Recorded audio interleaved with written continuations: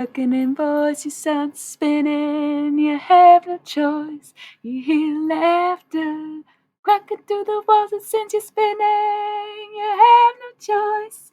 Spellbound. I looked at it. I can't even sing right now. I'm trying not to be loud. And that's very much a shouting sound. So we switched up the title because we had no choice. I think we might do some shadow work tonight. I think that's the point. I think I figured out why I was talking about that stuff. And it's really to say that I did my motherfucking shadow work. So if you want to hang, you better get that shit done or stop fucking thinking about me. Because the thing is, you don't have to talk to me. I'm not going to sit here and say, stop talking about me. Oh, but maybe I should. I'm not going to sit here and say, stop talking to me because you're probably not. I'm going to say, stop thinking about me, right? Stop thinking about it. Stop thinking about it. Do the work, man. Do the work. It's time. Let's do it, right? Um, no, I'm sorry. I wasn't trying to accuse anyone. It says there's only one person watching though, so that's awkward. Anyways, let's roll an ad, see if everyone comes back. We got half our crowd already. So like let's just take free, make sure this shit's gonna stay on. We're gonna do some shadow work, which means I'm pulling out the Halloween Oracle deck, but I'm doing a reading rather than a channeled message. However, after we'll see if there's any channeled messages.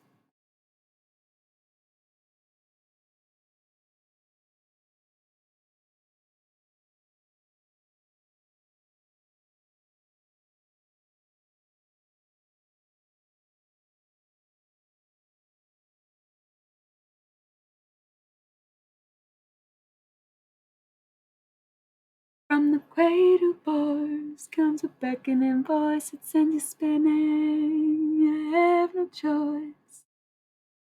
You hear laughter cracking through the walls that sends you spinning. You have no choice. You hear laughter cracking through the walls that sends you spinning. And you had no choice at all. Following the footsteps of a ragdoll dance, we are entranced, spellbound. Following the footsteps of a ragdoll dance, we are entranced, spellbound, spellbound, spellbound, oh, spellbound. Yeah, I'm satisfied with that take. There's way more, and it's very repetitive. And hopefully, you were watching ads instead of listening to me sing that poorly. But if you're a sub, or possibly if you're watching the replay, you're fucking welcome.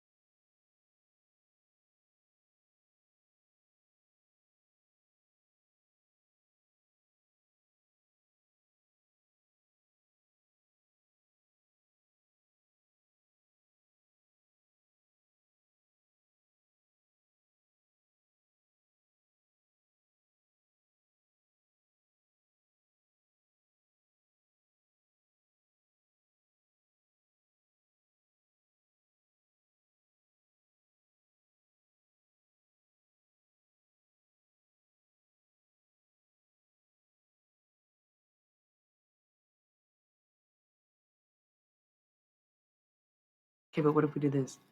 You hear laughter cracking through the walls, you start spinning. You have no choice. Nico's teaching me a lot about my deep voice, and I like it. I feel like I've always listened to, like, well, Kate Bush, right? And I did listen to Nico in high school, and I loved her voice back then, but I never imagined singing that way because I was so always trying to find my voice. But I feel like I have more range than to just go straight. I don't know if you'd call her baritone. I don't know anything about that stuff.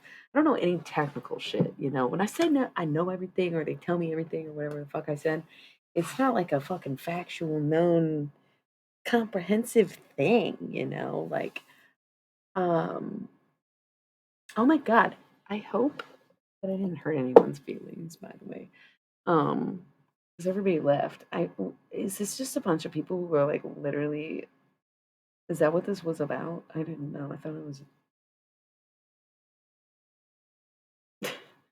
It's got quiet in here. I feel bad. Everyone left. They're like, dude, I can't handle it. It's like, right. As soon as I said we're gonna do shadow work readings, everyone fucking dipped out. Or this thing is it's not giving an accurate read after the shutdown. But no, it just seems like it's going quiet here. Um, which is fine. What are you gonna do, right?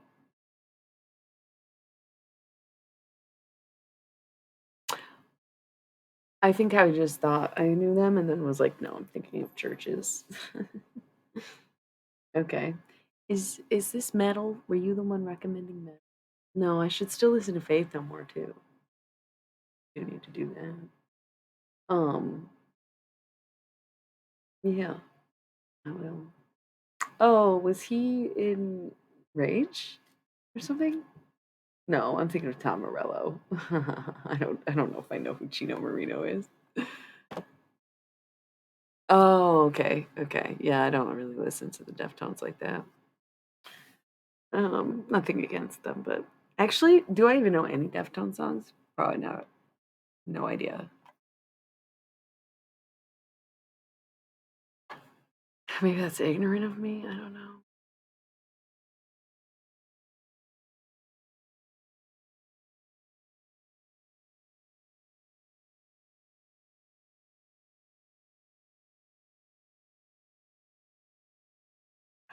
Maybe I'd like them though. I think I thought they were more different than they are.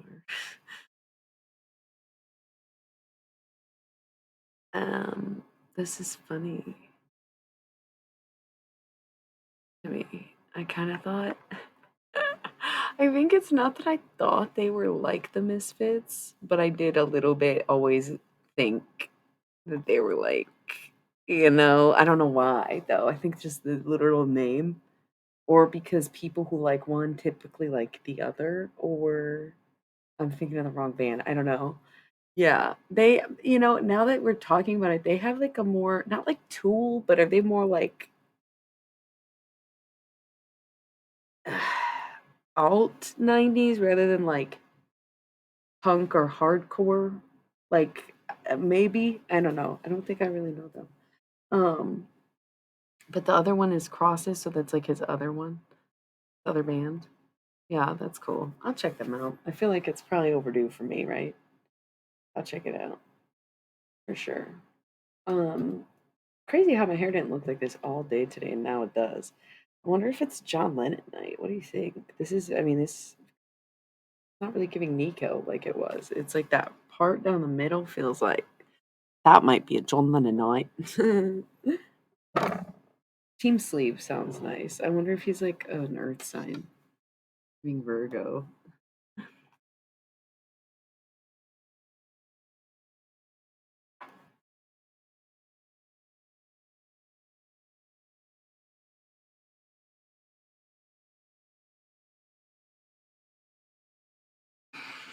You are entranced, spellbound, spellbound. Oh, Gemini, nice. Nice, nice, nice, nice, nice, nice, nice.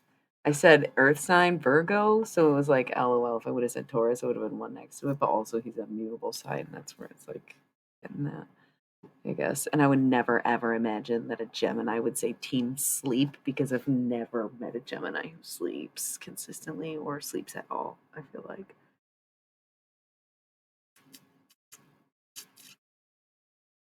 Okay. Yeah, I'm picky about voices. In fact, I don't even like John Lennon's really, but I'm used to it now. It means something else, I think. It has been a while since I let him talk. I feel like okay. I feel like shit got a little intense earlier, right? Like I was getting a little self-conscious. I was like, man, I almost started crying talking about that stuff. And it's like, do I why am I being called to share this right now? You know, like it's hard to do what I do and abide by the fucking rules, right? Um, for sure. And I like Knife Parties song, you know. Right? You blocked me on Facebook. Now you're going to die. Is Knife Party. I wonder if that's where they got the name. Anyways, kind of maybe we'll fuck around with these Guardian of the Night cards. I feel like this is where we use them. It's like the like guiding you through the shadow. This is like Dark Night of the Soul stuff. Akashic Records, Dark Night of the Souls and Dreams. Oh my god, that's it. Thank you so much. We're gonna bust those out tonight. I said I was gonna spend more time with them, but what that really meant was just look at them a bunch over the past few days. It was like 11:11 on the timer when I said that shit too, so you know it's real. And said I would study them more. I didn't. I just looked at them and I thought about it, and just now it came to me. And that's sometimes just how I learn how to use the tools that I acquire, right? So, anyways, earlier it felt really personal, and I noticed that there's only like a few people left, and I know 2 out of 3 of them, right? And I feel like it's just the regular Twitch crowd now, and I feel like for a brief second before the cutoff, it was maybe just some extras or something, or someone will watch that shorty. Are you the third? You're speaking up. Thank you, by the way. Longtime Twitch user. Really love that. Didn't even know Twitch was that old. Ash, hit him up. Do I? You've been here for a while. You haven't been here in a while, or you just are quiet. That's crazy. Because you're. Thank you for subscribing. Did somebody gift that to you? Or did you subscribe and you just literally never talked to me? That's so sweet. Appreciate it. Anyway, again, back to the Twitch crowd. But this is us. This is our vibe. I feel like there was this moment earlier that got really intense because I feel like there was people who needed to hear that. And if it resonates, that's really good. Yeah, that's what I'm saying. I don't remember you. I barely remember you because you came over here in August and you've only sent 8 messages and you're a subscriber. So I'm guessing you got randomly gifted. No offense. I mean, maybe you bought it. Maybe you just think I'm fucking hot and cool and smart and intuitive and stuff. And you were like, yeah, I'm gonna give this bitch some money, which you always should. And honestly, y'all could just give me money directly if you really want to. I do have Venmo, or you can purchase anything off my website, www.illymilly.com. I'm getting really good at that.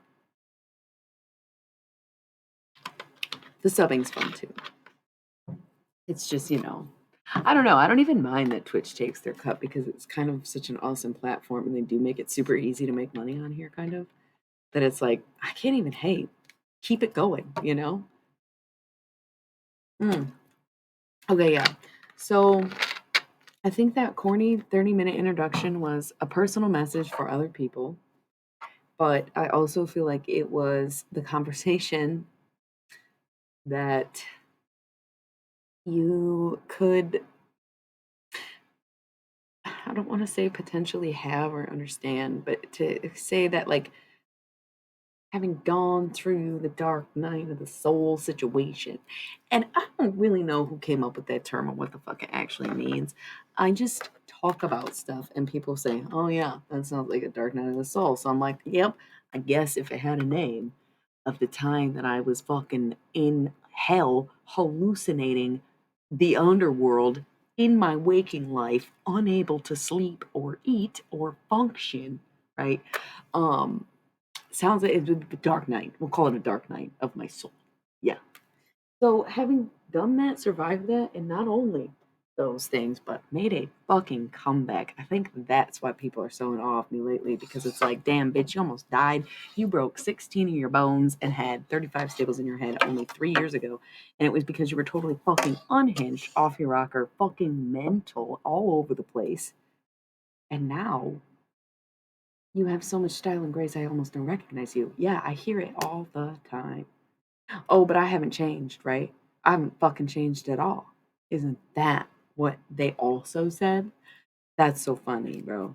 That's a dark night of the soul. Yeah, elegance and funk, style and grace. She got a badass in a little bitty way. She got a bad attitude, but a pretty face. And I don't know. She be talking to the aliens in space, huh? Yeah. Oh yeah. I got back up. I got back up. I got back up. I got back up. I got back up. I got back up. I got back up. I got back up. I got back up. I got back up. I got back up.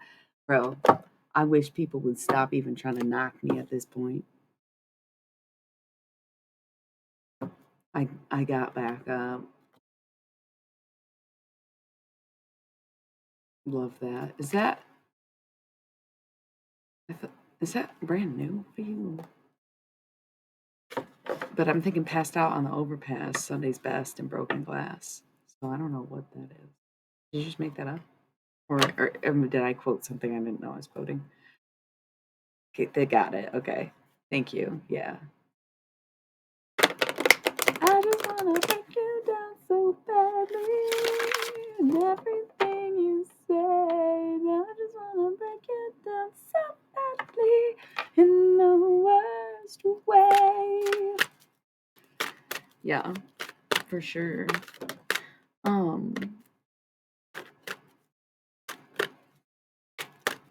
would you guys ever be interested in this, like behind the scenes design processes? By the way, actually, I don't think I can offer that. I think it's too dangerous. I think I have too much illicit content on my computer at all times that I cannot ever just screen share. Never mind. I was like, oh, it'd be fun if we could like do stuff. No, it's not a good idea. It's not a good idea. Forget it. We're gonna stick to the traditional art, if I ever feel like doing art. Yeah, no. It's silly. It's just sometimes I feel like I could talk to y'all and sometimes I want to also be working. But it's hard to like work. Not like this is also work. I like want to work while I'm working.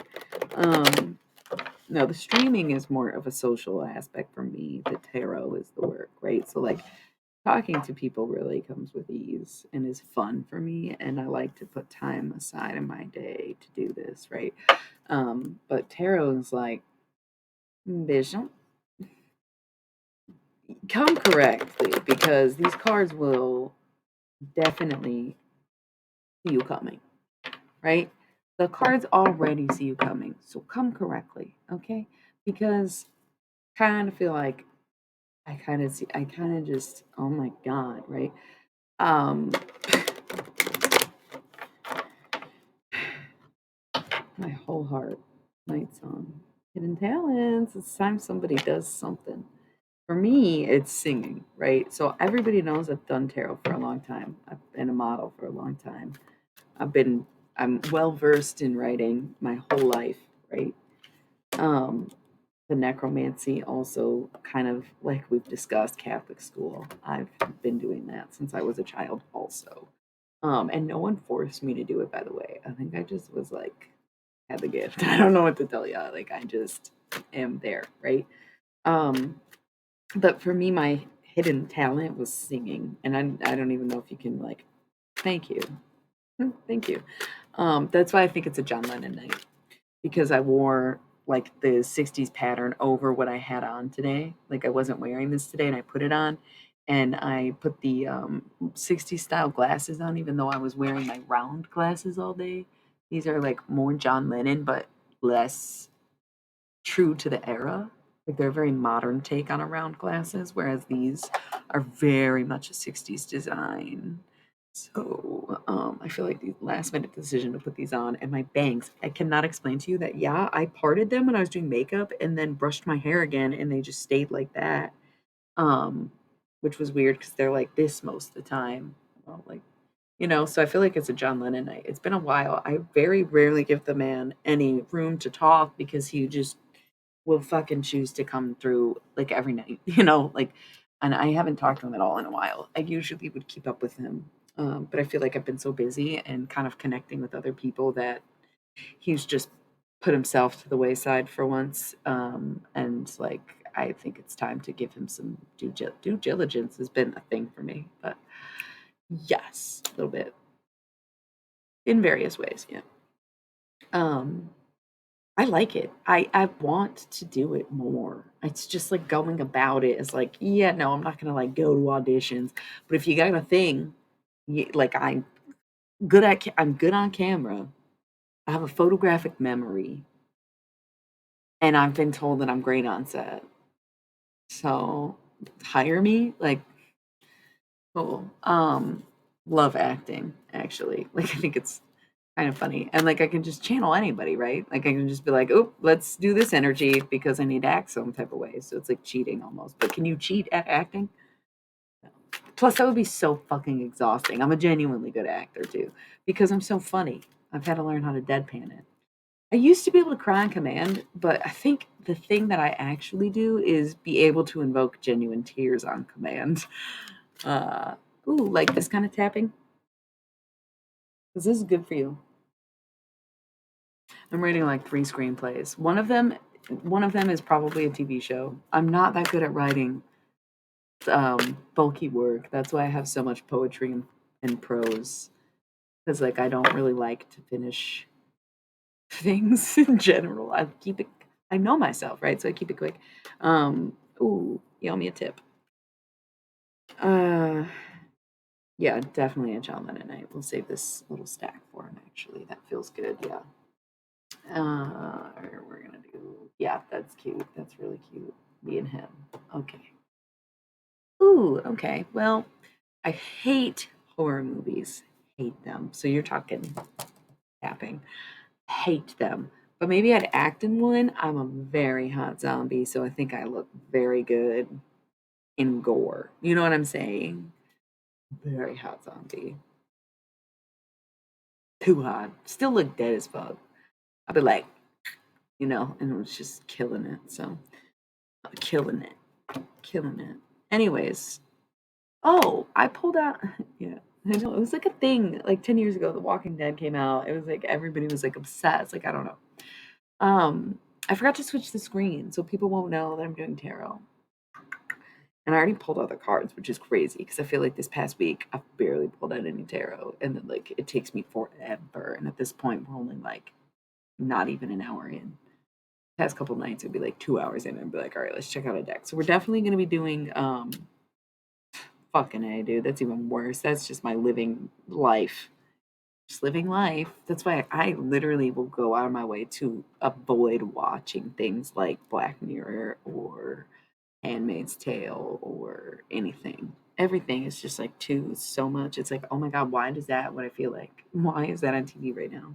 Why did they just make that reference? It's embarrassing to an extent. But anyways, that's so crazy because there really were people who were like trying to destroy me. And I was like young as fuck, which is weird because it's like, I'm sorry you have a personal vendetta against my mistakes that I'm trying to own up to and admit to and totally get you out of. It's just so bizarre. It's like I'm going through so much. But once again, because I already went through my dark night of the soul and because I already did my shadow work or even integrated my shadow by being like, oh, it was PMDD the whole time. No matter how much I treat it, I'll never truly get rid of it. And it's going to be a lifelong journey to be able to actually heal and control the side effects and symptoms that come with bearing this disability. Fuck. But also being like, I can try harder every day and I'm still a good person and I still know myself and I'm still very powerful and I still can overcome this no matter what happens, integrating the shadow. So that's, these readings. Love that. Is that a song or are you just making it up? Um, Let me also see. Okay, so we have like 26 minutes. I'm gonna roll ads because we're about to get into the tarot. I'm gonna change the screen so people know I'm doing tarot right now. I do love Bright Eyes. I don't know if I know that song, unless it's the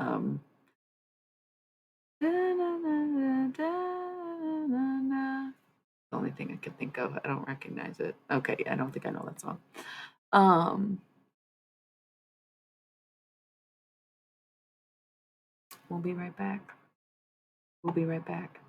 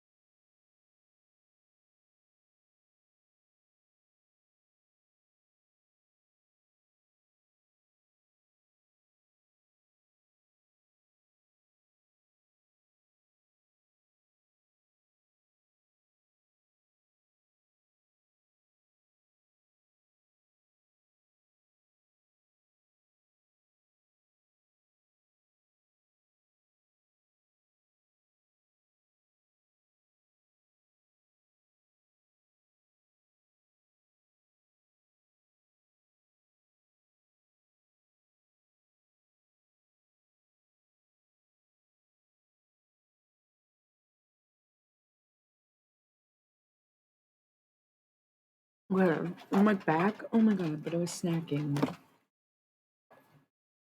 Oh my god. Hmm.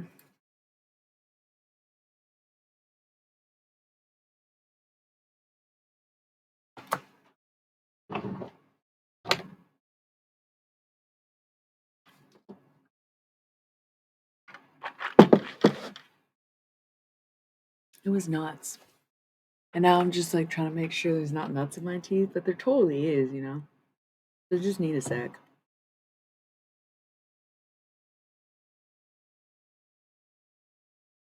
Did I already tell you guys how fucking hard macadamia nuts go? Like, did we already talk about this? Because this is something I feel very passionately about, by the way.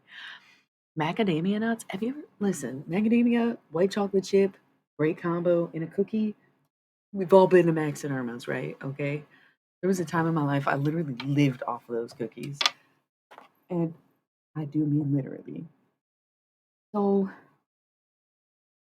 anyways, they go hard. I knew they were delicious, but it wasn't until I got this like bin of mixed nuts that I had like an individual straight up like macadamia nut. Yeah, bro, I am macadamia mania. I'm gonna open a university and call it macadamia. Get it? Instead of like academia. It's gonna be all about these nuts. I cannot believe I just made a these nuts joke. They're like one of my least favorite jokes, probably. Oh my god, what has the internet done to me? It's what men have done to me. No, um, okay, so it's madness. But if I go mad,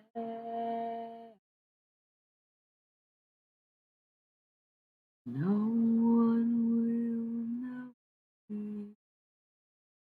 Okay, this is what I'm gonna say. I'm going back to the conversation I had earlier, even though I'm not even sure who was watching. If y'all watching now were watching that part of the stream at the very beginning of the first video, I feel like y'all came at the end of that one and you've been here since the beginning of this one.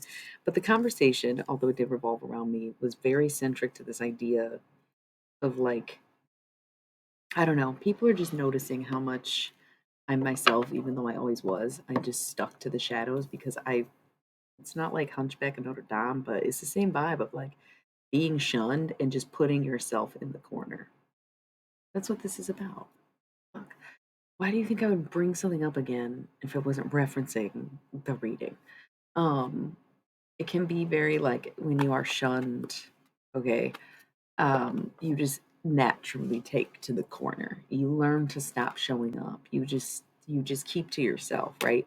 So even though all this time, look, death, Scorpio card, even though all this time that I was quietly lurking in the shadows, people assumed it meant I was too insecure for the spotlight or that I had no business there or that I was bullshitting or that I can't walk the talk. In reality, I just said, you know what? You're right. No one probably will like it. I'm going to go do my thing by myself. I wasn't breaking down in those corners, right? I was learning. I was literally sitting in the lurking in the shadows doing my shadow work, right?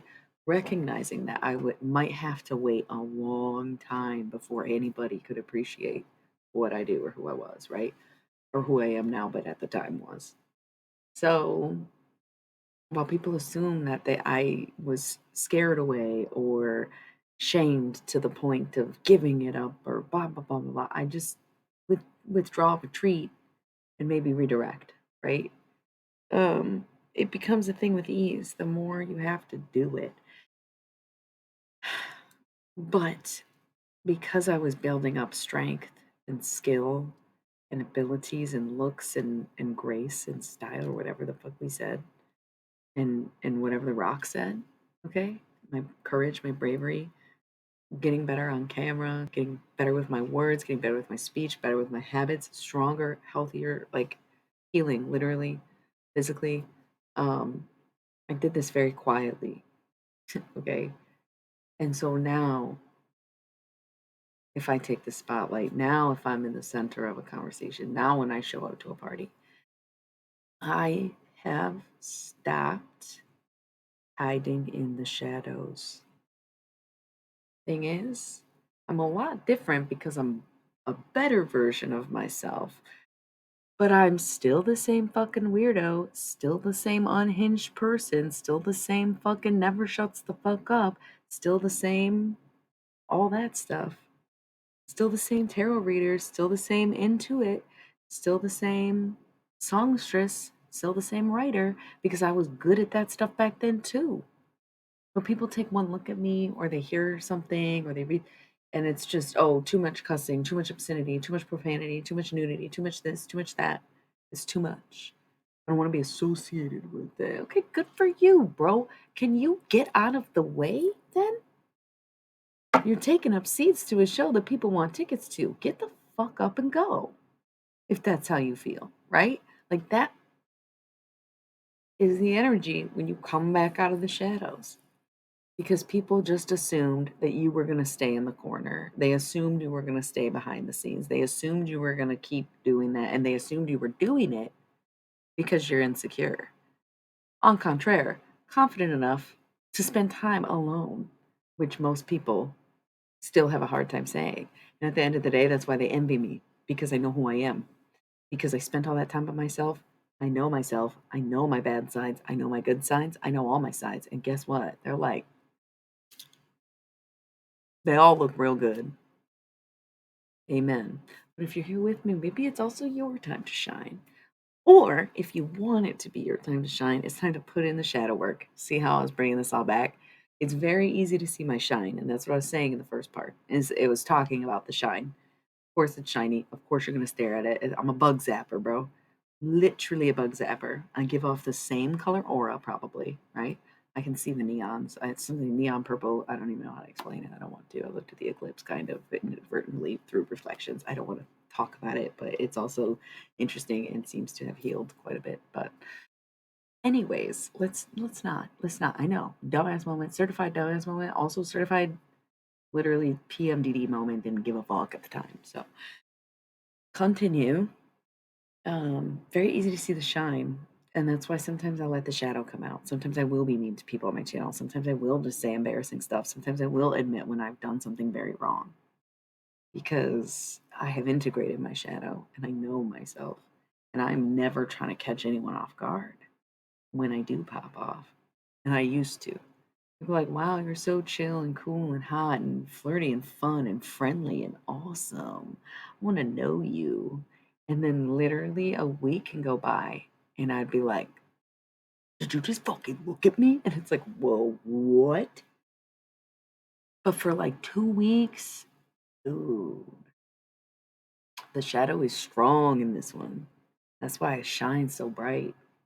All right. So first you have to know your shadow. You have to know your dark side. You have to, and that's the thing, there's nothing wrong with the dark side. The dark side protects me.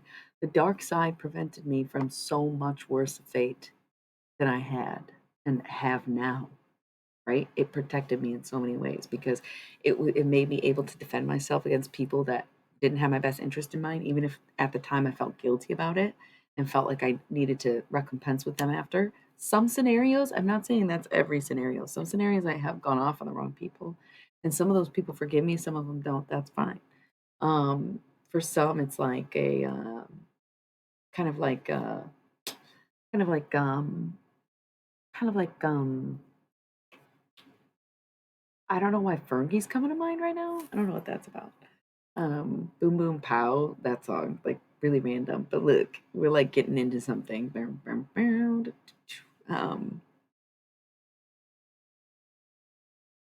Something with the hands. I don't know. It could be Gemini because the Gemini is the nervous system in the hands and limbs. It could be. It's not piano. It's like my fingers want to be maybe holding hands. I'm sorry. That was such a weird. What is that? What is that? It's like playing footsies with someone's hand energy. I don't know what that is. Where it was like, what is that? And then I put it together. It was like, oh, you want to hold hands or something. I don't know. Maybe it's about praying. Bring your hands together and fucking actually pray. Um, this is a meme moment, right? But it actually like I do take the time to do. I don't know if it's because I went to Catholic school or what. And I do this a lot too. I feel like lots of different, I'm Italian, Catholic, Italian, Roman Catholic. Okay, so talking with my hands and praying. So now we kind of understand it better. Did I make you more confused? I think I got the point across. If you want to shine, you got to be dim too. um, yeah, so many times that, my violence or aggression actually protected me from something much worse than it was in the present. Not always, but sometimes. So, first things first, especially in regards to the shadow, right? This middle pile was on the table first, but I already mentioned the night song card coming up, and so I want to go back to that and I want to make that the starting point. Um, because it's the hidden talent card, right? It's also the cardinal.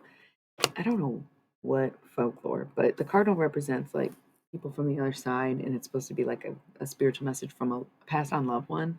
Like, I don't know if that's a Catholic thing or if that's like a white people thing. I don't know where it comes from, but it's something I've knew as a kid, right? So when we see this night song and hidden talents, we assume that it would be something that even runs in your lineage, right? And something that um, has been passed down to you intentionally, but you're not doing. So part of the reason that you still stay in the shadows in regards to this what we've been saying, the reason you still stay in the shadows is because you're keeping this great talent a secret. And so everything around you and in regards to your life becomes secretive, and it all gets pulled into the shadow because your best self being in there is sort of like the rest of yourself wants to be there too, to go get it, to go find it, right? And so this massive retreat within because you're looking for your night song and you need to bring out the hidden talents. And that's once again probably most likely tied to like maybe your ancestors. I feel ancestors and relatives are very different, and it's a cardinal, so it feels more like a relative that did this and passed this on to you. But it could just be your ancestors and a cultural thing that your people do, kind of whatever. Um, but either or, like I don't know. It doesn't matter. It's not a specific person. It's just whoever you got the talent from. What I mean. So you would know the answer to that. It's not going to be the same for everyone. It's not a specific person coming up. It's this idea that the hidden talent you're hiding comes from your lineage and not your ancestral line, right? Your bloodline, not your Akashic recording, right? We have Skull of Flowers, creating through the ashes, and Skull of Stars, infinite possibilities. So, like, have your tower moment, let it all fall apart, do what you have to do, go wild, spend all your money, lose your house, lose your car, lose everything, quit your job. Who gives a fuck? Burn it down, not a threat. A proverbial, metaphorical burn it all down. Well, good. Um, and then start over because there's infinite possibilities. Sometimes you just have to like let stuff fall to the wayside so the new growth can come in. And it's hard to know when to do that because I always am like, all right, I'm going to let it go. And then if it comes back to me, I'm like, okay. And then it's there again. And it's like I learned to not tighten such a grip or to realize that I might have to let it go again. Right. And so each time, once more, you get stronger. So people assume I'm weak or that I'll always be there for them or that I always come back because I come check in when people want to. I'll meet you where you're at. If you're coming to me, I'll meet you there. What the fuck? The fuck? I don't just turn people away and I don't just cut people off and I don't just block people gently or often. I have a very surprisingly short block list for how long I've been on things like Facebook, right? I have this just since like 2008. I think I have maybe not even 10 accounts blocked on it. So it takes a lot. And some of them are just like spam, you know? Or it just felt safer at the time. I don't know. Where it was like, okay, I know I fucked up, but you're not believing that I was fucked. Like I fucked up. I didn't know. Like I'm sorry, you know. Like I don't know. Um, just crazy. So it's very rare that I would do that. So people assume there's something wrong with me, or some kind of weakness in me, or some kind of loyalty specific to them, instead of recognizing that I have the capability to allow someone to come back into my life and know that I'm going to be unaffected by it. Because look how you acted the first time. You think I'm expecting more? No, but if you give me more and show me more, I'll be very happy to take you with loving arms. And the thing is, I'll send you away with loving arms too. Hey man, I'm gonna keep the door closed, okay? It's never locked. You can come knock, but you're not just gonna barge in, okay? So irritating. Anyways, infinite possibilities, let it all fall away, create something new. Double skulls is looking really good. This little quadrant we have, again, I'm not trying to make this all about myself. I knew it would be an anecdotal night. I think I said that last night, and then there was no one really on, and I was really tired. I was like, fuck it. I ain't even gonna stream. Was that last night or Friday? It's been Friday. Um, yeah, I just straight up gave up after like 2 hours. Um, but the anecdotes are very telling, right? So once again, referencing the first half of the reading that got cut off. Very, very strange circumstances, by the way, if you didn't catch that. My computer, like, everything shut down, but it didn't actually turn off. So, like, the camera lights were still on, but, like, the ring light turned off. And, like, the keyboard was still lit, but the screen was black. It was really fucking weird. Don't know what happened. Shut it down and turn it on again. Now everything's working. So, don't know. Maybe we'll just say full moon energy. Maybe we'll say like that little bit is for some people to watch and not others. I don't know. If I keep referencing it and you're watching this as a replay or even like tuning in right now, maybe watch the first video. I don't know. Um, I'm just saying that I was getting at how, even when I go into public now, even though I am a lot more in control of myself or have a better handle on things or just like you know? I can still really get really wild and weird and loud and chaotic anywhere I am or anywhere I go, right?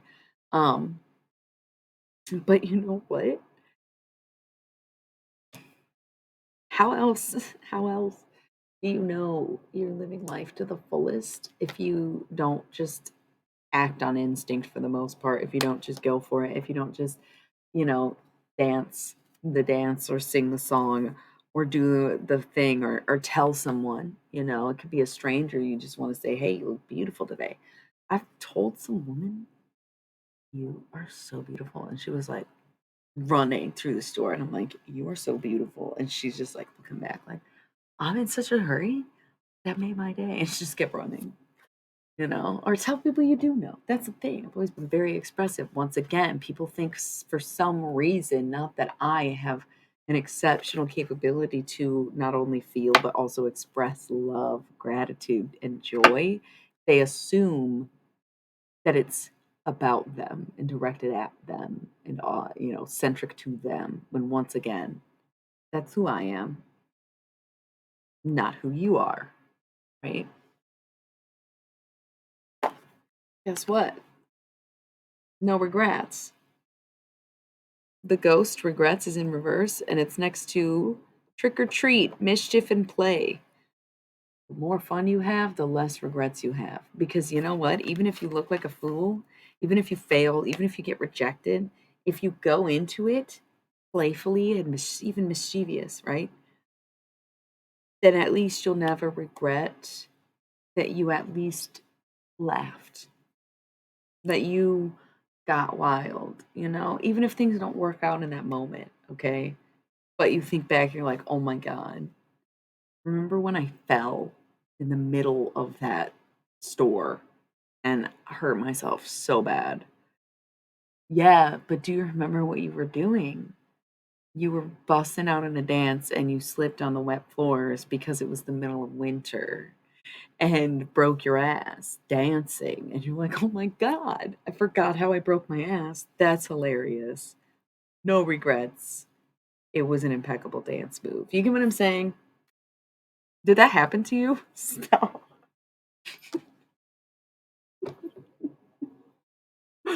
I wish people would stop doubting my intuition. Did that happen to you? I don't like the way you just said "holy shit" or how detailed of a story that was for me either. Yeah, I almost said a club or I almost said on the dance floor for some reason, and I was like, I'll just go with store.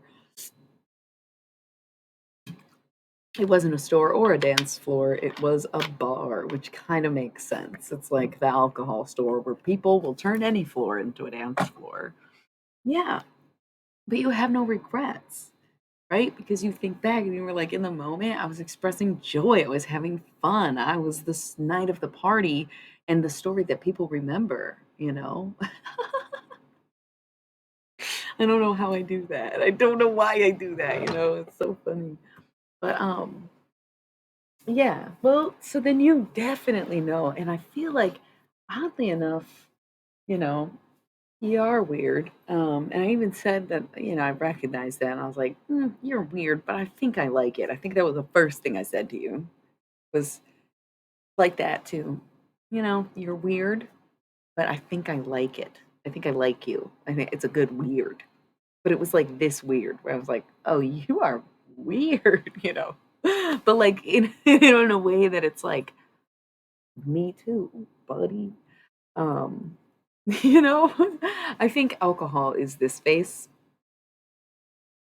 where it was like you seem genuinely weird, but you're like, it's I don't get drinking at all. I'm drinking right now. Actually, there's vodka in this, but I don't like get drunk. So sometimes it's hard for me to resonate with like the alcohol energy. And I think that's what the face of disgust was more about.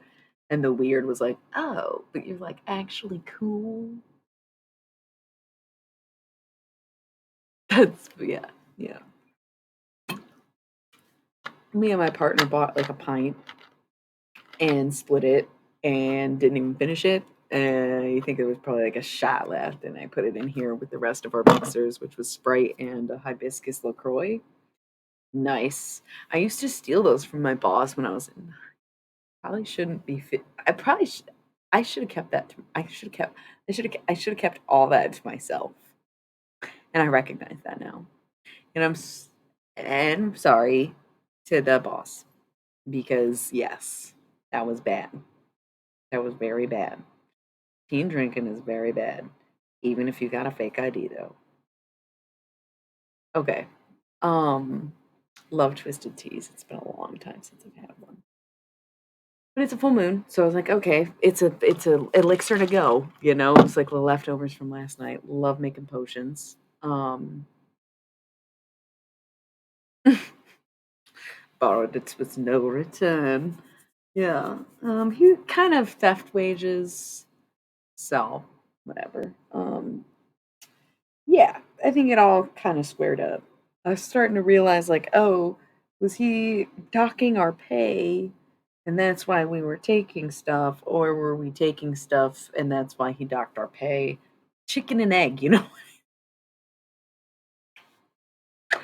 I'm so glad people have a sense of security with the internet or whatever and connectivity or whatever, but I do kind of miss the world where people just did things and it was just not documented and discussed online virally 24/7. Ironically enough, because I sit here and talk about stuff, but also I'll talk about things that I would talk about in real life or would talk about to anybody, kind of, you know what I mean?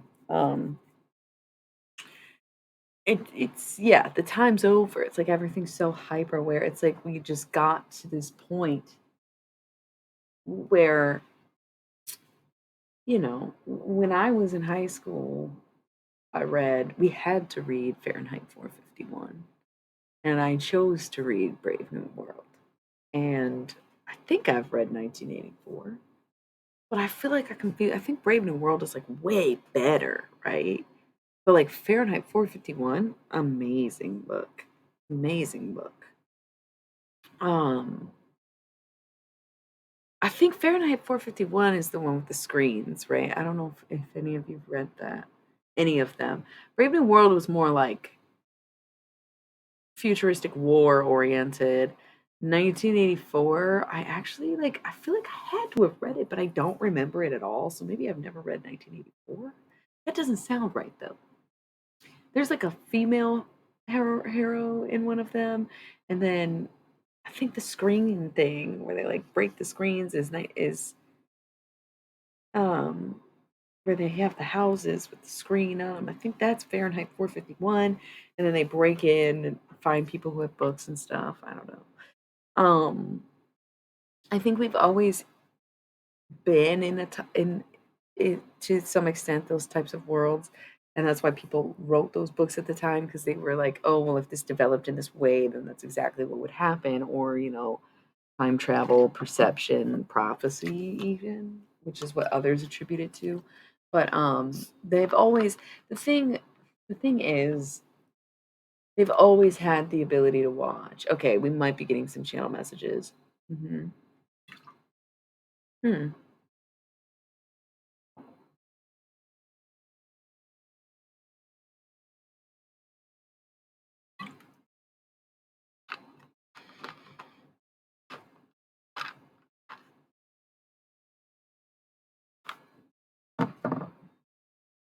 I don't know what we're talking about. Okay, so I'm having like a channel thing and we're doing the shadow reading, but it's all relative, I think. Mischief and play. Okay. And it's like that. That's great. That's super cool. Also. But it's crazy how when we were growing up, like just when I was in high school, and I am only 30, I know it feels old and I joke about being old, but honestly, I'm very young, I'm very youthful. I'm a sprite. 55555. No pun intended, no product placements, subliminal messaging all of the time. Um, they were they emphasized these books to us when we were in high school. They made us read Animal Farm, they made us read Fahrenheit 451, and they were really setting us up to be prepared for these times. But people were so obsessed with their 3D reality and what was in front of them that they didn't really take it seriously, and they just really didn't grasp the message necessarily, and they'd let this happen. They'd let this happen. They like literally handed their life over to these phones.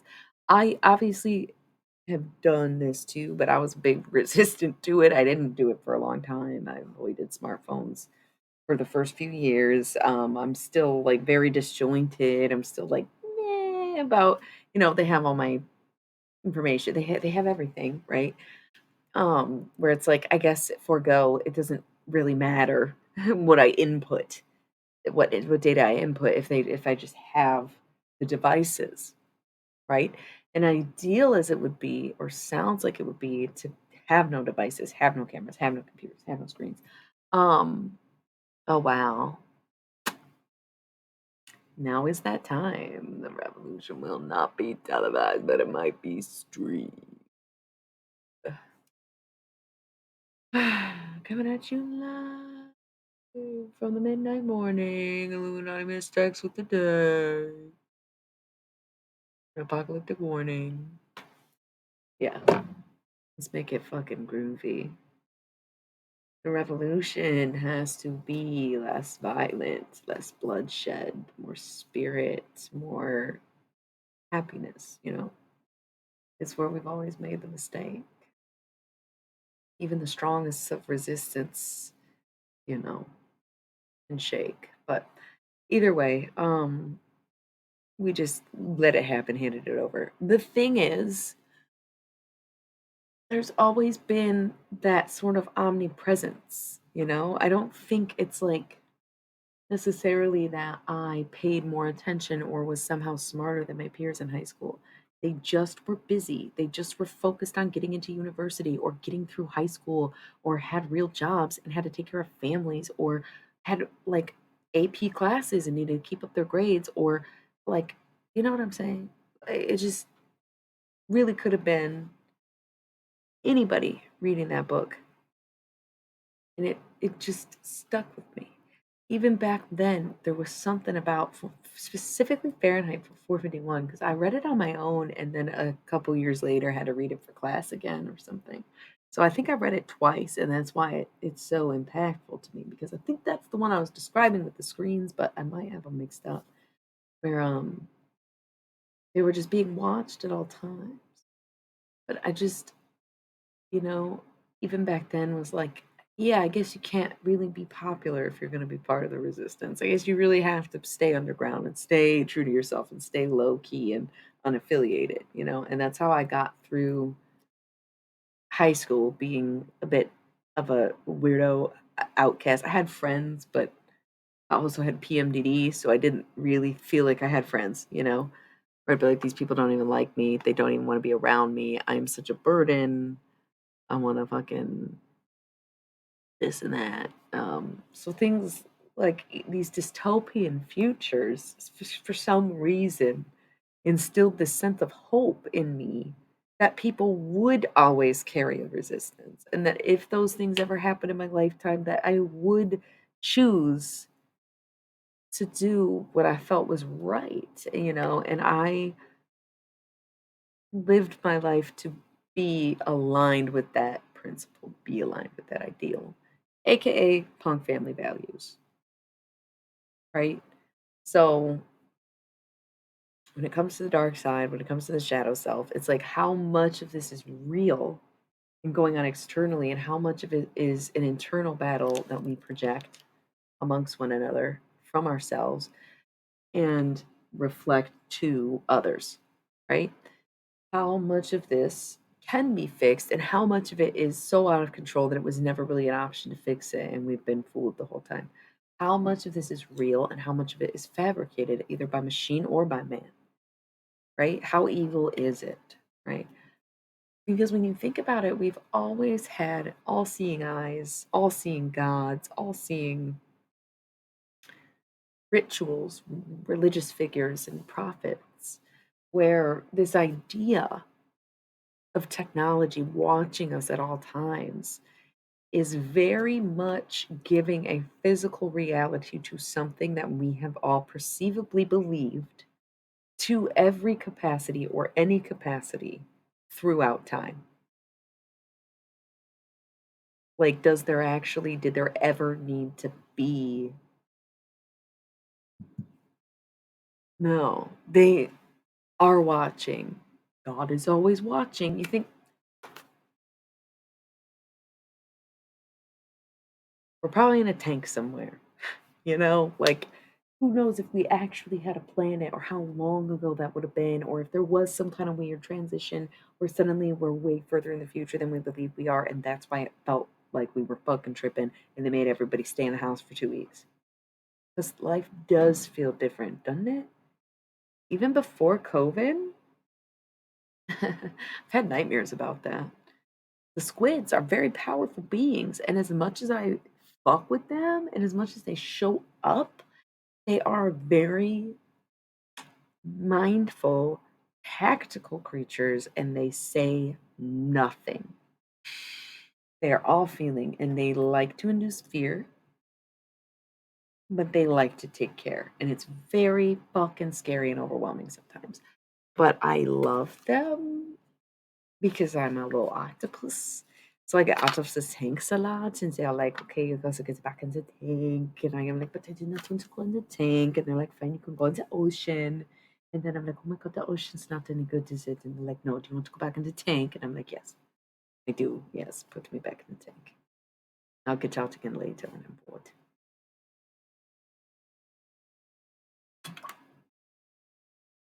And the squid, they're odd. And I just think they mediate the universe and they have to be a certain way. They cannot just fold on things. And that's why it's like, okay, existence probably less doomed than we think it is, but also like it's just a matter of us living in our own trash pit, is the thing that people seem to just fail to realize. Yeah, I don't know what the Three Kings ritual is, but I do feel like listen to this though. This is what we were saying, right? 2020, because we were all inside, it is when we got addicted to screens. It is. It's like we all had smartphones, we all had social media, and there were people who were more into it than others since the beginning. But there was a nice sense of reality. There was a good break. There was dissonance. There were places and times that you would keep your phone away. You might take a few pictures. It wasn't just like all day, every day. It was like you might be into it for a while and then you're like, I need to get out the house. And you would go do something. Like now, it's like all we do. And I don't think people realize how much of an increase it's been in the last 3 years because people forget quickly. I have a photographic memory, so it's very easy for me to recall stuff as long as I can picture it, and then I can play the scene in my head. As long as I can get there, I can I can live it, right? That's time travel, baby. But A lot of people have a very hard concept of time because they think it moves fast. Buddy, time's not even moving. What are you doing that makes you feel like you're wasting so much of your life that you perceive time as something that moves fast?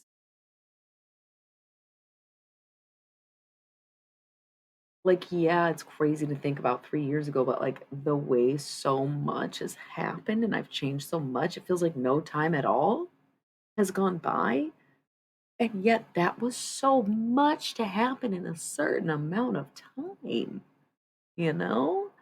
And there's, like, these perceptions, but I don't know, the concept of time moving fast has always blown my mind because it moves so slow to me, right? And it's just the way you perceive the years more, I think, and how much you get out of a year and how much you make every day feel like its own day instead of living out a routine and at the end of it being like, damn, another scheduled year down, another scheduled year to go.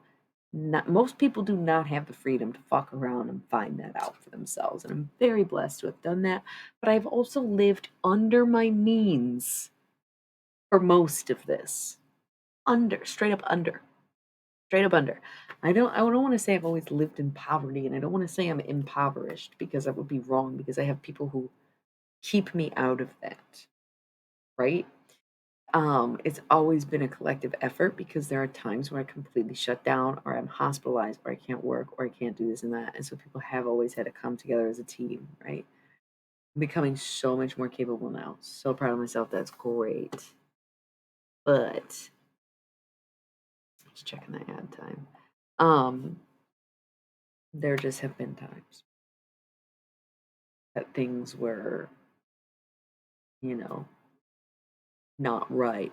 But it did give me the time because I had that ability to just analyze or relax or unwind and think about that stuff, right? Not everybody gets the luxury of being able to think, and that's why philosophy really is a rich man's game because if you aren't, then you do end up on the streets. Like so many philosophers were just chilling, broke. They're like, yeah, I mean, if you don't already have money, nobody's gonna pay you to think. They'll come visit you though and talk to you. Like, there's a lot of homeless philosophers and there's a lot of kingdom philosophers, and you can't like judge a person's quality or character based on where they're at physically in life or what stature. So I don't listen because this is technically shadow work reading. I don't know that any of you are sycophants, but you gotta just drop that shit. There's gonna be people worth the esteem. There's gonna be people who obviously are that talented. There's gonna be people who it's totally legit to look up to. But there's a lot of people we consider better than us or the best at what they do when in reality they've just forced themselves to be in a position of popularity, just like in high school. And how often did anybody actually like the popular kids except for the popular kids? They were dismissive, exclusive, rude, ignorant, like they weren't desirable, but everybody knew them. That's celebrityism, bro. Like where are y'all missing that from? Like where is that not clicking? It's something I never understood. Um and everybody is just human at the end of the day. But we don't all have the same 24 hours, right? I get to live like 3 days in one. Most days are like no matter it doesn't even matter how long I'm awake. It's like, damn, a lot happened today every single day. And even on my today nothing happened part 1 days, it's still probably more fun and more interesting than most people get to experience in a week. And I will it's not lost on me. It's very found on me. Very much appreciative of it. You know what I mean? So don't you know it? Don't you know it? Don't you motherfucking know it? Shout out to the people watching the replay in the future who decided not to disrupt my stream. Thank you. In case you were wondering if I can still tell, even if you haven't watched it yet, yes, I can. Thank you so much, man. Thank you. Yeah. Yeah. Yeah. Yeah. Because think about it, if I do a reading and it's pre-recorded and I send it to someone and it's accurate, it's like it happens in the future. So, anyways, no regrets. Gotta have more fun. Right. Yeah. Have you noticed that like people just have lower amounts of energy these days? You know what's so funny too is everyone's like, "Oh, it's the damn vaccine." Listen, I know a bunch of people who were vaccinated, unvaccinated, got every booster, got no boosters. Like everyone I know is sick and lethargic a lot more than they used to be lately. And it's like it could be age, but we're all different ages. So it's very hard to say that it's just something as simple as age. And it's very much harder to say that it's something as simple as a vaccine. It was very much more complicated than that, and very much more intricate, detailed, insidious, even dangerous, perhaps, than how we're perceiving it. I think. I think. I don't know. But it's also about to be a 111 back on the clock. 1 hour and 11 minutes. Very nice. Yeah.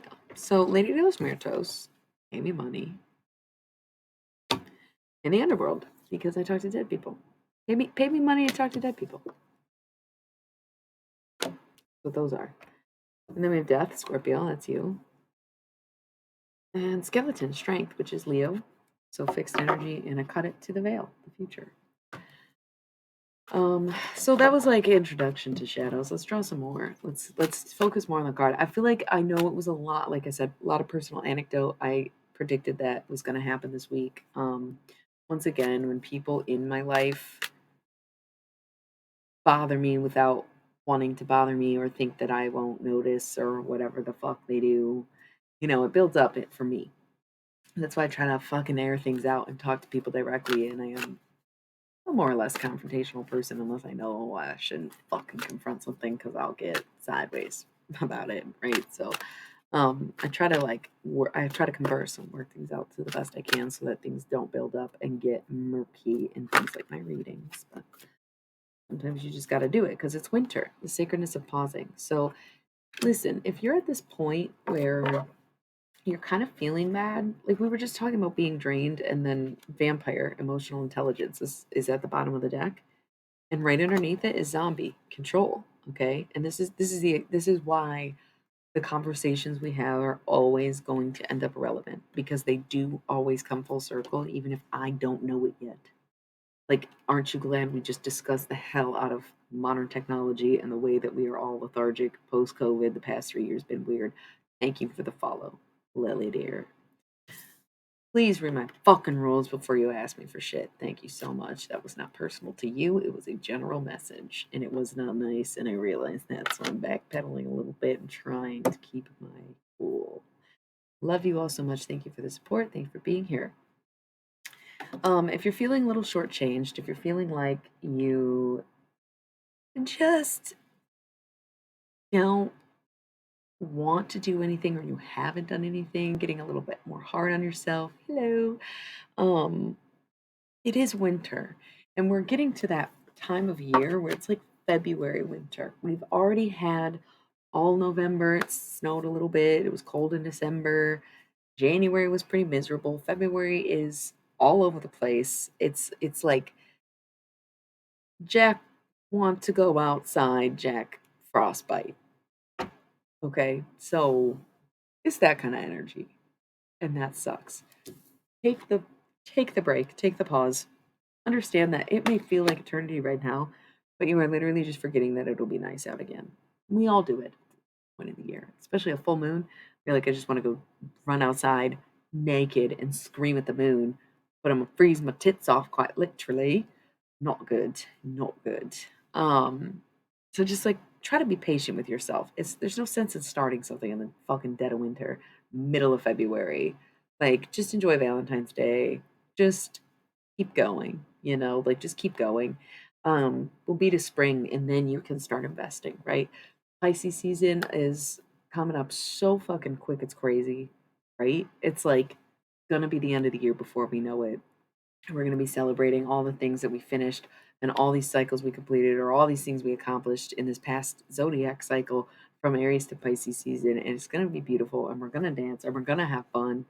And then we're going to get back to work as soon as day one, March 20th, Aries season, spring, March 21st.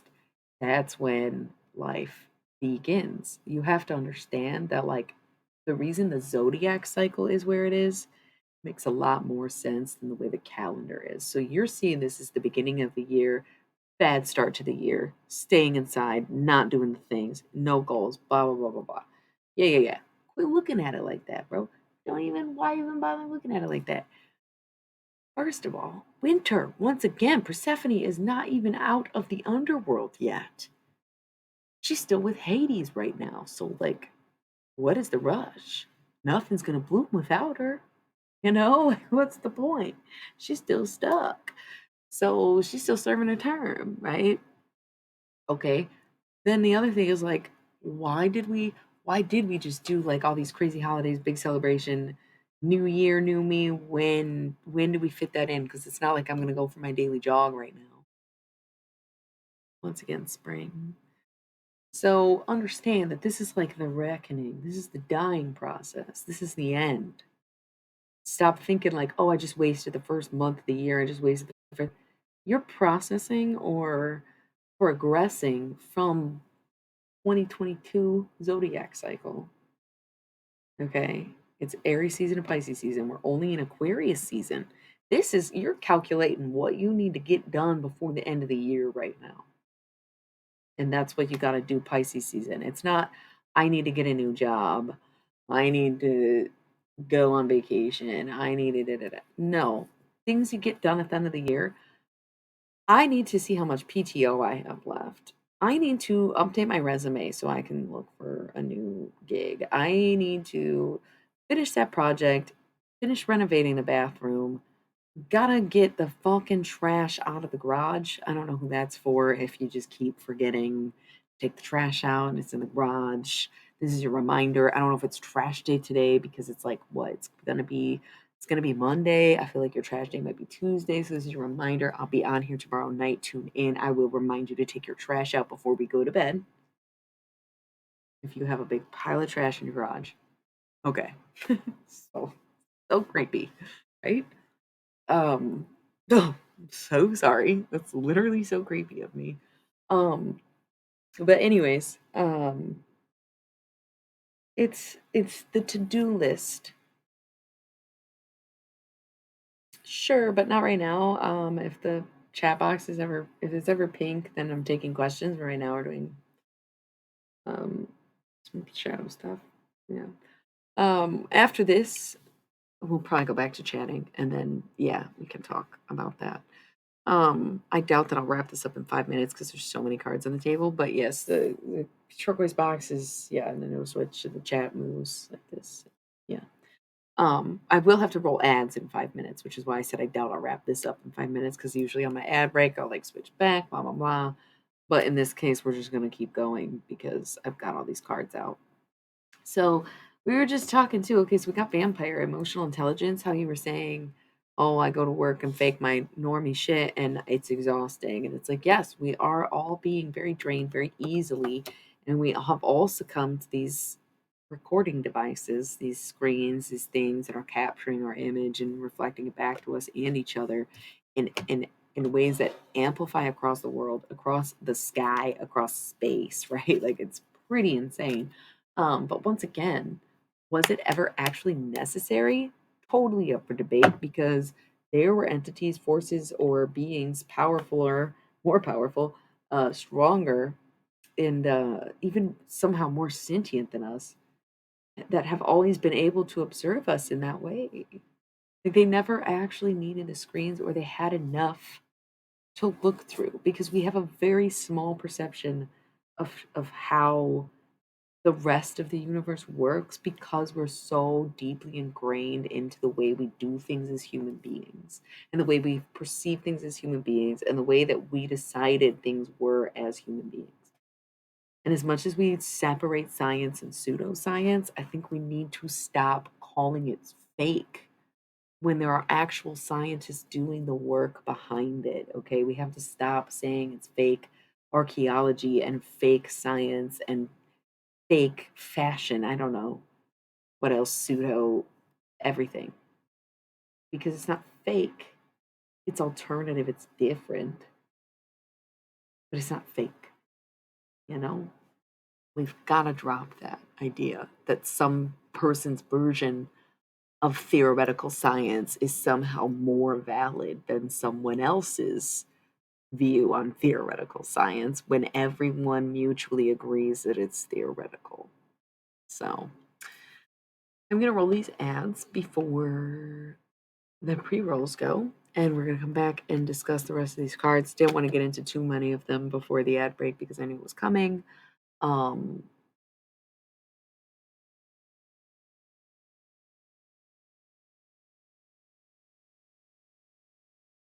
let's do it. Ad break. I'm like, I have 2 minutes, but honestly, I'm feeling it. Let's just go.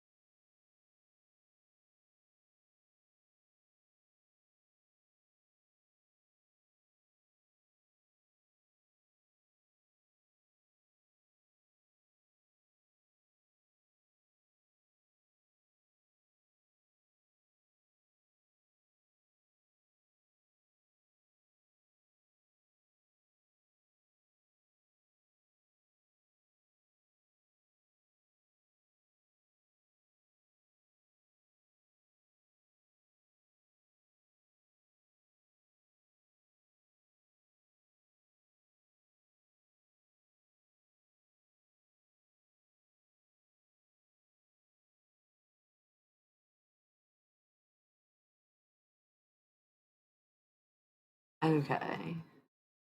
All right, we got 32 minutes before the next pre roll ad goes off. So let's finish up tarot. I don't know who's still hanging out. I'm gonna finish up this reading tarot in the next 30 minutes, and then we're gonna switch probably back to chat and roll the ads, and then take like an hour of uninterrupted ad breaks after this 30 minutes, basically.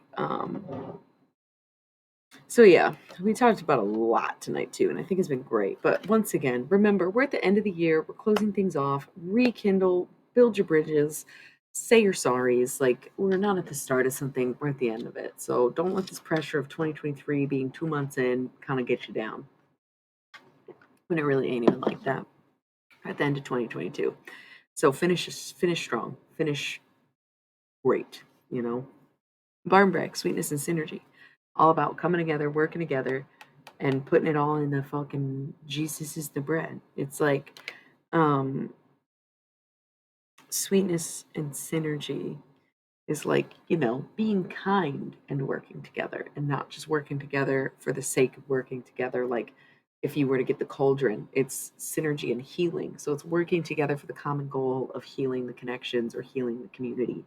But with the Barmbrack, it's about actual sweetness and synergy. It's about going out of your way to be kind to other people and working together because you want to, because you want it to be about love, because you want the bread to taste good, you know, and you want everybody to eat.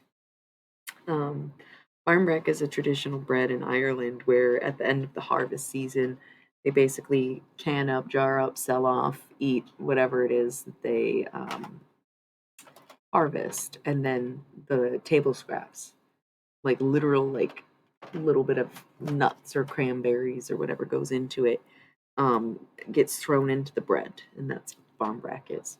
So it's about people, like one person has walnuts, one person has cranberries, and you all bring whatever scraps you have to make the bread. Um, we've got apple, risk and reward. You'll never know how it tastes if you never take a bite. Ain't that the truth? If you never go for it, you'll never know. And that's what we're saying. No regrets. You gotta play. You gotta understand that life's a joke. And maybe like 10 years from now, you take an opportunity that you never thought you'd try for, or something you tried for 10 years ago and didn't get. And now you're like, man, I probably could do it now. You still want to, you try it. Who cares? Find out, you know?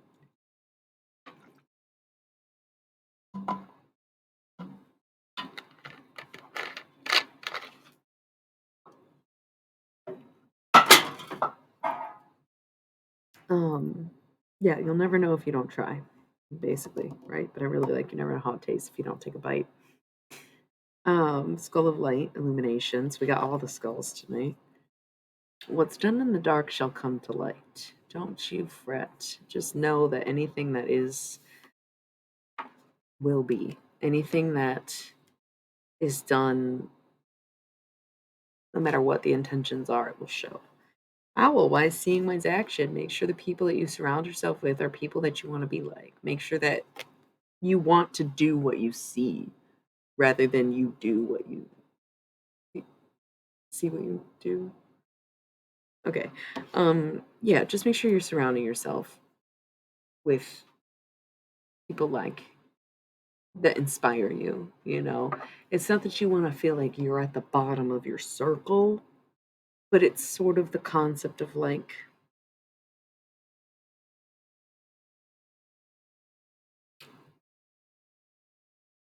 always improving, like knowing that you have things to learn from the people around you and feeling like, they're an asset to your life, and improving yourself and will help and guide you in the right direction, right? Cauldron, synergy and healing. So a little bit that too. Sometimes you got to just come together and do it just because you have to. And it's not really because you want to or out of the goodness of your heart. You can try the Barmbrack. If it doesn't work, you still have the cauldron. You still got to do it. Like, even if it doesn't go the way you want, even if it's not the way you want to do it, it still does need to get done. And so that's a big reminder that, like, if you are trying to make peace, you're trying to reach out, trying to apologize, trying to amend, trying to build a bridge, even if it doesn't work the first time, because you're like, okay, well, let's try it. Let's just be nice to each other. Let's like be friends, blah, blah, blah. Okay, that didn't work. There's a realization of like, well, we kind of have to come together anyway, or everything's going to stay broken. Everything's gonna be in shambles. Everything's gonna fall apart if we don't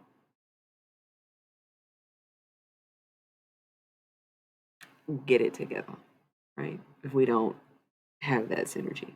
And scrying, intuition. There's more than one card here, but it's a night song again, hidden talents, emphasis on the hidden talent.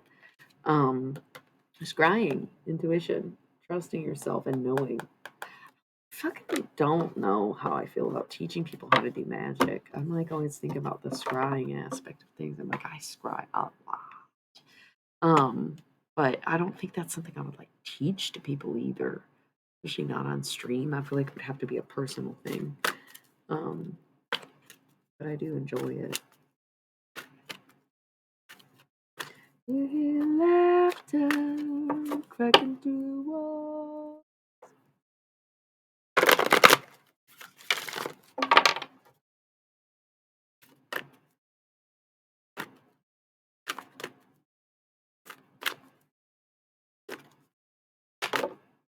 Skull of Darkness, blind spots.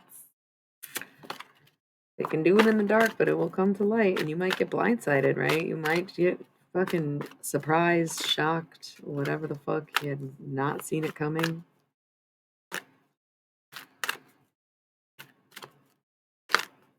Okay. We've got other cards over here that I'm going to get to. I think that's it for this. That was good. That was a pretty good run. Yep. Jack-o'-lantern, you are protected. The lamp, remembrance. You do have people watching over you. And owl, once again, make sure you're surrounding yourself with people that inspire you to be your best self. Okay. And maybe even reminds you of people you've lost that you wish you still had. Okay. Following the footsteps of a ragdoll dancing your entrance. Spellbound, spellbound, spellbound, oh, spellbound. Okay. So we've got our John Lennon cards, and then we got the Law cards. So we got the Witch, the Earthly Weaver of the Worlds. That's me. We got the Ancestors, the love and legacy of our DNA. I'm very connected with many ancestors. I just don't even know which ones are mine. Earth, happiness in our hearts and homes. That would probably be my biggest advice on how I do manage to stay maybe as happy as I am despite all odds kind of stuff. Is happiness at home. Being content with the way that your space looks, keeping things clean, organized, and in order is not something I've always done. This time, 12 years ago, I was deep cleaning my hoarder room. Okay, I've come a long way because anybody who knows me knows like I am meticulous. Meticulous. Okay. Obsessive even. But it helps my mental so much more than you would think. Having art on the walls, having my art on the walls, creating in general, just not sticking to an aesthetic and buying things like a disco ball cup or bright pink headphones or, a green Bic. Some of those things I didn't buy for myself, but you kind of get what I'm saying, right? Like, part of my happiness does come from my space and being at home. Being happy at home, you leave home and you feel good about yourself. You feel good about your life. You feel good about everything. And you come home and you still feel good because you want to be there. Like, yes, it is definitely one of my top tips to staying like mentally happy. Not necessarily mentally healthy, because some people would tell you that I am still mentally unwell or whatever the fuck their reason is. Probably because they don't want to address it in themselves, but that's okay. Thank you. Um, and thank you for the follow. We are finishing up a reading in these next 20 minutes, and then I have to roll some ads, so we avoid pre-rolled ads, and then we'll talk and get to know each other better. So those are my cards. That's cool. This is the John Lennon pile fell twice, and both times the cards landed upside down. So I feel like I have to respect the fact they are in reverse. And right now, there's someone who is not happy and not joyful and not living that way. Okay. I was just saying that, like, oh, this and that makes me so happy, helps my mentality. Someone's feeling that misery right now. Okay. And here's the thing they tell you is that misery loves company, but the part they leave out is that misery loves the company of joy. Misery doesn't love just any company. Misery doesn't really love the company of misery because then you're just competing, right? Misery loves the company of joy because they want to make you feel bad, bring you on their level while you bring them up and they meet you somewhere in the depths of hell. Okay? Someone's not feeling good, not feeling great, not feeling very joyful. Okay. The spider in reverse, disconnected from the community, haven't really been networking, not really reaching out, not really branching out, not really doing anything, not really feeling it, not really part of the web. Not great. Werewolf in reverse, being tame, being prudish, being reserved, being conservative, kind of boring. Mummy in reverse, refusal to change. Period. Stagnation, stubbornness, unwillingness, you know?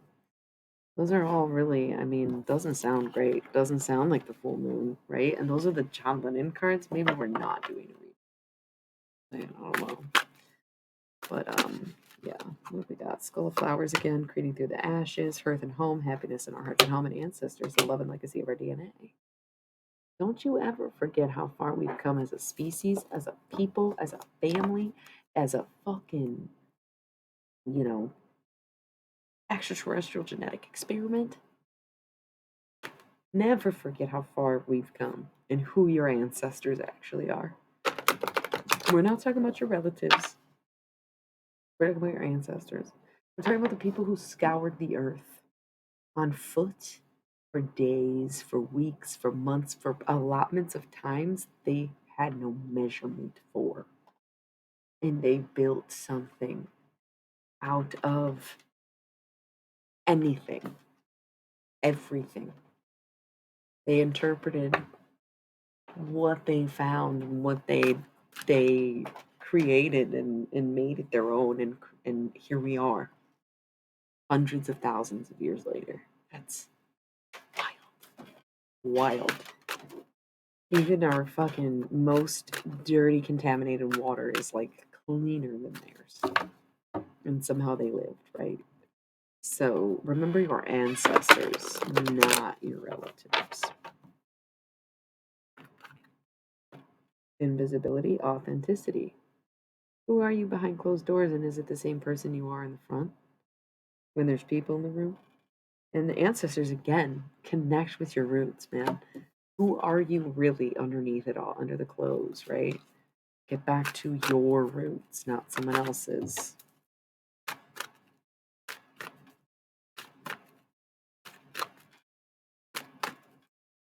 I dropped one. Night song again. Cauldron again. Sometimes healing is a group project because everyone needs to heal even if they don't want to get along. Sometimes not getting along is the healing. Accepting that you never actually have to deal with each other again. Perfect. Then you get to move on. But having unfinished business and this, I don't know, wishy washy back and forth bullshit, not so much. Not so much. Infinite possibilities, though. Not necessarily a bad thing that's unfolding. Trick or treat, mischief and play. Go in it with a good attitude, sunny disposition, having fun with it, you know, even if you are seeing someone for the first time in a long time, if you have a date planned for Valentine's Day, if you, um, I don't know, you're just living life. I don't know. Just go at it playfully and make it the most fun that it can be because honestly, the memories that make you laugh are going to be the ones you regret the least. Period. On everything. Heal your connections, okay? Learn to laugh again. Even if you don't want to, sometimes it's necessary and you need to realize that it's for the greater good of your community, your family, your friend group, the world. It doesn't fucking matter. It depends, I guess, on the relationship that you're healing, but still, time to heal it. Okay, so maybe we're skipping John Lennon or we'll come back to him later because we're going to take a quick break. Get the ads out the way. Maybe have an uninterrupted hour of just chit-chatting, perhaps. Yeah, this deck is cool. I like using it. How much time we got to that? 17 more minutes. All right, let's see what John Lennon's got to say then. We got time.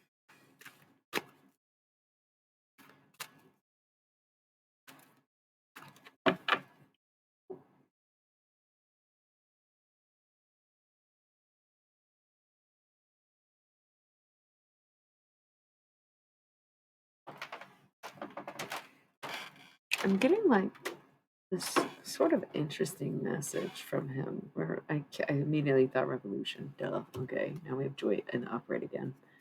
And strength. So joy and strength. Like yes, it does take work to be happy, and sometimes you have to fight the sadness, you have to fight the badness, fight the evil, whatever it is, in order to maintain your joy.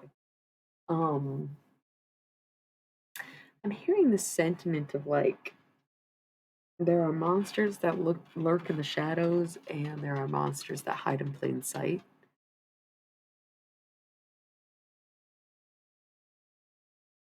Monsters all the same, right?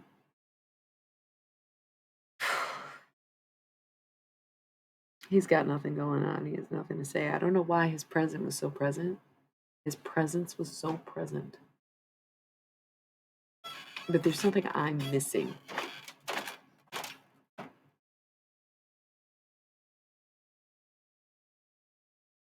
No, I'm not getting anything actually. That's interesting. I don't know why I felt like. Why? Oh, maybe. I see, whenever I see the spider card, I think, okay, that's a good point though. Is John Coltrane dead?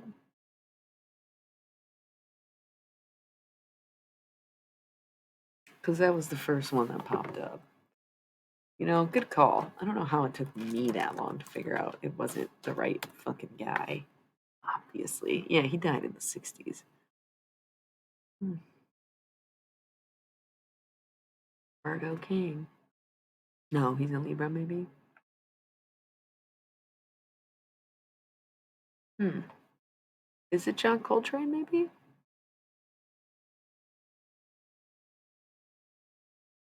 Interesting. I do that sometimes. I mean, I did that with you, right? I'm like reciting your life verbatim on fucking stream. How fucking creepy of me. It makes me wonder how much I do that with the lurkers. But because they're lurkers, they never say anything. Thank you for affirming those things for everyone, not just me. Um, but I keep hearing say you want a revolution.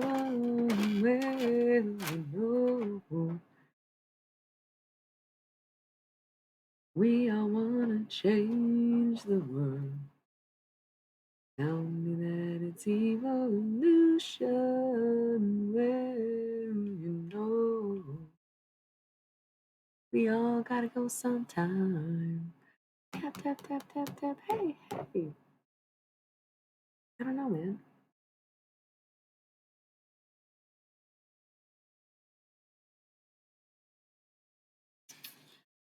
Hmm. Um, I forgive you, if that helps. Don't care, if that helps. You think it's a John? 'Cause that's why I said I forgive you and that I don't give a fuck. Just in case. And Jack Lantern protection. It's not necessarily the infamous, more like the dead, but also, like I said, it was very John Lennon vibes. There's a lot of reasons I thought it was John Lennon, but the fact that the cards fell twice and were upside down should have been my first indication that it wasn't. Um, actually, John Lennon. You think it's you again?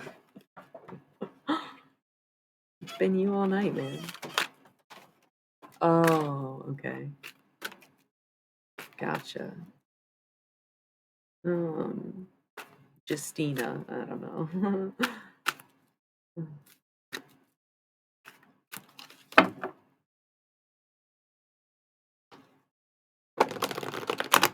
How would you know? It's Jesus, isn't it? Jesus is alive in me and you. Um, yeah, I don't know. I don't know. I don't really like channeling the living, anyways, is the thing. Say what you want to say to me to my face while you can still fucking say it, brethren.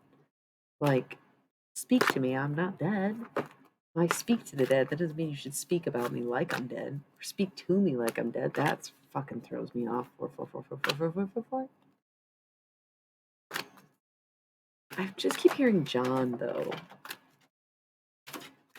I'm hearing John. It's a solid John. I don't know what it is about. Um,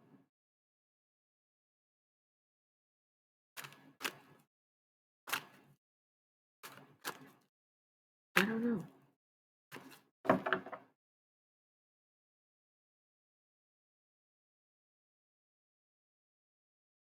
Yeah, say it. What do you think?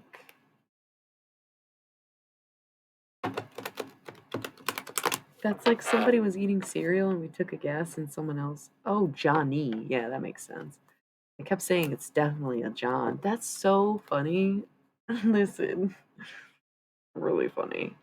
Because my message was to like a John who is a Johnny. Yeah, I didn't say it. I wasn't thinking it, but I was like, well, if it's that one, I forgive you and I'm not sorry. Love it. Move on, please. It's been long enough, right?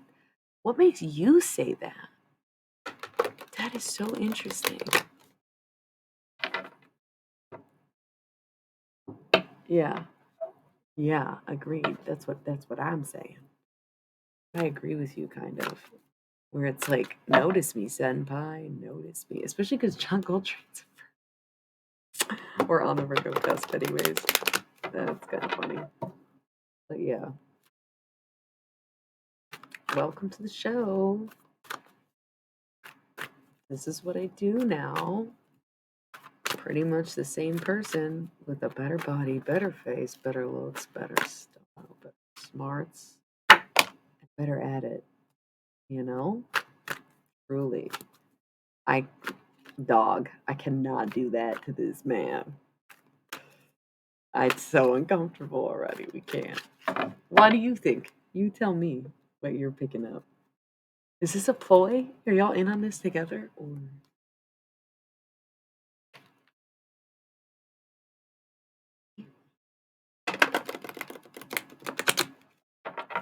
maybe that's why I'm always able to tell what the fuck you're doing, is because you have the ability to tune in with people who are living. I just dropped cards everywhere. That's so funny. Okay, what is it? You're a goofball. I love it. Skeleton strength. Yeah. Ghost regret. We get it. You have some regrets. You still don't have children. I'm so sorry about that. It was never going to happen. Cool. Are we good? Why lurk in the shadows? Forgiveness. The witch. Like, yeah, look at me. It's never, ever meant to be that way. And it was never, right? No regrets. Forgive and move on, right? And that's okay. Okay to talk to people. You haven't moved on. Skull of Flowers was in reverse. How's everybody feeling? Emotional? I keep coming out. The Witch, the Earthly Weaver of the Worlds. That's my card in this deck. Who's been draining me on my energy? Honestly, I kind of know the answer to that one. There's been this thing that's been happening where I like get this like inexplicably fucking tired out of nowhere to the point where I just have to fucking shut my eyes and sleep, and it'll be like 40 minutes, 10 minutes, just doesn't it does it's like random increments. And every time this happens, I wake up and they are there. Like I have a message or a says something, see something like clockwork where I'm like, bro, I get that you think that I don't think you're thinking about me. I get that you're making it seem like you could care less what you say to me, but also I am passing out. Passing out just because you're trying to text me.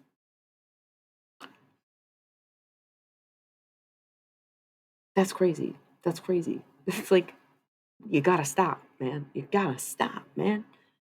I don't know who it is for you, where you're saying same, where you just get this inexplicably sleepy, and then, like I said, I wake up and it's like, oh, is that why you literally like you're so fixated on and so that I can't even really like I don't even know. No, it's crazy. I take so many random naps. I'll just be like, gotta close my eyes, wake up. Oh, that's why. Like, fucking insane.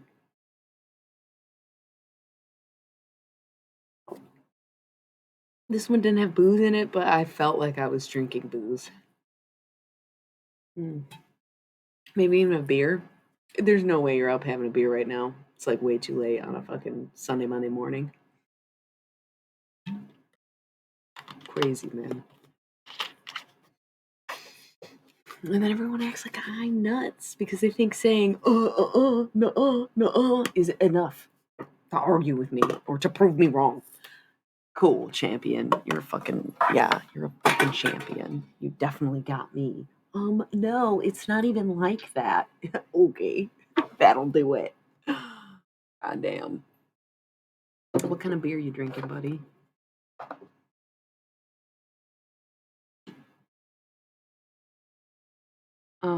Yeah, so this reading was fun. Did you notice how someone left? Isn't that hilarious? Yeah, I know. It is. Um, we should hang out soon sometime. So maybe this is a weird time to say that. I acknowledge that. I would love what I really meant by that was that I would fucking love to be able to like communicate those things with you. Like so funny that I feel like you probably could use someone like me in your life to help sharpen your intuition or acknowledge it because I feel like people overlook that about you, right? Or they don't trust it because you are a goofball and you're a weirdo, and that's usually how it goes, right? Yeah, but did we have plans for March already? Was that like a thing? Something about Taco Bell and March and spring and a podcast. First guest on my fucking Aries season. Yes, I do remember. Cool, you're right. And we'll be able to have these intuitive conversations live. It'll be so much fun. I fucking love it already, dude. Yeah, that's fucking awesome. You're very intuitive. Look, the death card came out. That's Scorpio. And the veil, the future. You see the future more likely than you see the past. And that's why sometimes you know when people are going to die rather than talk to them when they're dead. You see the future. Look, I got it twice. You definitely see the future. God damn it. Um that's so funny because it's been like, oh, this person's blah blah blah blah, blah. And I'm like, who? This one not moving, this one not doing shit, this one I don't know who else would be at this point at this conversation. I'm like, you're fucking lying to me. Oh my god! But I would never want to discourage anyone from saying what they feel needs to be said or doing what they want to do or whatever the fuck. Yeah. It's just a lot. A lot. Just an interesting turn of events that I was definitely not expecting at all. So let's go. No one wants to regret things for the rest of their lives, and that's why it's better to just act upon those intuitive feelings or those random initiatives that you get to talk to someone or do something or go somewhere or buy whatever. So, anyways, let's put this deck away at least for now. It seems to have quieted down, and we got to roll our pre-rolls. And I might just take like a couple extra minutes because I'll roll a couple ads so we can get that uninterrupted hour. But I'm gonna run to the bathroom and maybe have another snack, maybe probably more nuts. Nuts. Okay. Literally, yeah. So cool. We're gonna take an ad break. Like I said, I'm gonna actually get up this time. A lot of times I sit here and then I look up. I'm like, oh, the ad's over. But this time I'll be up and be back, and we'll be back to chat. And I don't know if anybody who had questions is still around. And we might still break out tarot. I've only been on the stream for like not even 3 hours yet. So, um, this is getting quiet, which is good. This is where we want to be. So, BRB. See you soon.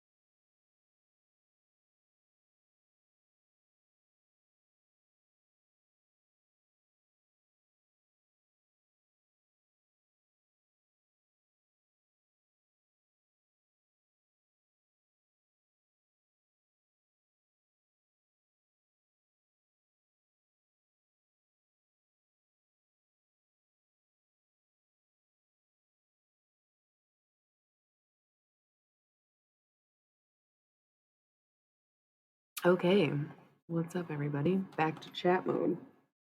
Should have brushed my hair while I was gone. It kind of looks good, but it's also like pissing me off. You know? So what's up?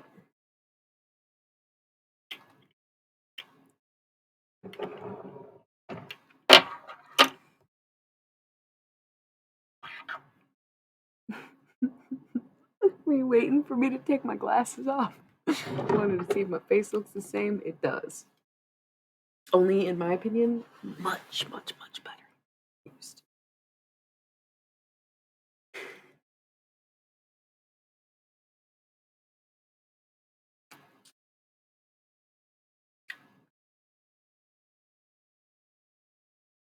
I was gonna say, aging like fine wine, and then I was like, well, I've never really met a wine that I let age, right? Okay. um, dot. Damn,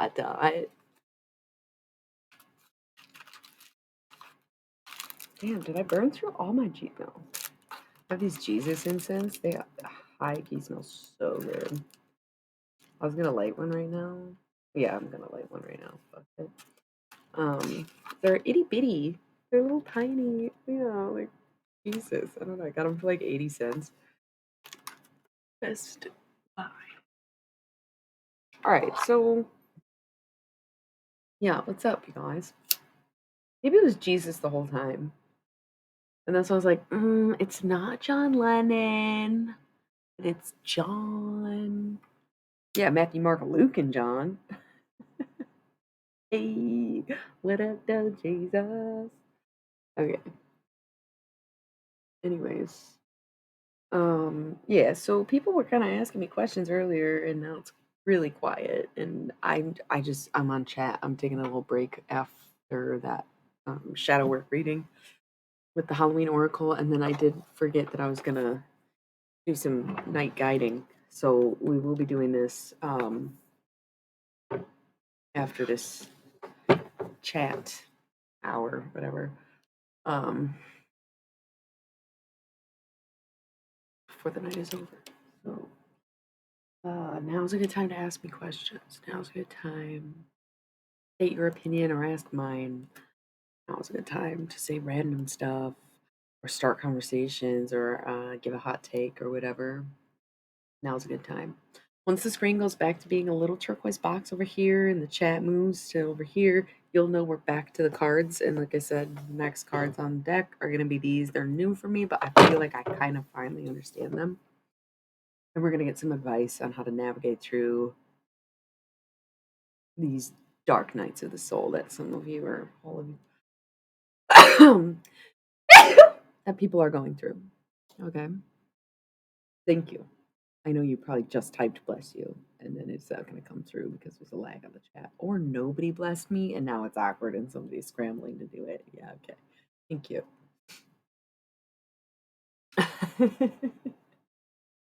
I know. I'm literally so annoying like that.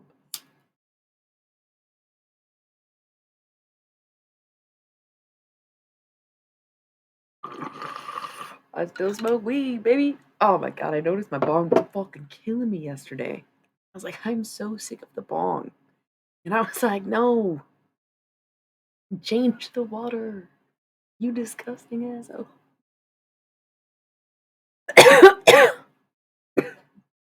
Literally so much better. So much better.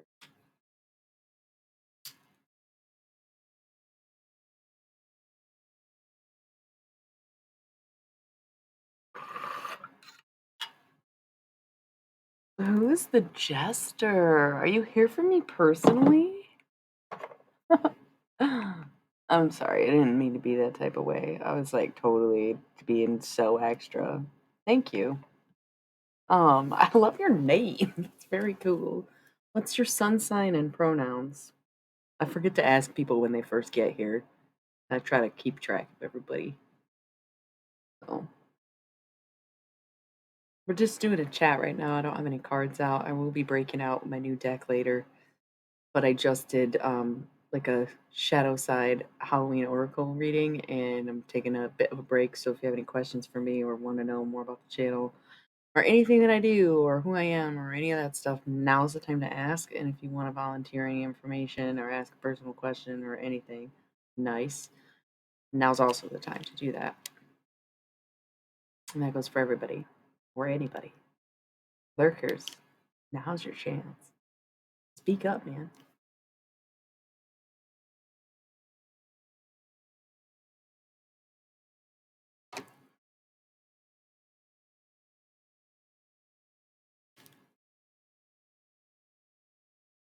Very good. Well, I can carry these conversations. It's just sometimes awkward. Oh, cool. Okay, yeah. Well, you followed, you didn't subscribe. We would never force anyone to subscribe because it costs money, but it does force you to follow. Yeah, because like, why would I just let randos pop on here and interrupt the chat when at least I could get a follow out of it? And like, I don't know, you can't just like come on here and harass me and disappear. I gotta like have you locked in, have your name right there. Fuck yeah, I have that. Yeah. Thanks. It was gifted to me. It was not a choice of mine. Everybody's like, "Oh, it's the Death Star," and I'm like, "Yeah, that doesn't sound like a good thing, though. Isn't the Death Star the bad guys in Star Wars?" I don't know.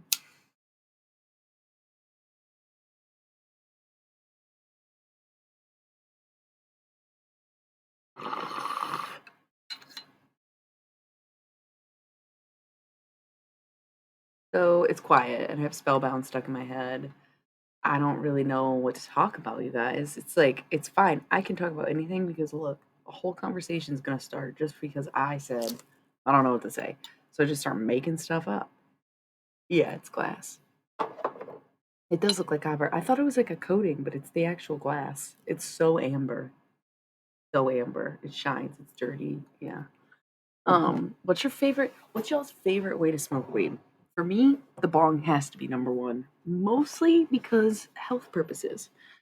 It's filtered not only through the glass, but also through the water. Yeah, I get that. Pens kind of make me crazy. Like I'll fucking be like, wow, this is like the perfect fucking high. I'm so happy. I could literally live like this. And then 30 minutes later, I am a fucking psycho bitch until I hit it again. And I'm like, yeah, no, that's way too addictive. Like weed doesn't do that for me. Weed, it's like come all the way down and I'll be like, oh shit, am I still high? We should smoke weed. The pens are like, wow, everything's perfect. I'm in hell. Vapes are the same for me though, like nicotine vapes, same thing. So I used to really fuck with the pens and I feel like I relied on them for a long time, but like, oh my god, it makes me drug out, makes me drug addict, makes me addict. Like it's, I don't know what it is. I don't know what it is. I don't know why it's like that. Concentrates, man. I try to keep it pretty lightweight. But I do love a good backwood, and I do really like joints. But you know what? That's a good point. I need to mention that to my partner. He's the one who really likes the backwoods, which are the worst because it's tobacco leaf, it's nicotine, but they are so tasty and it's such a ritualistic thing. But we quit smoking cigarettes for a reason. I'm always getting on him about like the nicotine aspect of it, where I'm like, you're more addicted to the tobacco leaf probably than the weed, right? But no, true shit. That fucking resin in your lungs is really hitting me, man. Thank you for that. Yeah, thanks. He's a Gemini too, by the way. That's why I was like, oh, fuck yeah, I love Geminis. I'm not one of those people. I love Geminis. I think they're so pure and fun and honest and cute and genuine, but also mischievous and like will fucking. They're sweet and sour. LOL. Sour Patch Kids all day. All day. It's just some Geminis that are like unhinged, broken, unevolved, etc. Like might be a little bit more. First, they're sour,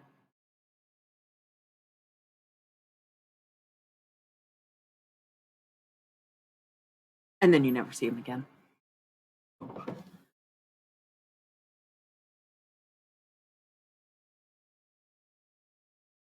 Are you like quoting something?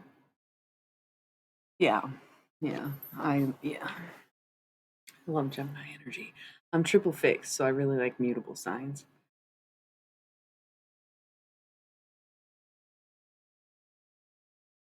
fuck are you saying right now, Joey? I don't think I like it very much. I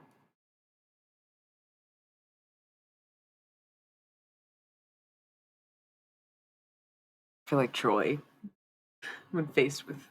I don't want to say anything. No spoilers ever. I don't care when something comes out. I literally hate spoilers. I hate. Okay, yeah, I don't know why you would be quoting that. It's not my.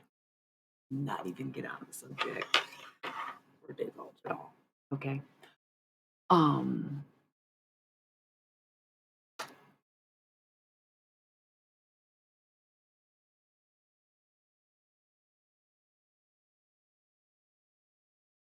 Say something. It's like, oh yeah, I'm literally the only one who signed up to talk. That's why it's like, man, I can carry a conversation with myself. But that's like earlier, I talked about myself for the first 45 minutes of the stream because I was like, listen, people who are obsessed with me, please relax. Literally everyone who's ever met is obsessed with me at some point or another and probably still is, right? That's what I'm saying. I can literally say anything, but it's like, is there a preference of what I'm saying? Like, I know that we all came here for tarot. Please respect that the readers also have to do what they have to do to be able to maintain readings, right? So, I just had that badass deck out. Oh, okay, sorry. Didn't like I said, I'm the only one who signed up to talk. I hope that the tuna salad sandwich goes well. I've had like 3 in my life. It's okay. Definitely needs pickles and celery, right? Like both. Needs both. Um, Good luck. Kind of wish I was eating a sandwich right now. I don't know what kind of sandwich though. I still think about this one sandwich that I used to like. I had a friend in Indy, and nice. That's I've been vegan and vegetarian, but I currently am a big into red meat because I bleed profusely every month, sometimes every other month, but it's pretty much every month. It's like a normal amount that doctors are just equally baffled by, and everyone's like, "Oh my god, if it's like a serious problem, go to a doctor." And it's like, "Oh my god, do you think that this has been any different since my first period? Because it's fucking not. I've been to so many doctors since then. Oh my god, they literally do not do anything. They offer me antidepressants and birth control, and I've tried both those things, and they don't work. Thanks so much, everybody." Yeah, I was vegan for a couple years, and then I believe you, honestly. I eat a lot of vegan food still because my partner's still vegan, and we like went vegan at the same time, but he stayed vegan and I didn't because I eat a lot of meat when I am about to bleed and bleeding because iron. Red meat just has higher amounts of iron in it, and like pork's up there, but chicken, has iron, and of course spinach does, but you have to eat a lot more spinach than you do steak, you know? Um, and it's like debatable how much is cooked off too, right? So, no, I totally get you. I feel like I notice it in my body. No, yeah, yeah. I used to, I have a thing for the pigs actually. Pigs are one of my favorite animals and also one of my favorite foods, and it's extremely fucked up. Because for a while I was trying to deter myself from eating meat. So I would just like picture the animals getting violently slaughtered while I was eating, and I'd be like, I'm so sorry. And it didn't work. It didn't like keep me off of it. And now I do it for my health because iron pills are really fucking really hard. Really hard. Um to digest and process that it's like unrealistic, and I've learned that a long way. So like that's where I'm at with it. I don't really like to eat meat. I much prefer a vegan diet and as much raw food as possible. I love a hot meal. I'm a pasta queen. I'm the OG pesto bimbo, baby. Like, come on. I love to cook. I love to throw down. But the healthiest I've ever felt is when I had a mostly raw diet. Was I actually healthy? Debatable because I wasn't 222 on the time, by the way. I wasn't necessarily taking care of myself in other areas, but yeah, like I was living off. clean, clean diet, and it was like I loved it. I had energy and was like happy all the time except for PMDD stuff, right? Like that is a tragedy, has been for 20 fucking years, gonna be for 20 fucking more. Yeah, it's awesome. It's so awesome. I think that's another reason people are like so obsessed and like, oh my God, you're so perfect. I'm so envious of this cool life and this cool person you are. And it's like, yeah, because you don't have to fucking see screaming death metal fucking throwdown match of Fireball asshole swinging at you 45 miles an hour from a fucking completely standstill in the dark to on 110,000, bro. And until you see that, which I hope none of you do, I try to never show that side of me, but it's an uncontainable rage that comes around approximately 12 days before my period, about every other month, if I am lucky. What about a car accident? Sorry. I also did hit my head pretty fucking badly a few years ago, but it was kind of like a self lobotomizing experience. And I think it was very long term beneficial, even if it was short term pain. You know, wasn't really reading before the accident, but I have since gained a better sense of reading because I really struggled with it right after.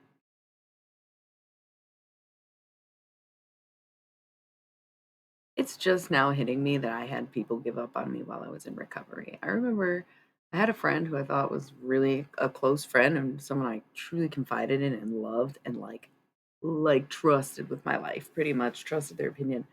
And it wasn't until they said otherwise that I would have ever realized that they were almost intentionally steering me in a direction that they wanted me to go in, away from where they were and away from my path. And I am so sorry to say that, um, because it's like honestly, I've got so much time. I know everybody else has this kind of, time flies by, fleeting, I'm old mentality. That's fixed signs all day. Scorpio, Leo, Taurus, Aquarius, like we will literally be your friend until we have to fucking cut you off or kill you. And we're really avoiding prison at this point. So nobody's about to kill you. We're gonna cut you off, you know? Whoa, was that for me? Sorry. It's like I speak very non-violently and very peacefully and non-aggressively. And then like for this 1 week where I am like that's why I can imagine, like, the slaughter of pigs while I'm eating fucking bacon when I get like this, because otherwise I'm thinking of sadistic ways to torture myself, which don't really come from my own volition because it's far from the type of shit I like to create. It might be because of alien abductions, but we really have no evidence on that necessarily, other than just like the fucking stuff that has happened, right? So hard to nail that one down. But hello, Spanish boy. Erneber. I'm not really doing any tarot right now. I'm just talking. Um, I don't know how to say that in Spanish. I know like un poco. How do I say cliche Americana? I do like to. Damn, I don't even remember how to say drink. I like drinking Americanos. Hi, lady. How long have you been here? Um, Yeah, right? Sometimes these are better than the readings because we gotta stop relying on tarot to tell us everything, you know? Yeah, yo hablo. No ser? No ser? Isn't Ceer is to read, right? So like yo hablo no ser. There you go. Did I do it? Sorry. No. No to read. Yosero? Yoseo, right? Ah, God, I don't know. Yoseo. That no, Lear is read, not seer. Leer is reading, right?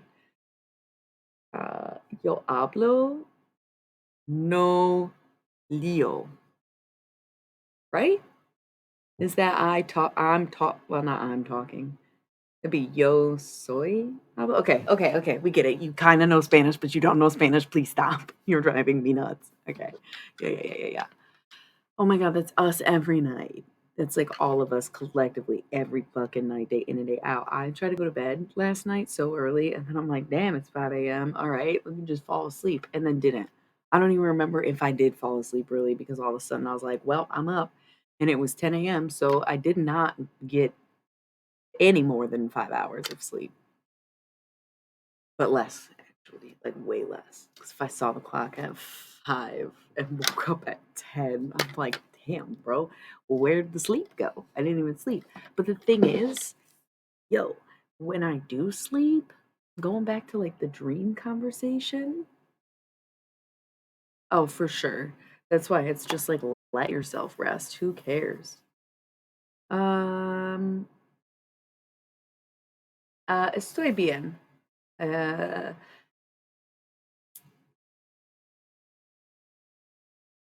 todos is total, not today. Mm, today, así así. Um, but I saw mi familia, mi abuela, mi abuelo, mi tía, uh, mi hermeso. That's boy cousin, or is that brother? I don't remember.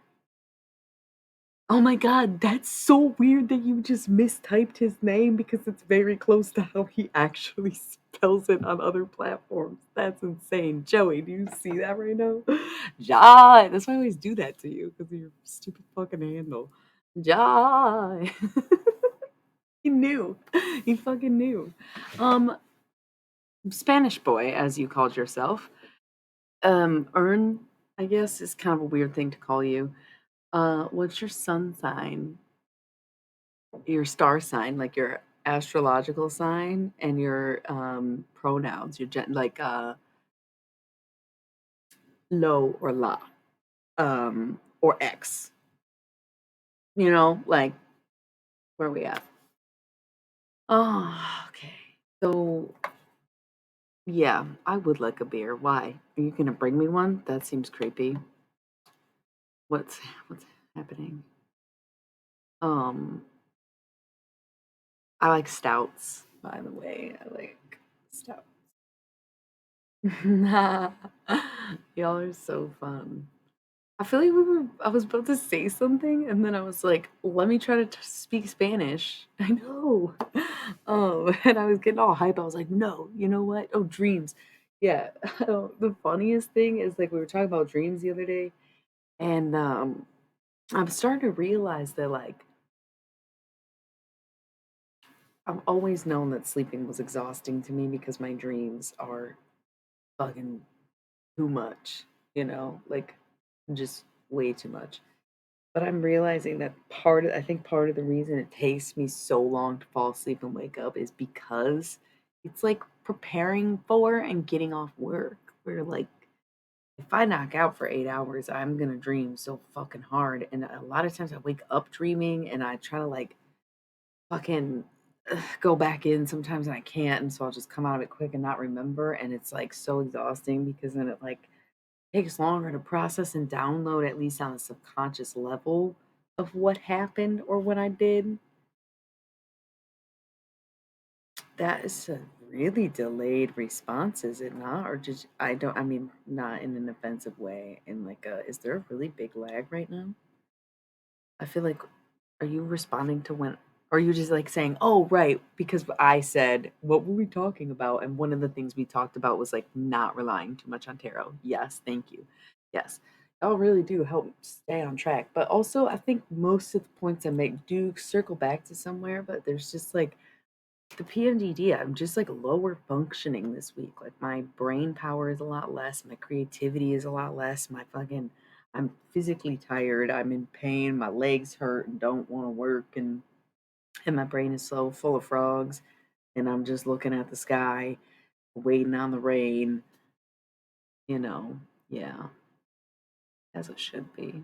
Some people are like, "Ooh, what is the day?" Like, what do you say? What say you? So yeah, dreaming's exhausting. I find when I sleep less and dream less, I do kind of tend to do more and have more energy. Yeah. I don't know what that means. Yeah, I know. That's what I realized once I said that. I was like, "Oh no," and then I was like, "Oh no." Now it makes more sense thinking of it that way. Yeah. Um. Yeah. So like sometimes it'll take me like an hour or two to just like wake up, or an hour or two to actually fall asleep, and sometimes I can pass out in like 7 minutes. Literally, I always understood that. People are like, "Who are the people who fall asleep that quickly?" I'm like, "Oh yeah." Sometimes I just fucking pass out. Especially like I said earlier, like someone fucking overthinking a text to me can make me pass the fuck out. I can just fall asleep very easily, but there are times when it's almost like I know about to be out. Or I prevent myself. Like I'll stay up so that I don't pass out and get into a really deep dream if I know I have to wake up in the morning. Like it's so nuts, dude.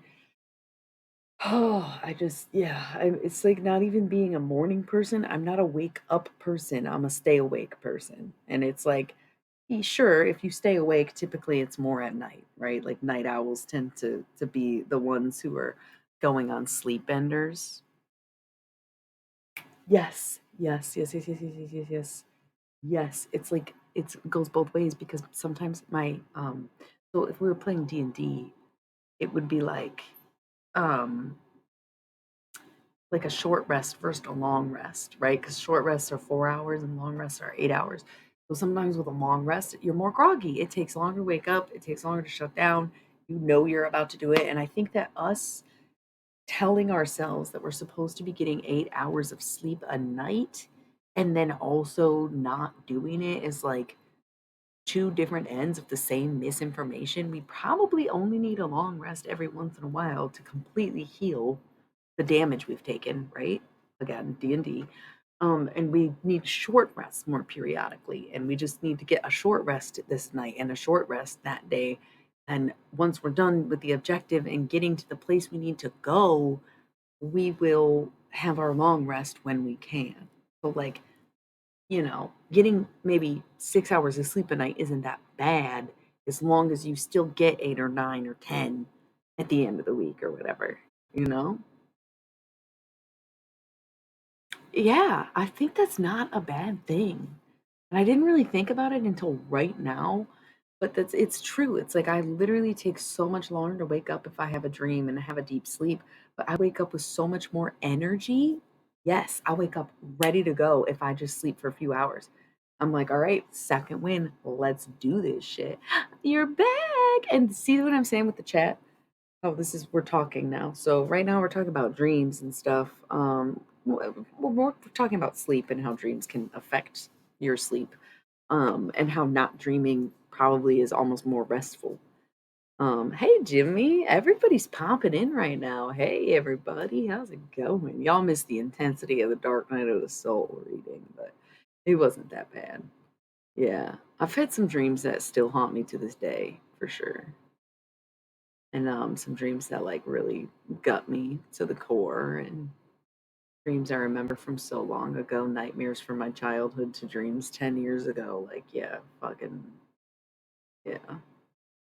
Amen. But I'll do 10 minutes. I would literally sleep for 10 minutes and feel better after. Like, I can sleep for any small increment of time.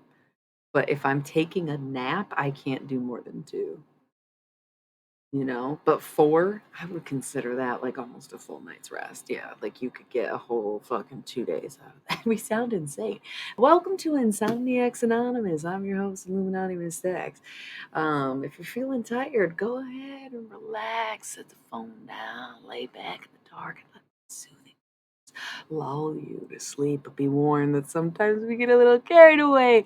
And I do get loud and I do sing a lot. So I apologize now if I were to wake you. Um, Pretty cool, comrade. No, wrong thing, but same thing, right? Bleh. Yeah, so welcome. Welcome. Yeah, we do. Yeah, we sound a little unhinged, but oh my God, you guys, I don't. Okay, I am Midwestern, and I am self-identifying as anything or whatever. Yep. I From now on, I'm just like I usually stream Thursdays, so I work Thursdays and then I stream Thursdays. And a couple times in this past month, I was like, "Fuck it, I'm gonna just stay up," and it was awesome. And the days that I don't stay up, not that awesome. So from now, like we're having unhinged Fridays from now on. Yeah, and then I take Saturdays off stream. Hang with the hang with the with the with the do with the I, uh, don't leave me tongue tied. Don't waste no goodbye. Don't leave me tongue tied. Oh, take me to your best friend's house. Going on this roundabout, oh yeah. Take me to your best friend's house. I loved you then and I love you now. Don't leave me tongue tied. Don't leave me tongue tied. Thank you. Oh, okay. Well, let's respond to some messages. Sorry, I got tongue tied. I don't know if somebody like never seen me before. Has like I don't know what that was. I was saying something and then like I just like started blah, blah, blah, blah, whatever that was about. I don't know what I don't know. I got embarrassed for a second. I got flustered. I don't know what that was about. Um, the thought of you drives me. There's some song that's popping in my head, and I don't think I'm making it up. I think it's a song I don't know. That's something like the thought of you. It drives me wild. It's like maybe an '80s song or something. I don't know. It hurts my ears. I hate it. I don't know what it is, but I hate it. I don't know if somebody's dealing with like a terrible, insatiable earworm. Oh my God, that must be annoying. Okay. Ah, you're hurting my brain. Stop. Okay, 24-hour mark. It used to be, yes, it is so productive. Um, it really, okay, society made it even harder to be a night person because they took away so many, like most people are not 24 hours anymore. And there are places like in the area that like everything closes at 8. It's crazy. It's like, what? I used to grocery shop at 3 in the morning. Like, what happened? Oh, we don't have anybody to work. No, you're not willing to pay anybody to do the work. Anyways, my earrings, I got from like a small store, not a small store, a small, well, why do we make them small? A local, I don't know where they're at. I don't know where they're located. That's why I went, okay. Instagram, via a friend.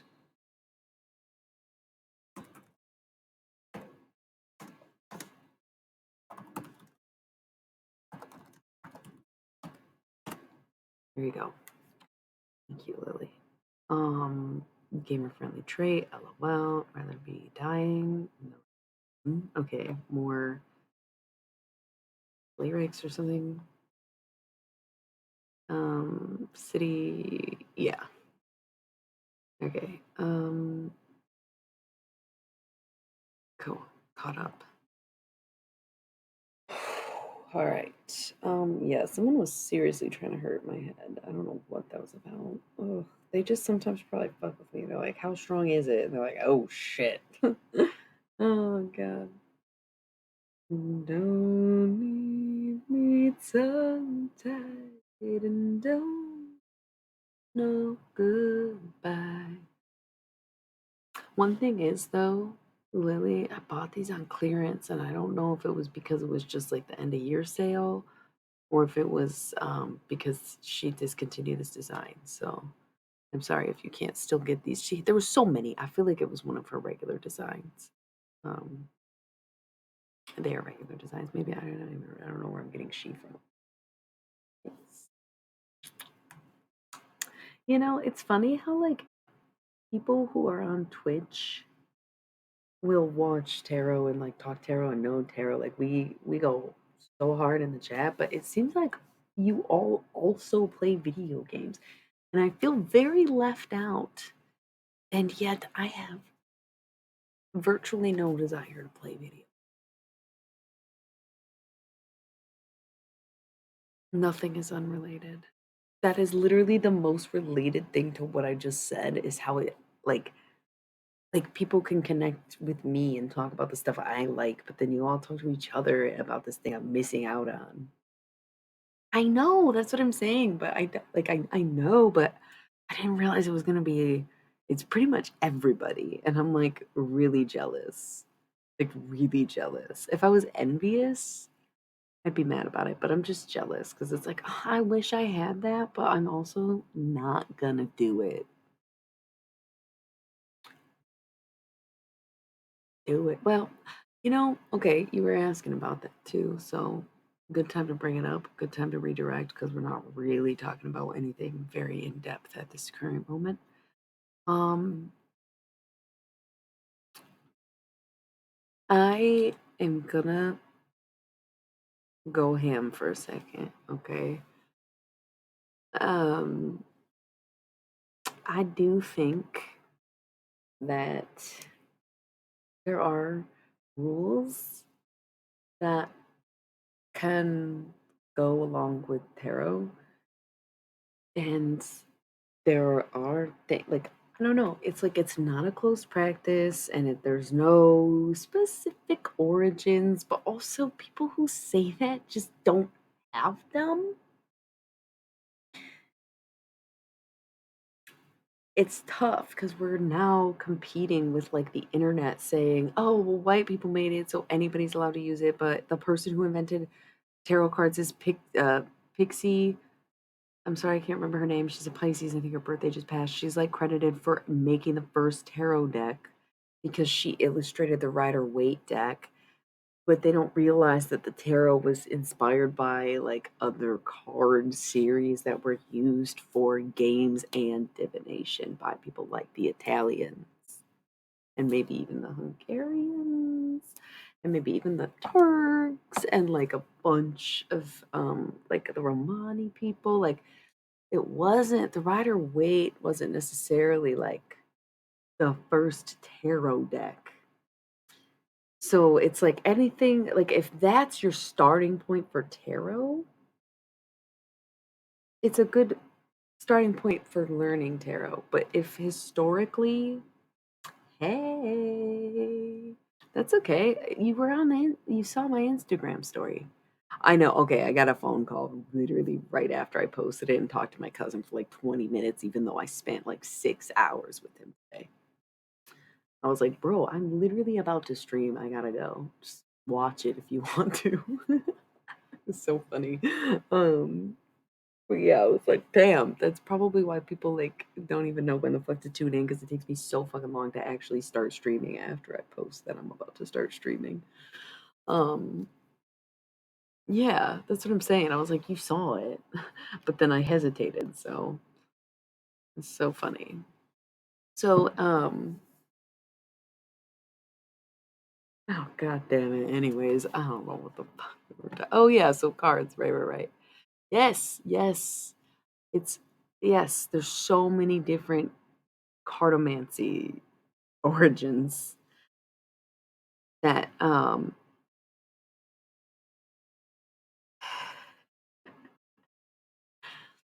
that's so sane though. That's what I mean where I like am so bad at keeping a schedule that I like have relinquished having one because I was like, honestly, this isn't working for me. And people are like, what? And I'm like, being places. They're like, what? I'm like, I'm not opposed to the work. I'm opposed to forcing myself to be anywhere at any specific time. Ugh, I hate that. Hate it. what is with that? Just flow, you know? But then, like, how would jobs, how would work, how would society? We get it. And then it's like, okay, not everybody gets to be you. This is what people envy about you is that you just get to do that. Yada, yada, yada. Yada, yada, yada. Yep. Amen. Even if I set a time, I'm like, well, as long as I'm like ready by the time I intended to be there, then I'm on track. Okay. Okay, yes, we'll be there at 6. Let's try to get there at 6. And then it's like, well, I'm finally dressed and it's 6, so like at least I'm ready to go to be there. Like, bro, I don't think that's how that works, right? Like I had a job and they were like, that's what it really is at the end of the day. Aren't you a Virgo too? Where it's like big earth energy right now. We're like, Move me, I dare you." You want me to move, fine, but it's gonna take me like 600 million years because I'm a rock. That's how that works. How do you think we got the mountains? You think that just happened in a flash? Fire signs? I don't think so. Because they'd be quick, man. Fire signs are like, go. They're not always punctual, but they're always willing to be anywhere at any time, I feel like. I feel like air signs are more punctual. Oh, random stuff at this. Okay, so cartomancy. I want to go back to that. And I'm sorry, I'm not trying to call anybody out. I feel like we're deep enough in the chat where nobody really knows what I'm referencing. But because there's so many different origins of cartomancy, I just think it's unfair that people have taken over tarot culture. And I'm not, it's far from gatekeeping, but sometimes there's a keeper at the gate for a reason, you know? You gotta understand that when you play with magic, it's like you have to fucking lock it up when you're done using it. That's basically always been the rule. Clean up after yourself type shit. So when it comes to tarot, there's certain things that I do believe that is very unpopular opinions upon the rise of things like witch talk or Twitter on tarot, Twitter, tarot verse tarot, Twitter. You just joined me while I was breaking down verbally. Hello, I'm a robot. I stutter sometimes. Big fucking deal. I don't actually believe I'm a robot. I'm a fucking alien hybrid, obviously. Oh my god. No, this is and then literally like 3 hours ago, I was practically in tears about how nobody likes me and everybody thinks I'm so weird and I don't have any friends. And what am I doing right now? Like, but mockingly, not even like genuinely mocking no one but myself and two I get it, you know. What is an LIS though? Are you still talking about like we're like talking about video games and tarot right now? So anyway, I do kind of think there are some rules that are in place for a reason, and when it comes to tarot specifically, I think good examples would be like, sure, I think everyone is totally allowed to go out and buy themselves a Rider Waite deck, okay? Because that's the tarot you're doing. That's what we're talking about, right? Oh, that's fine. Y'all, y'all, yeah, have your two combos. It's like video game stuff. I'm not ever gonna be able to talk about it. I am gonna make the only video games I can talk about are like Pinball and in Space Cadet 3D, Big Doug, pretty cool. Tetris, I really like. And Mortal Kombat just becomes a religious conversation. So I'm just never gonna be able to talk video games. Animal Crossing's really cute though. So I think everybody who's interested in tarot should definitely get themselves a Rider Waite deck. And this is what was taught to me too. Like, hey, if you want to understand it more, get a Rider Waite and practice with it. But truly, what I've heard from all of my life, like, before the internet, tarot is gifted to you. And the fact that people argue that point and say you're gatekeeping, you're trying to just dictate who gets to do tarot. Some people grow up Christian and nobody's gonna gift them tarot, blah blah. Hey, guess what? Maybe it's just not in your fucking bloodline then. Maybe it's just not meant for you if nobody in your life is gonna gift it to you. If you want to go and get a Rider Waite so you can understand tarot and you want to do tarot, yeah, for sure. It's always a calling. It doesn't necessarily have to come from your direct relatives to be in your lineage or bloodline, right? Like it can be for like okay, for example, for me, my relatives are from Italy. So you can assess that my ancestors are from Italy, right? And so back in the day, I imagine that they were doing tarot or very early versions of tarot. I can't even remember what it's called. It's a very similar to. It's a very similar thing. Oh yeah, definitely. Anybody can gift you a tarot deck, but not if you ask. Like I said, if you're interested in tarot, get yourself a Rider Waite deck because it is the practice deck. It's not necessarily the first deck. It's the deck where you look at every card and you read the book. Hi.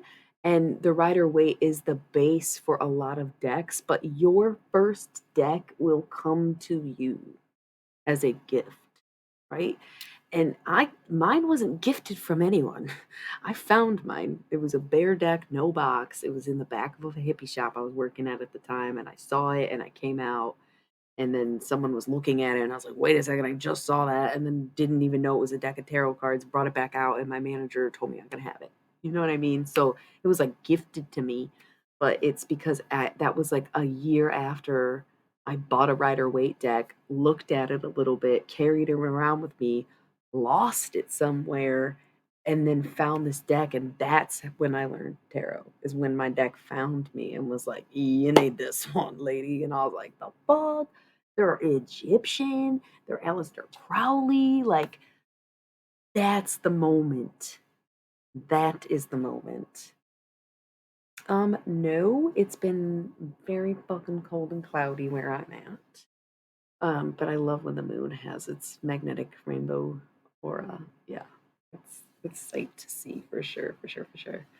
So, nothing wrong with learning tarot and knowing tarot and understanding the cards and stuff, but I definitely do feel like some practices and some traditions are not written down because that's how we passed our history for such a long time. Because when you think about it, a lot of it couldn't be on record.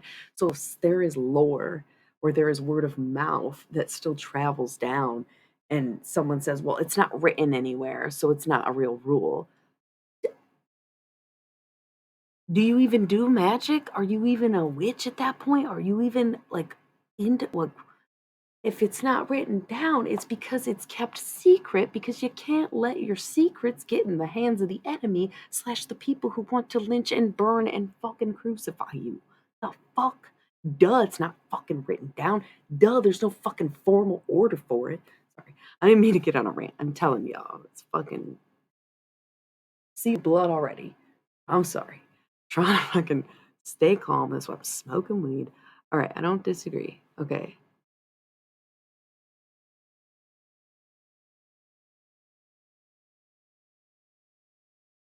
Yeah, that's really cute. Jeffrey Bezos. Was it your Prime account? But also, I think, okay, so here's the other thing too. If you buy a deck, I'm not saying, okay, we'll see you soon. I'm not saying you should get rid of it. And I'm not saying you'll never know tarot. And I'm not saying it's a perfect thing. Maybe it's for next time. Maybe you know to gift someone you think has the intuitive gift later in life and you pay it forward instead of getting it and receiving it, right? Maybe your deck you bought is a simple deck, or it's your deck that you'll lead up to is another thing where sometimes you get a good deck in the beginning and you can't fucking use it because you have no idea what the fuck you're doing, you know? But I didn't click with the Rider Waite at all, and I immediately clicked with the Thought deck. It's crazy, right? But sometimes you buy yourself one and you still don't learn. Well, yeah, that's exactly what I was saying. I still bought myself a Rider Waite or some simple deck or something that called out, or like I wanted to know tarot, but I didn't learn until my deck came across me. So I probably shouldn't have been such a stickler about it, but it is like the learning process. Like it's once it is given to you, right? So sure, you can buy your decks, but like should you be charging money for readings? I like, that's where I'm at with that whole culture is people buy a deck and they say, "I want to get into tarot readings. How much do you guys charge?" Whoa, whoa, whoa, whoa, whoa, whoa, whoa, whoa, whoa. First of all, I didn't charge anything for the first, I don't know, 5 fucking years that I read tarot, maybe. Not 5, that's a little extreme. The first 3 years, I mean, no money. And then for 3 more years, 2 more years, wait, I'm trying to do math. For 3 years after that, I took donations only. And then for 3 years after that, I fluctuated and adjusted my prices, and now I charge. You feel me? Now I have a set menu price. Exactly. You're still practicing, you're still learning. Um, what do you mean they didn't turn out good for her?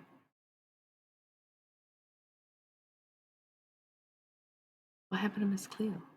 But yeah, that's the thing is like you can sniff out a fraud if you really know what you're doing. And I'm not saying that buying a deck makes you fraudulent in by any means, you know. It's just like there is sort of due process. Hmm.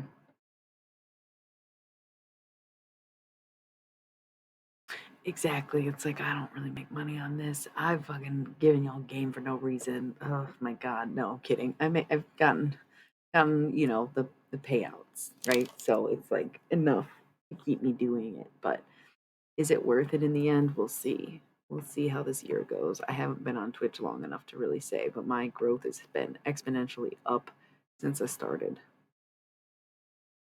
Wow, she probably was kind of a fraud. Probably kind of was a fraud. That's the thing, you can't just like play with this shit.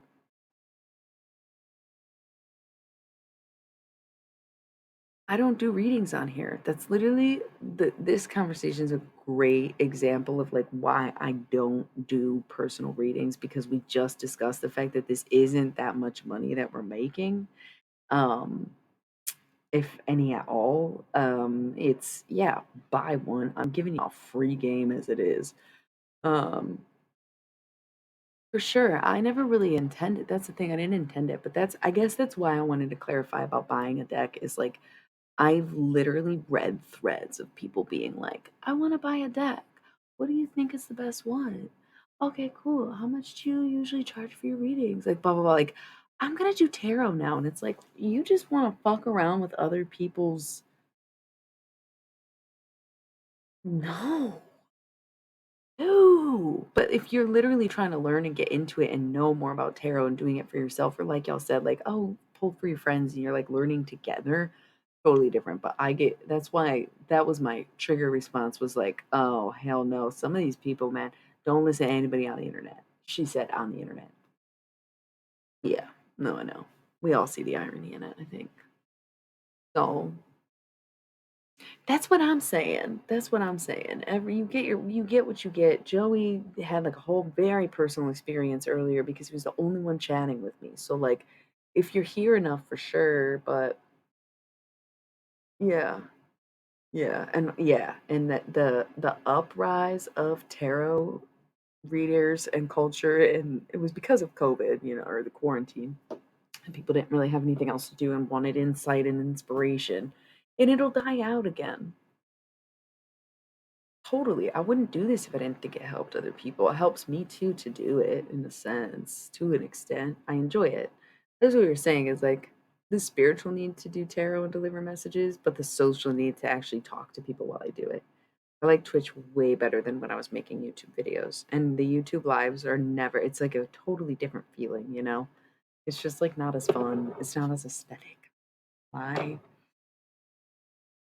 Yeah, yeah, and, like, who doesn't? And that's I get why people want it, but yeah, I just like to be really thorough about what I tell people or, like, my advice on that because 'cause I'm, like, basically more or less just tread fucking carefully and wait for your person. Someone will show up and, like, literally tap you on the head one day, and you'll just have all these fucking gifts that you always had but didn't see or, weren't, able to access. Sometimes it's a coming of age thing too, where I think just like how we say with human bodies, okay, and this is gonna get fuck too deep because we have to fuck.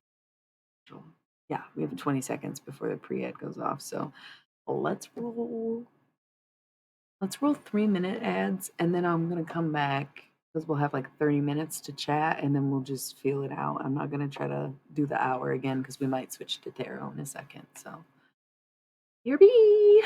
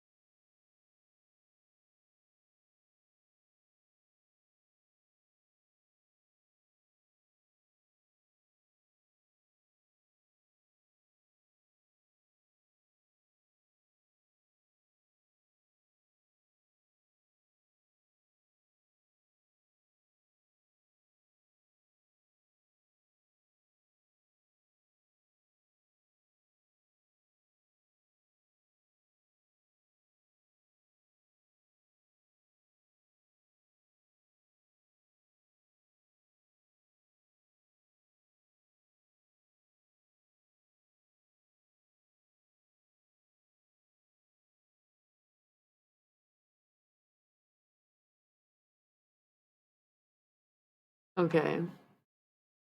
First things first. I am not a huge fan of bagels. I'm just gonna say I think it's one of my most controversial opinions or takes ever. I don't know why people feel as passionately as they do about bagels because I'm like, what are y'all eating? I have had like one, maybe two, probably three, like, oh my God, amazing bagels in my entire life. Yeah, amen. If I'm gonna eat, like, I'll make a meal for you. But get your own fucking snacks, bro. Unless we're like in it, like having sleepover, fucking tea party session, like, and I'm responsible for the snacks. I'm gonna be like, yo, should we go get some snacks? Because we need to be picking our own snacks. Period. I cannot, unless it's like the intent, unless I know we're sharing, you know? Yeah. Yeah. Yeah. Um, Bagels are like so mediocre to me, but if I am gonna eat a bagel, it's totally gonna be an everything bagel, and I am an everything gal.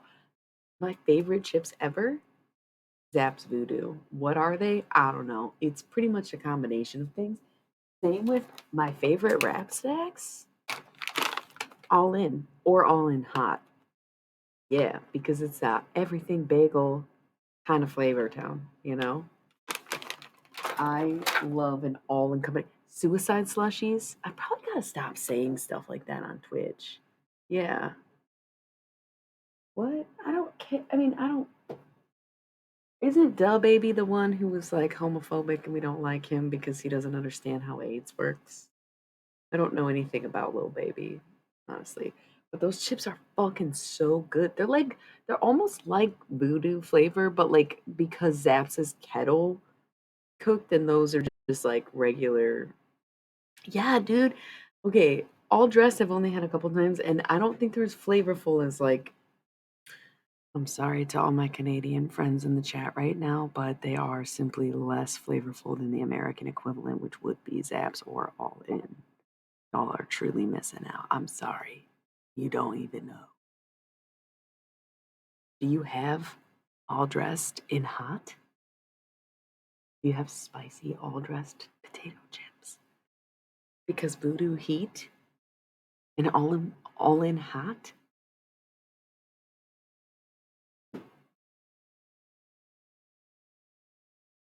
Dude, I love how this is very much a party vibe right now where there's just like multiple conversations and people like it's fun. I love it because I don't know anything about jujitsu and I'm very happy I'll get to talk about it for a second. Um, I fucking hate ketchup. Don't get me going. Ketchup is literally, I am traumatized.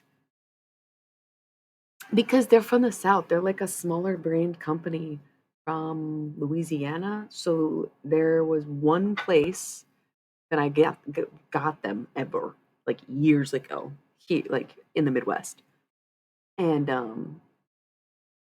up here because I think it was very much like a very niche thing where there was one sandwich shop and the dude was like, "No, I was in Louisiana and I had these chips and I ordered them because I like them so much that I sell them because I can't get them anywhere else."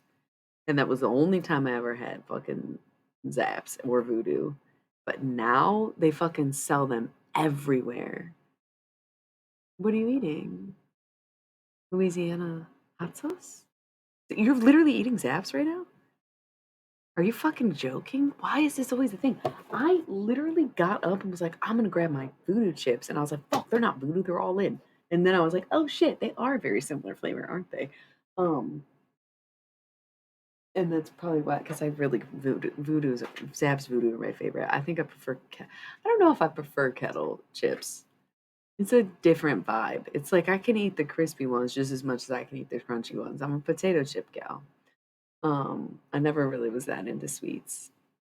But anyway, I'm so sorry. Yeah, so sorry about that.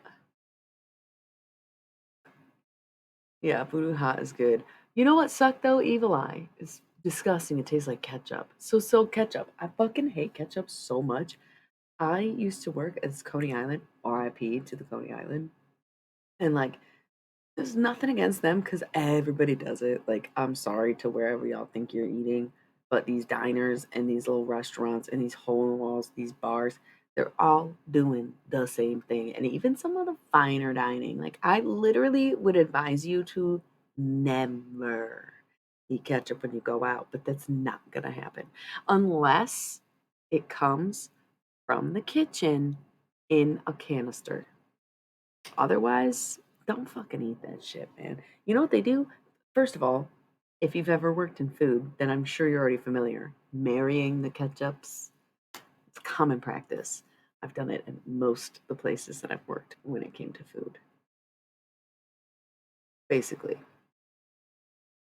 Who makes the whole shebang? I would love to try it. That's my whole point. I'm an everything bagel type gal.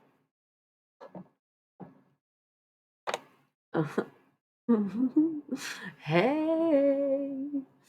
Um, are we talking Doritos now? Because sweet chili, best Doritos. Okay. Hell yeah. Whatever that means. Can't wait. So they fucking put all the ketchup into bottles. Like they try to fill up the bottle and then they like might wash a bottle, but a lot of times they don't empty a lot of them and they just keep rotating the ketchup into the bottles. And then once a bottle is empty, hopefully it's washed, and then you open up a big fucking a can of ketchup and funnel it into the bottles after the marrying process goes down the line and all the little bits of ketchup from each bottle end up in one ketchup bottle and then they all get filled from the same can. It's just so it's disgusting. It's literally disgusting. And I get that it doesn't sound disgusting because you're like, where do you think any food is? But when you see that obscene amount of ketchup,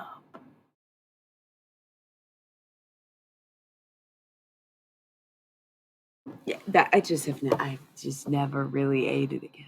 A few times, I was like, you know, it just doesn't taste the same. It don't look the same. It don't smell the same. And it's just a big quantities of ketchup. I can't. I hate it now. I used to like it. I think I always liked mustard more, but I'd be like, "Ooh, ketchup. Let me just." Me and my mom would like go places and like screw the top off the pepper and just like dump some and mix the ketchup so much that the consistency was equal parts, if not more pepper than ketchup. Who hates peanut butter?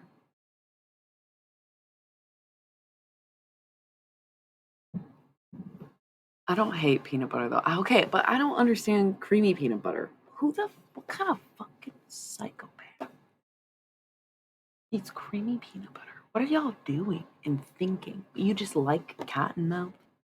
You just want to go, like, you want to sound like a fucking horse? You want to act like a dog? I don't understand the creamy. What? They're peanuts, bro. They're peanuts.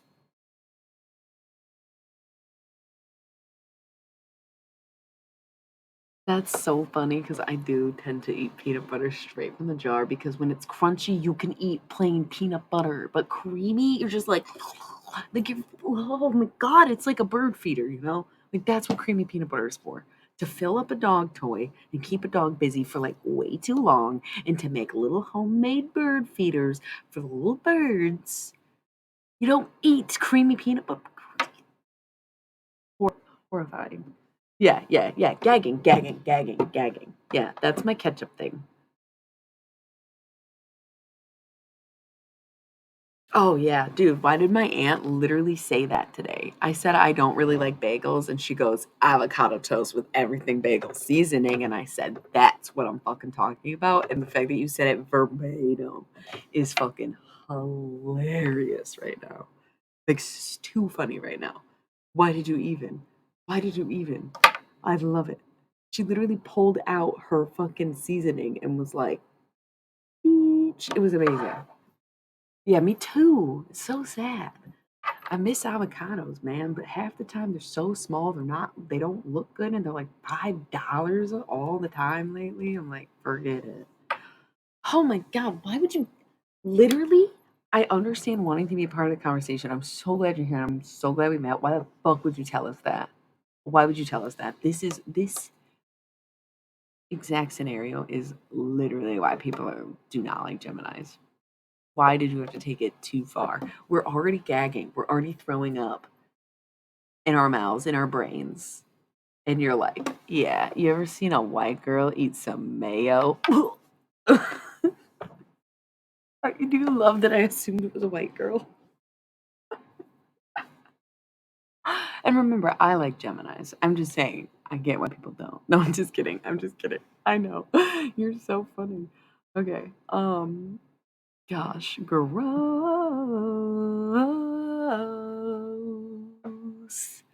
Okay, ladies and gentlemen, we're done having this disgusting ass. No, stop. You wouldn't. Okay, did we talk about my Spanish teacher, y'all? My Spanish teacher? No, I think this was in my real life. I had a Spanish teacher at my high school who literally told all of her students that she dipped her Cheetos in mayo. And I'm not talking because listen, if it was a flaming hot Cheeto and you wanted that little cream compo on there, I'll take it. I'll take it. I'll try it. I got you. But cheese flavor, just plain cheese flavor with plain man. I don't know. I don't know why you would ever tell anyone that, you know? Like, why would she tell us? Why would she, why would she tell high schoolers that who are going to be like, what? And again, if it was flaming hot, if she did a little lime zest, you know, and hot sauce and mayo, anything. Okay, now that sounds really good because salted caramel is definitely a thing, and a potato can be a vehicle for whatever you want. And that hot caramel, right? Oh God, oh my God, I need that. I love caramel so much. You want to hear something so funny about my alien taste buds, though? I'm sorry if that feels random. It's not as random as it sounds. Any roasted peanuts, I think, right? Like the cinnamon kind of ones.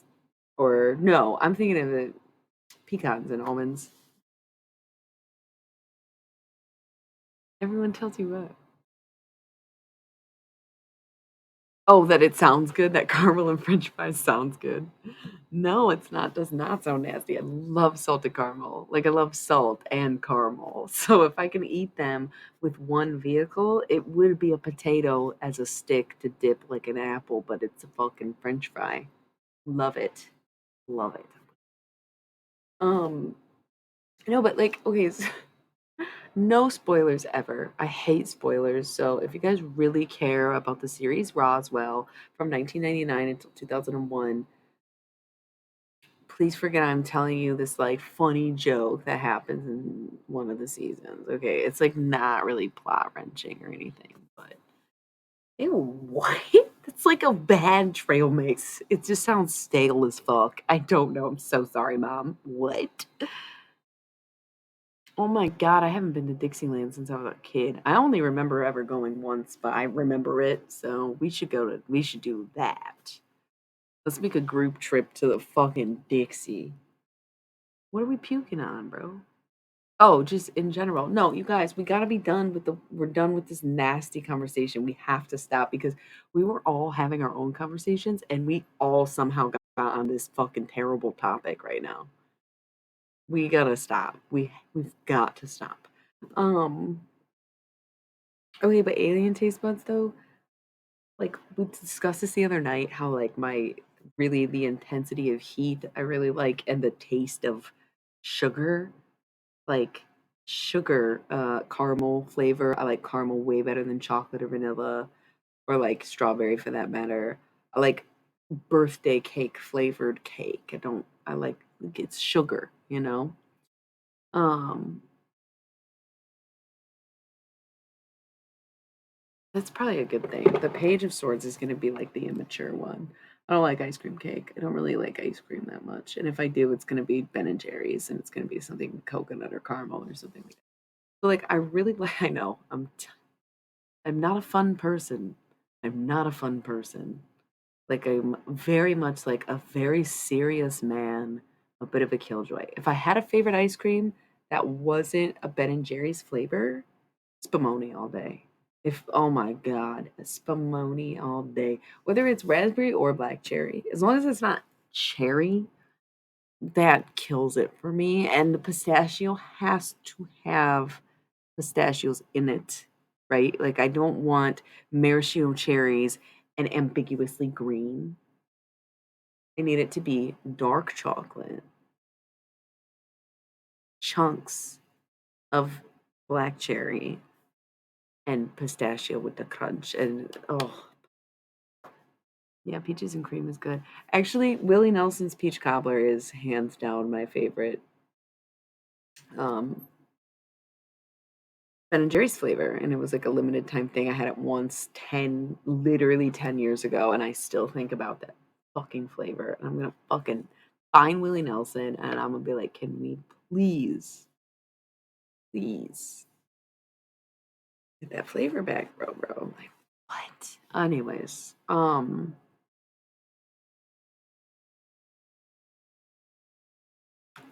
in high school, when I used to get those twisted teas, I used to get regular teas too.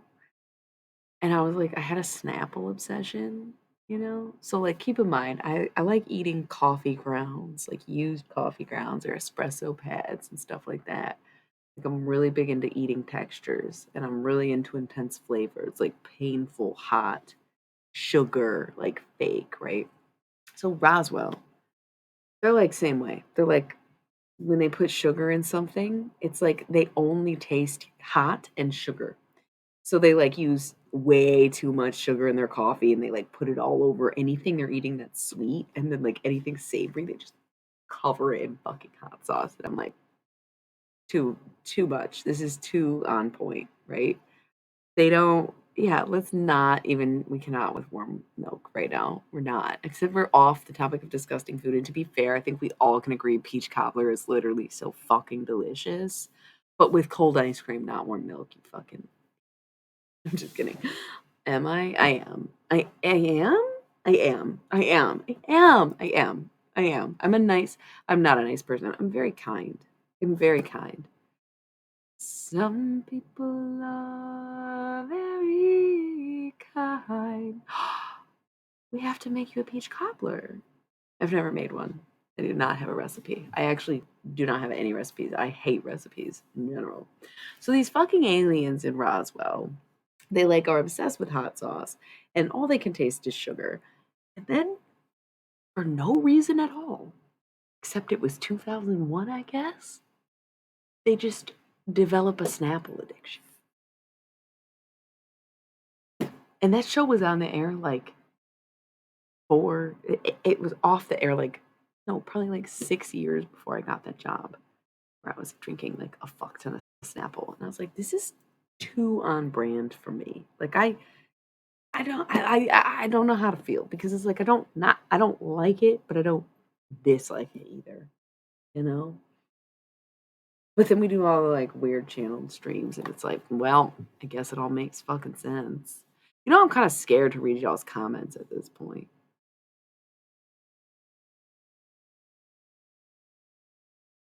Maybe you're giving me a reading.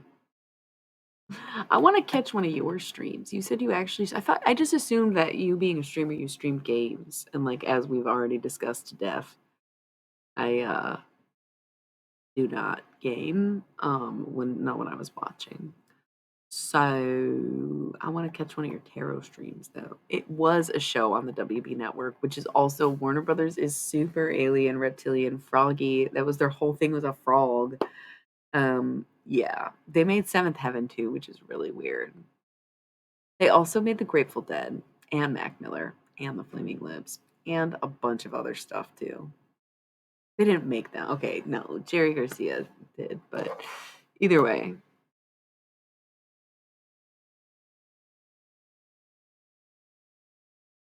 I don't think it ever was it, bro. Their music, like the people they sign in their on their music label are like top tier. I think Janice was signed to Warner Brothers. We just looked everybody up. I can't remember. One of them was Warner Brothers. Hey Squirrely, thank you for the follow.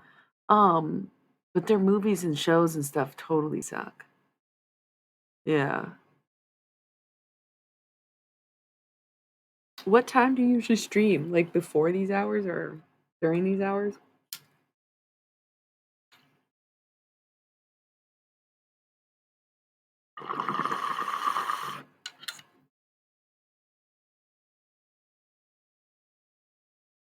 What do you mean they can't take care of artists?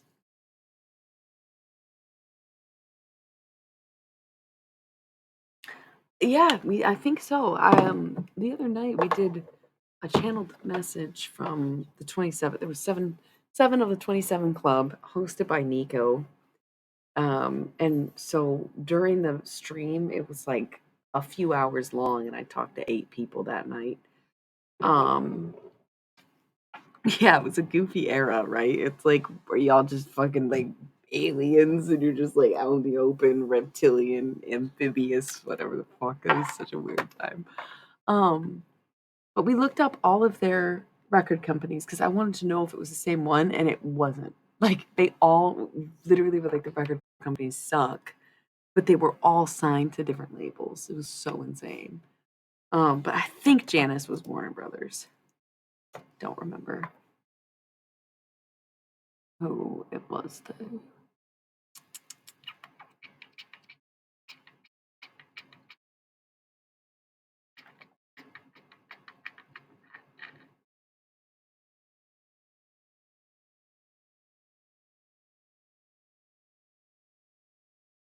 Hmm. I got a little distracted. Oh my god, she's so cute.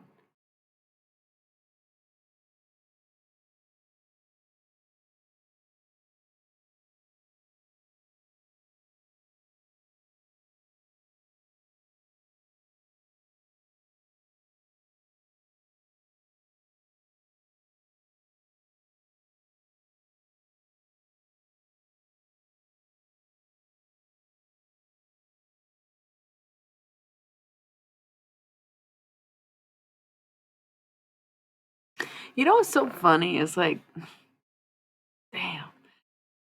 Oh, yeah, we love Janice. Okay, let's see.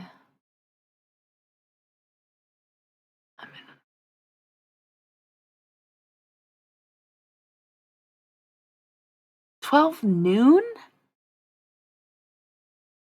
That actually might work for me. I'll just tune in at fucking noon time. If I don't have to do anything, who cares what time it is? Yeah, basically.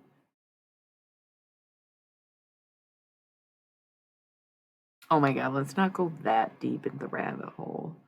Um, Janice was so beautiful, but also, man, she was aged as fuck. The fact that she was still in her 20s in all of these photos is mind blowing, but also like drugs. I'll just be honest. Maybe she always kind of looked old, but yeah, she aged herself so much. It's crazy to see like some of the you can tell like her earlier photos from her kind of like later photos. I don't know. It's really wild to look at like her in her youth and when she's still smiling and stuff. And she kind of like towards the end had the like she always has her iconic hair, but it kind of got a little bit it was different. It was like a little bit messier and a little bit, you know.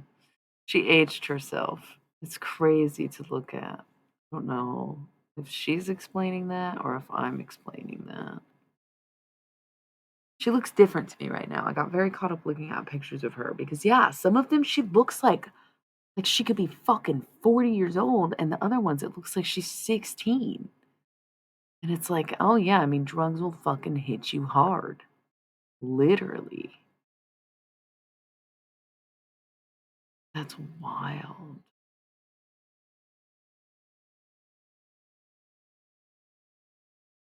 Yeah. LOL. That's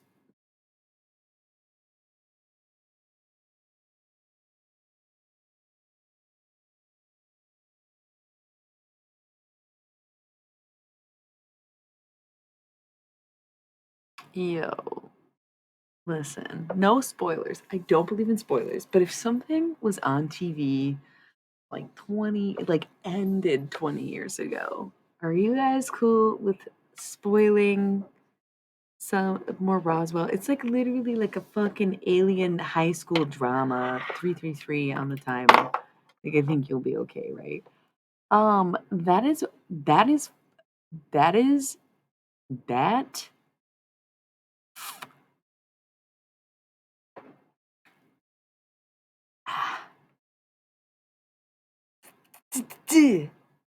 that's the this is the plot. It's very complicated to explain, but like there is literally a part of this series. Yeah, I don't. They didn't even use the same actors, or I don't know. It was dumb. I didn't watch it because I was like, gonna ruin it for me. Where's my Max? Where's my Liz Parker? Like, this ain't real. Michael and Maria. No way. Never watched that. We thought about it because we were so sad that it was over. This is only 3 seasons, and like, I think it was 22 episodes a season, but still, just didn't last long enough. But yeah, that's literally like the plot of X Files. They're these like aliens who are fucking dropped. Not X Files. I'm sorry, Roswell.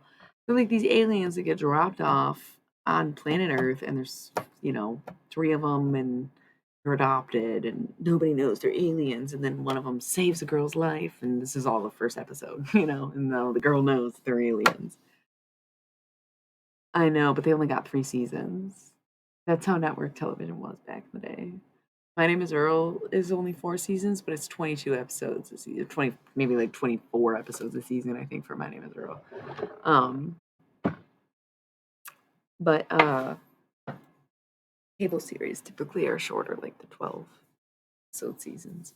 But yeah, for sure. For sure. Love Tony Hawk Pro Skater 2 soundtrack. Yeah, for sure. Um, but man, no, this is like in Roswell, where they're like these alien kids, and then they find out a whole bunch of stuff about themselves, and they like go to find this guy, and they discover that the guy that they're looking for was once the prop guy in Hollywood on set of old Western movies. And then he died on set and became the executive producer. LOL, yeah, I don't even have a disk drive on my laptop. It's so sad to me, but yeah. Roswell's also on Hulu, so like $7.99 a month for Hulu. You could definitely watch it in a month if you were dedicated to watching it, and not even that dedicated. Um, Yeah, yeah, the OG, that's what I'm talking about, the OG Roswell, like, it's so or unless there's, like, an older one than the one with Liz Parker and all that. We love that for you because you're 18, and for you, it's, like, nostalgic, and we all got rid of ours because they became obsolete in front of our faces. That's so nice. I literally shouted, that was inappropriate, but it's fine, and also, I get it, you're 19. Yes. Sorry, you're 18. Sorry, do I sound bitchy? Gosh, am I getting a little sleepy, you guys? Am I like a little bit tired? 20. Oh, my bad. My bad. I can't even remember your star sign right now, but don't tell me. It'll come back after PMDD week, I promise. I'm gonna start bleeding and I'm be like, oh my god, I'm a savant again or whatever. Nice. Yeah, maybe we all should be. Real loopy hours at this point. Nice. I'm sitting next to a case of CDs actually, so like yeah. No, I mean it sucks. I have a CD player somewhere in storage or something, but yeah, man, we are grown ass people around here. But I love that it really is flattering that the youth is like, yo, you've got some good shit to say. I'm like, well, I'm glad that the idea of passing on wisdom is still relevant in a sense, even in the face of the internet. You know, that so doesn't feel old to me though. You know, we gotta just probably not say we're old at all. I'm not even grown, right? I'm growing. So I get so much better every day that it's just like exciting, you know? Fuck yeah. Hmm. That's so weird that you think it's so wild. Ooh, I am eternal. I love that. I'm like 497 probably. No, like no doubt about it. A week is so many years of my life. Another Taurus. What are your pronouns, by the way? I always mean to ask people's like star sign and pronouns when they walk in. Sometimes I forget. Um, the wand just popped in my. I think I should just start saying it out loud every time it happens. Bum, bum, ba-da-dum. Bum, bum, ba-da-dum. Bum, bum, ba-da-dum. Bum, bum, ba-da-dum. Bum, bum, bum, bum, bum, ba-da-dum. Bum, bum.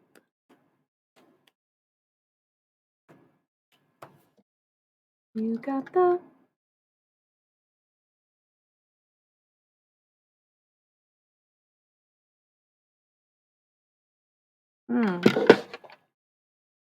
Remember, it was so much fun. I'm just kidding. I-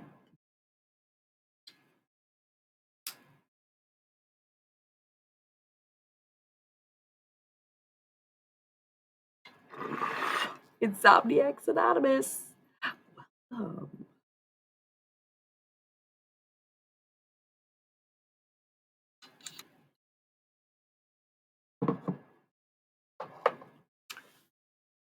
I also remember that day.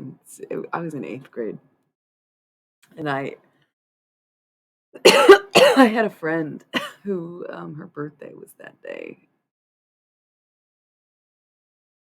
Mm, it was about it. We went to Catholic school too, so it was like, whoa. I was like so anti-establishment already at the time that I was like, yeah, Satan. Hopefully the world does end, and it's like, oh boy, your fucking self heard you now. Well, we did.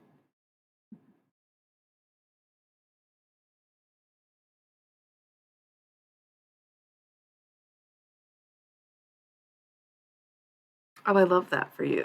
That sounds like so much fun. How old? I'm sorry. I sound like them now. How old were you in 2006? Because I was not partying yet. And it's so funny how quickly our formative years happen. Like how quickly we go from like being children to being like adult or whatever. Yeah, that's so fun. I was like 14. Like we're not that we're 5 years apart, so I was like 13. So I was still in Catholic school and it was field day. I like remember it was field day. It was our last day of school, and we were all like running around in a field playing games. Yeah, I graduated eighth grade in '06. Started high school in '06. Why? You still are a kid. Enjoy that shit.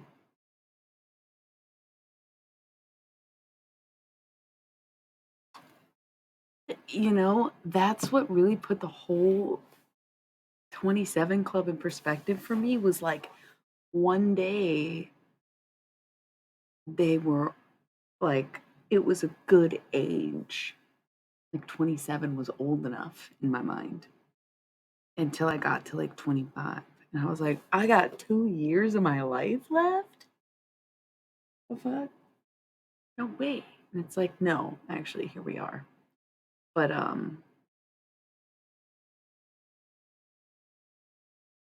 well yeah, I definitely don't have to divulge now. But maybe that's why you're called me the tarot reading or whatever. Um wow. Interesting. No, I love that. Stick it to the man or whatever. You know, same effect. Oh, why does it say the pre-rolls timer ran out and the are no ads? Should we just roll them so we don't have to deal with it? We're just gonna roll some. Sorry about that, y'all.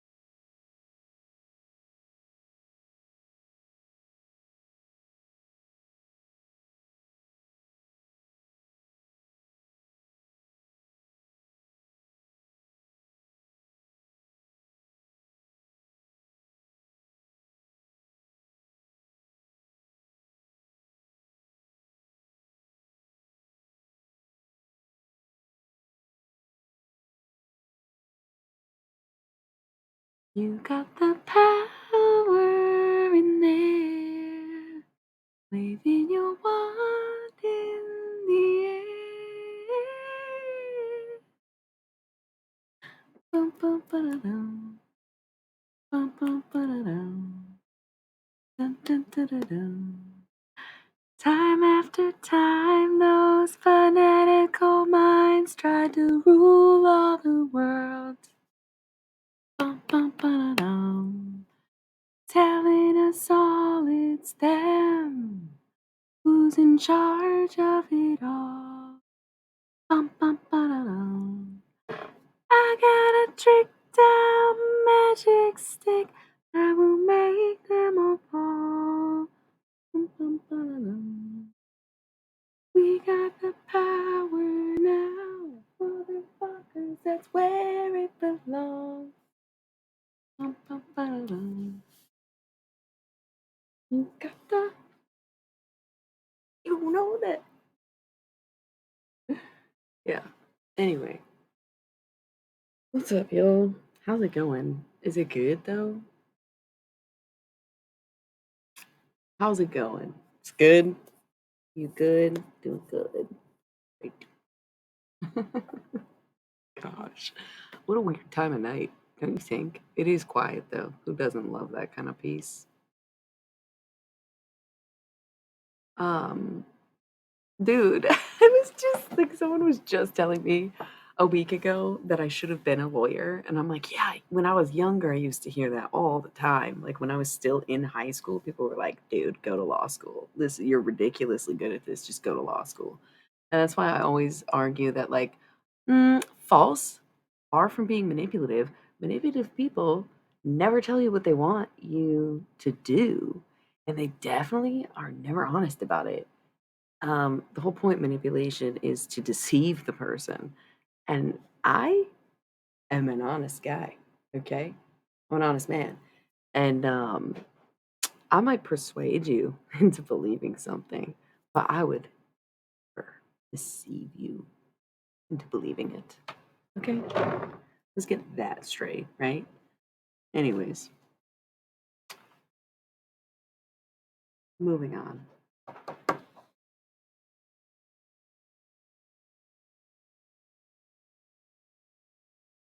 Dude, you know, it's the thing though.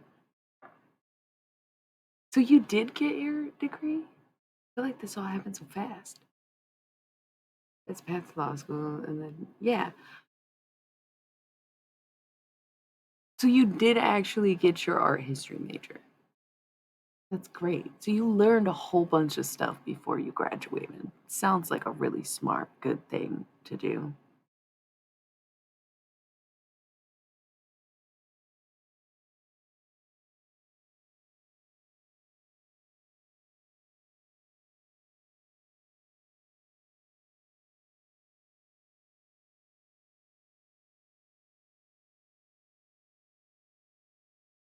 Yeah, you. If you kept changing your major and then you still got a degree in the end, like you just got to learn a whole bunch of stuff about a whole bunch of stuff. Never doubt. Okay, this is something I had to learn about myself recently, and it was through reminding other people or relaying the message to people. Um, I am a really good reader, yeah. I would always score really high. I mean, I'm pretty sure I got map predicted, projected from standardized testing to be a lawyer just as much as people would tell me that. But yeah, no, I know. You have to be able to comprehend documents if you are in law, and at the time I could, and I'm not going to say it was before drugs, but also don't I've been trying to lobotomize myself for a long time. And I finally hope that I did it right and got this little flat spot.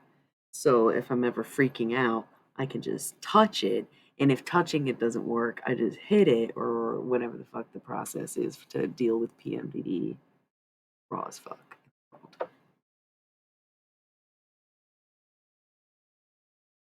Oh my god, yeah. History of art with focus in antiquity.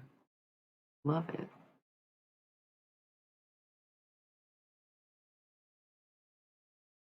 Oh yeah, that's great. Congrats. I went to community college. Speaking of Jeff Winger, right? Yeah, no, I know. Terrible. I can never become a lawyer now because then just become Jeff Winger. Fucking A. It's like way too. Oh god. Oh my god, you guys. Oh, that's so true. That's so many levels. Oh my god. No more dice. No more dice. No more dice. No, dice is fine. No more dice. No more dice. Whew. That was terrifying. Yeah, no. If I No way. If I ever went back to school for anything serious, it would be physics for sure.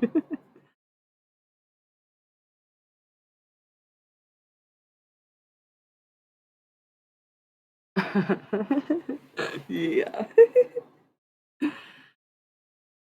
Yeah, I love learning too. That's why I'm like pretty good at school and will always help people with their schoolwork because I'm like, yo, I will totally edit that for you because like I'm like I can give feedback like a teacher too.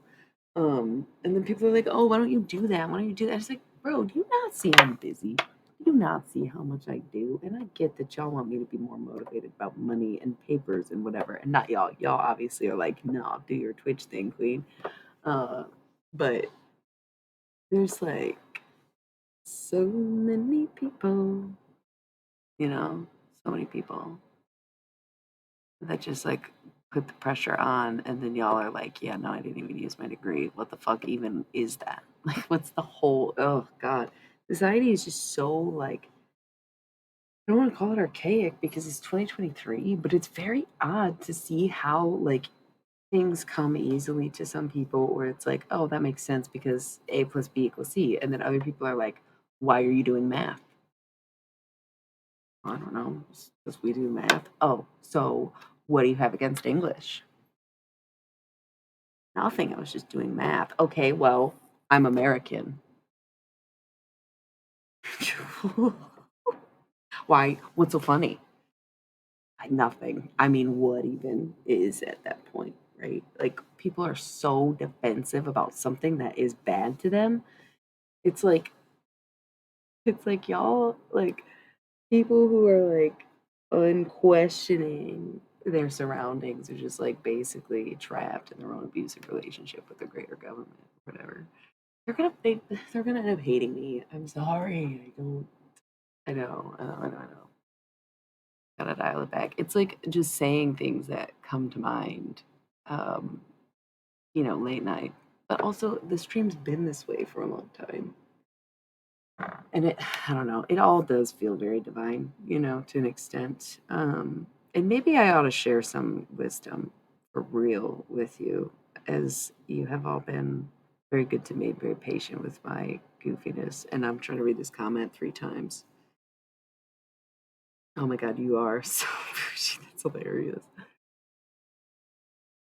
I was always good at English too, and I photographic memory, aced history, hated gym, was not this fit in my most of my life, even though I played sports. Amen. And it's not, yeah, and it's like so much more than just Twitch, where it's like, no, I'm building this from the ground up because I did try to do or join what other people were doing or like go along with like what it felt like I should do communally. But it's like, if it's just me, like this is me. And And what a choice to be made. Whew, I just got like this weird feeling of like, yes. Okay.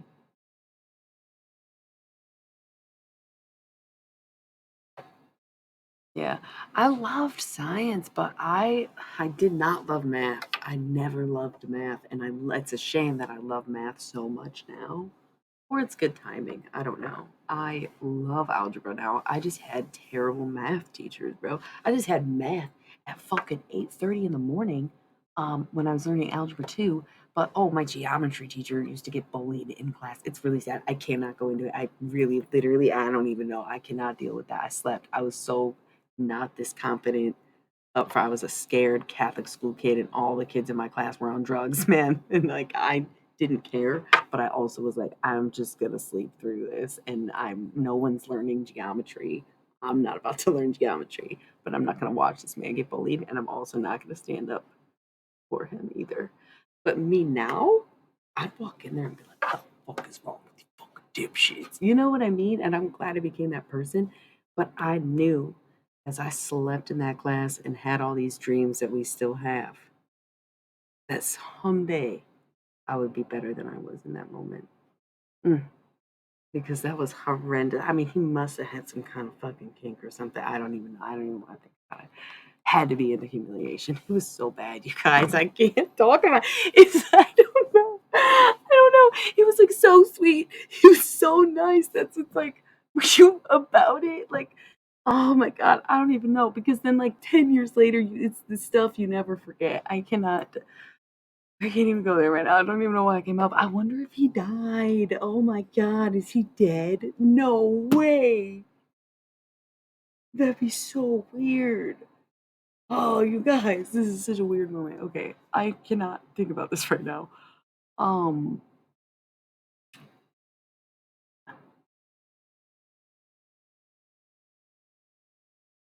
thank you.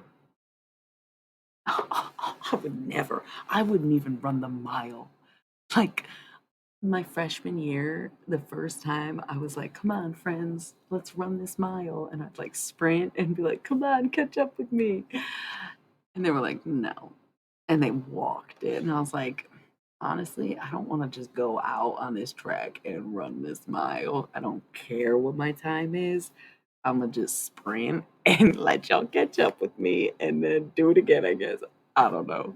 I hated gym, but I hated running.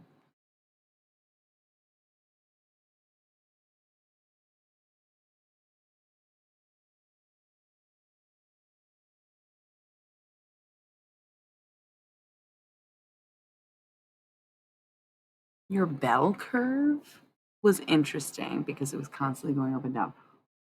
Is that a math thing?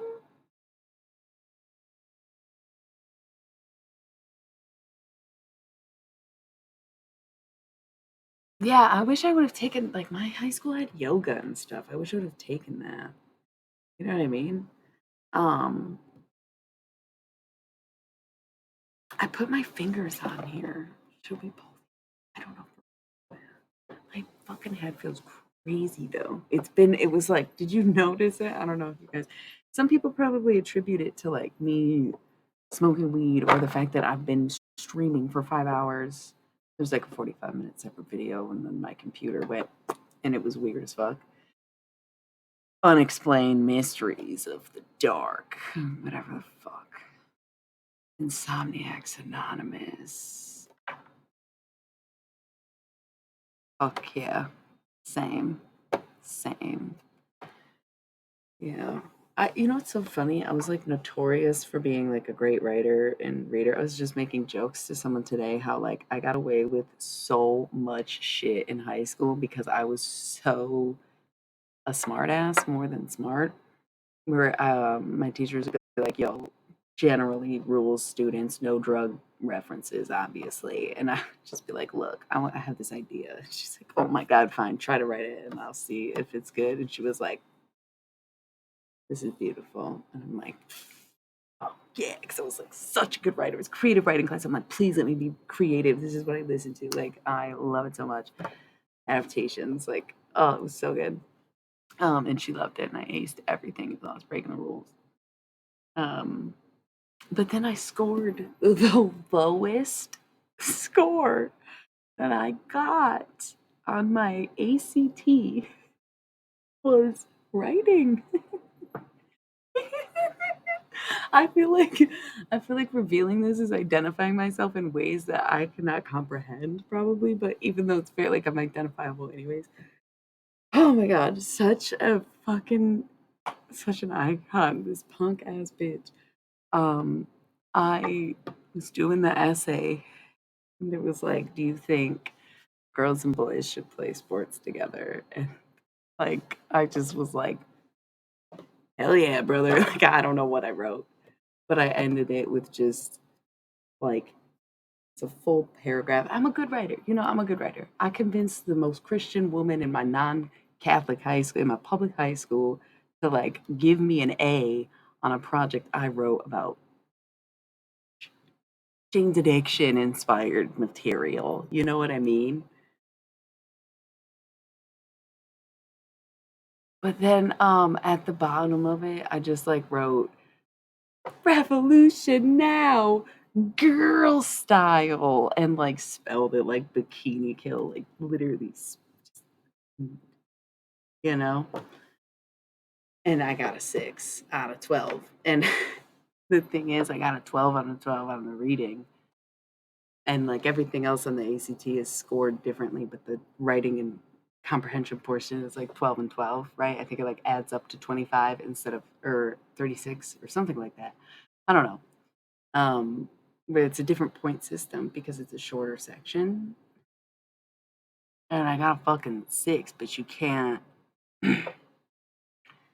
You either get a 0 for leaving it blank or you get a 6 for writing there, and then anything above that is how good you did. So they just straight up were like, nope.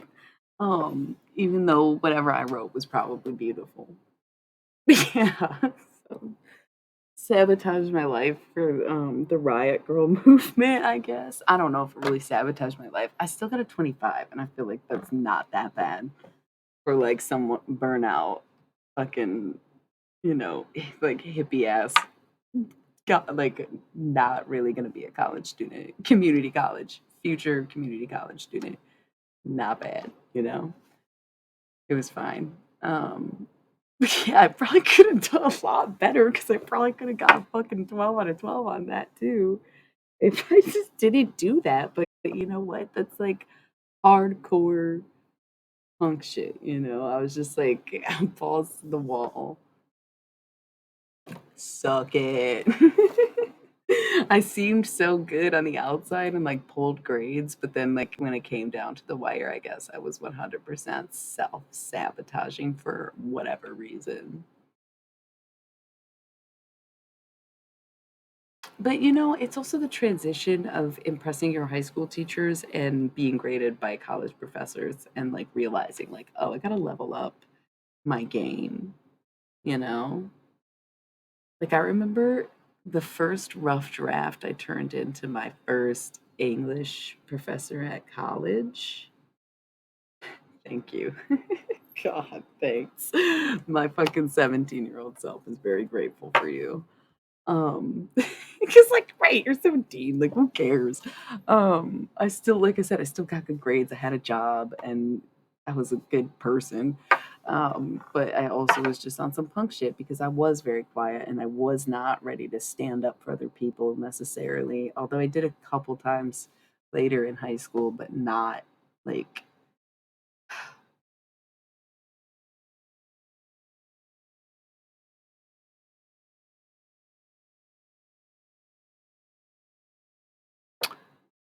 oh my god. Okay, so I didn't realize that having a stalker is not a universal experience, by the way. I just assumed that like at least like all like every woman or whatever has like a stalker, just like most women.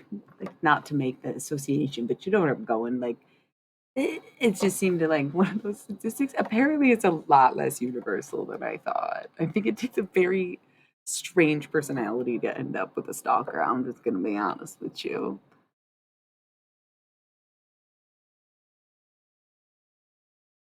Oh, wait, you are a Virgo, right? I keep asking and then I keep missing the confirmation, or you haven't given, or you didn't know I was talking to you. Because, like, a lot of the stuff you say, I'm like, you had to be the Virgo. No?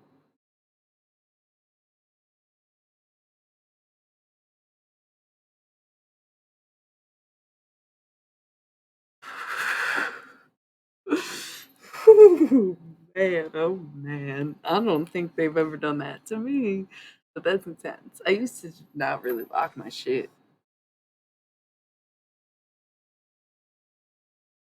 Was it creative writing or no? Yeah. There's a few Virgos though. I don't know if Ali is still here. He maybe fell asleep or is just being quiet because if other people are talking, he usually is.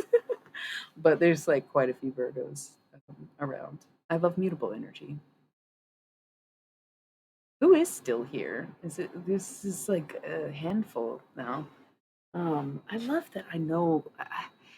It's so weird, right? That I randomly will get sassy or decide to sing stuff or whatever. Yeah, yeah. That's what I was saying. My English 101 teacher, I thought I gave her a badass paper, and the first draft she handed back to me had so many corrections that I was like, oh, okay. And just, I don't know, still got A's, I guess. It was a mix where she they want the oh yeah, yep. She wants the personal, introductional, and then like a compare contrast or whatever. I used to write a bunch of paper about drugs and stuff. I'm really into the psychedelic movement. I'm just far from ever really wanting to participate in it, if that makes sense. I was like very about it once upon a time, and I feel like in a way, I think it's still fair to explore the concept, but from a almost strictly scientific basis, or like honestly spiritual, but really like a scientific basis. It's the whole point is the scientists. I thought for me, anyways. That was my whole thing about it. Was like kind of fucking cool.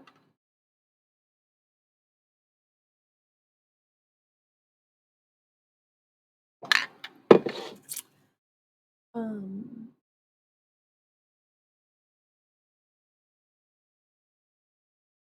I can't get that. Sometimes that song is just in my head, and I always wonder why.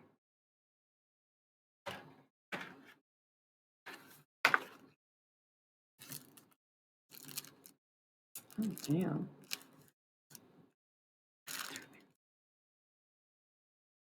I don't even want to smell this. I want one of those, but I don't know which one. I'm gonna wait. Oh, the pre rolls. Gotta go. BRB.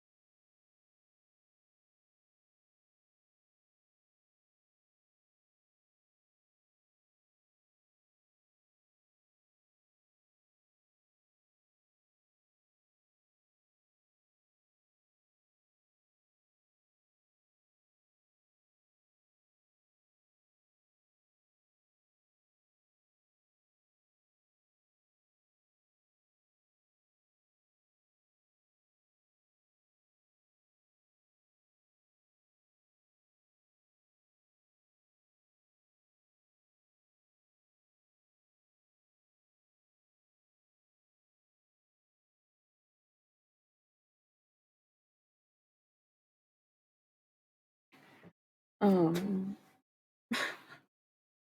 Y'all, I had to make a PSA earlier. I had to literally sit here and be like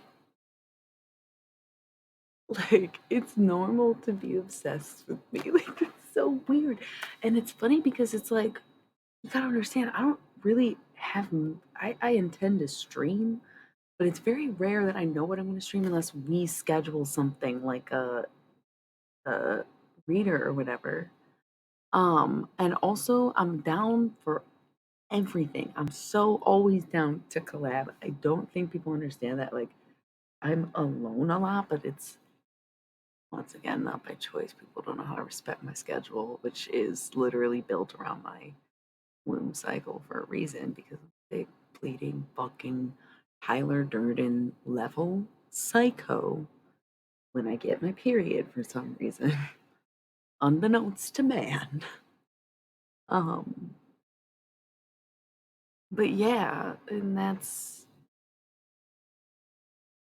what I'm saying is like there needs to be an assessment in the sense of like where we're at mentally with it as it's progressed in society where it's like totally cool to party, but like the facade of it being strictly hallucinogenic and not necessarily psychedelic. That is the take. That is the take.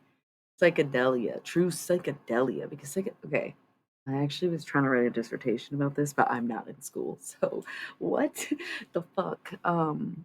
Speaking of all of this, and are you talking about this? This Whoville? This is Kurt Cobain, I thought. This is giving Whoville? Am I a Cindy who? Who?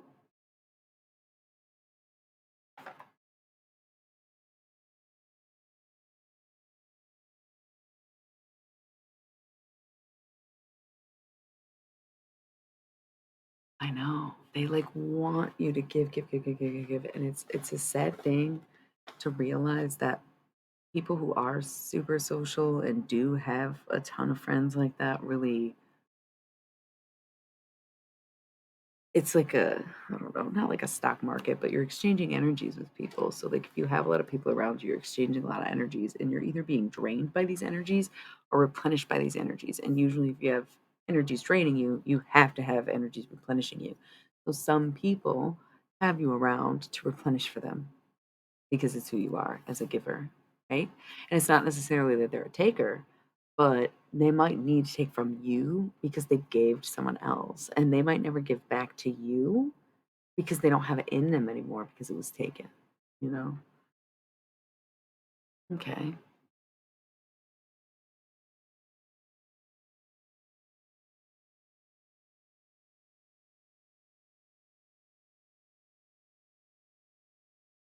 That's really cool.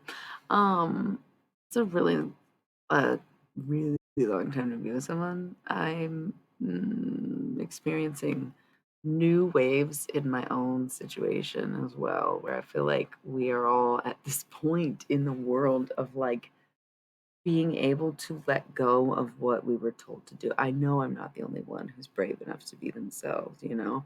So I feel like a lot of us are letting go of what we thought we were meant to do and realizing it wasn't what we wanted to do, right? So it's pretty cool. It's a good feeling. It's a good feeling. I've always kind of been notorious for staying friends with my exes because I don't really date anyone very seriously. But probably because the level of green is very Christmassy, and the fact that it's a sweater just like adds to the winter time of it. And like in tandem with this, unless you thought this was all one thing, I don't know. A lot going on. I could kind of see it. Um, yeah, it is a waste. It is a waste. Um, totally, totally, totally, totally.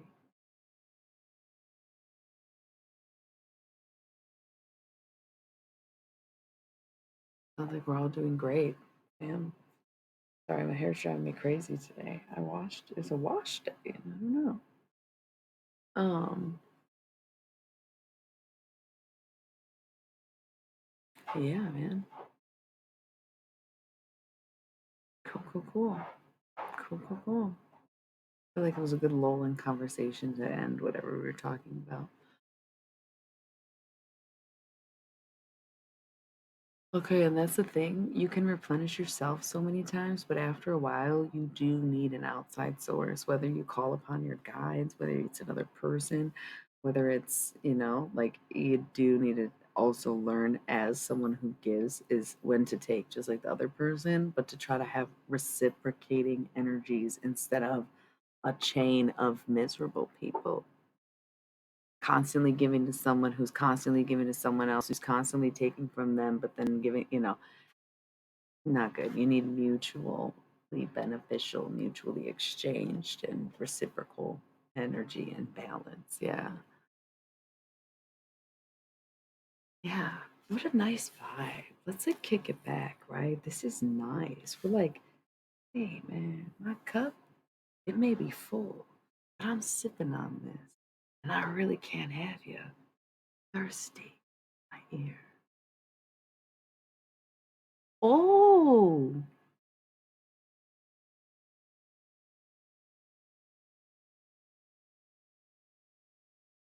is it John Coltrane like a code name now, or is John Coltrane trying to talk to me? Can we plan something for tomorrow? Then no, not John Coltrane. Who the fuck is it? It's gonna be a surprise tomorrow. Somebody's coming in hard.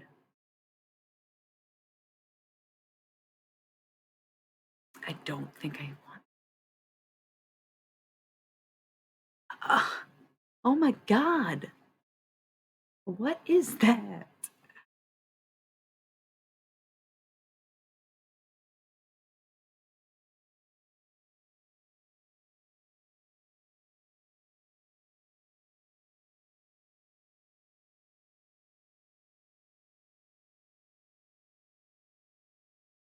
Yeah, for sure. Ugh. Um, why did it do this to me? Okay, so agreed. I don't I feel like people don't understand how I or maybe you or some people like there's just such a varying degree for the capacity in which we can love. And I think that the way that I have the ability to love people so much in so many different ways is always very surprising to people, but very hard to do for some people, right? Like some people are like, if you're not going to be my friend, I cannot talk to you. I'm going to block you, blah, blah, blah, blah, blah. And I think it just depends on how they treat you or how you're treated, right? But there's this sense of like being able to, like you say, I love you, but you got to help yourself and um, help me in that way of like, how am I supposed to keep taking care of me? Do you even realize what I do for you to be able to not give back to me or to reject me or whatever the fuck, you know? Um, but people don't understand that, like, hey man, you don't have to be good enough for me. I can love you anyway. And I can do it from all the way the fuck over here, no problem for me. Because I can love in any capacity and with so much ability and empathy, even that I'm okay with the fact that it's a spectrum. It's like a frequency, and it's like not everybody's going to be in tune to 405 hertz all the time, right? Most people aren't. Ugh, right now, feel that one? Yeah, it's nice. It's of the earth, it's human essence, is to be on that level of like, oh man, when you love, you just love everything. Everything. That includes everyone. It includes literally just like fucking everything. Some people think that looks like mania, but to me, I'm like, oh my god, I made it through another Suicide Squad, Tyler Durden, Bloodfest. Thank fucking God. I didn't think I was gonna make it this time. Didn't think I was gonna make it last time. Didn't think I was gonna make it that other time. Didn't want to end up in the hospital again. Wow, I am literally so grateful.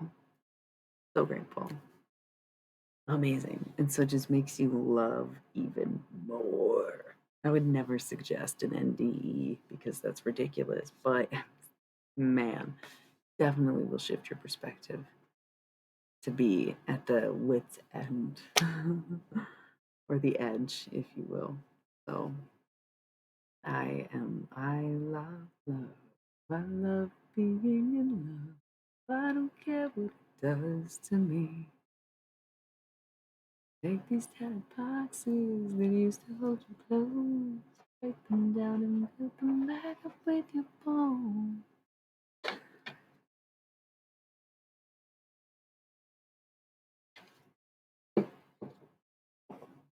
Um, because yeah, some people will just cut you off, ghost you, or block you, or just insult you, or frame you to insult them, or other weird stuff that people do to people for some reason instead of just being like, I need a break, or that hurt my feelings, or I don't know, give me time.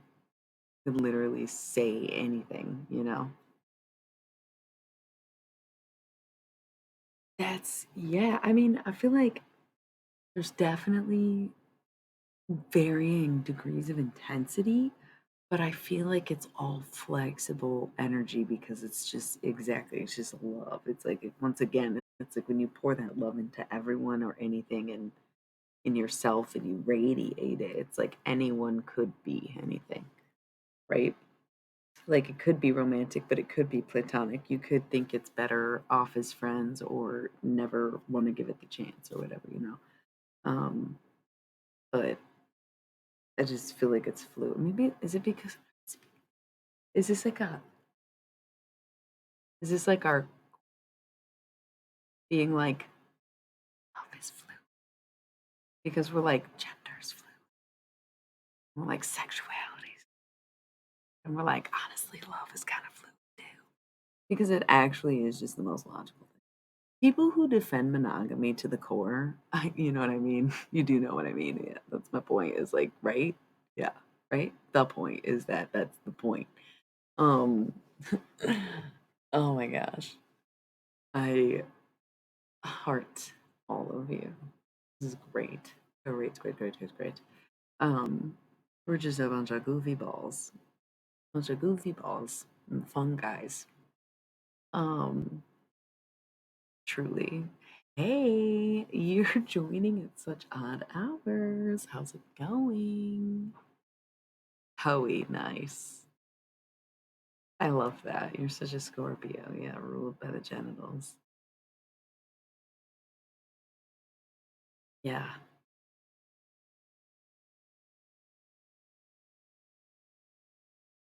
Joe the hoe. What do you mean? Okay, so the idea of anything being. Oh, you're saying like that's your stance on things being stagnant. It's like all fluid energy. It's not stagnant. It's just that's the thing. It's like there is no immovable object. There's only an unstoppable force. That's so cute. But yeah, people who like cling to the idea of monogamy really are funny to me. 420 on the clock.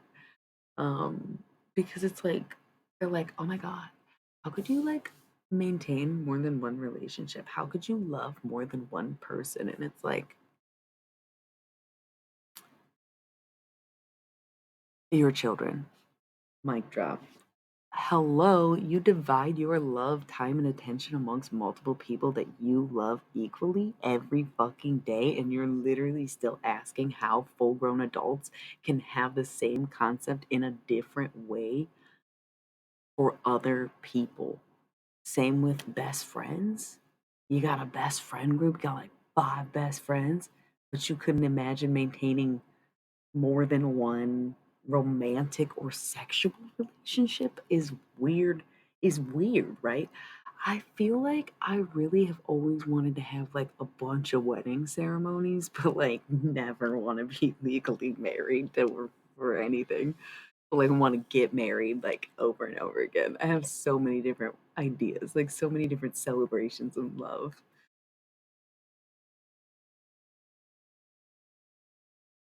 Yeah, well, I've never really had like a functioning poly relationship, but like I've always been more of the single type and dating whoever I want, not reporting to anybody. And then, have been in a couple relationships kind of for the most part, I guess, and have, at least, you know, um, yeah. The marriage is just getting the government involved for what? I try to keep them out of as much of my business as fucking humanly possible, which is like impossible.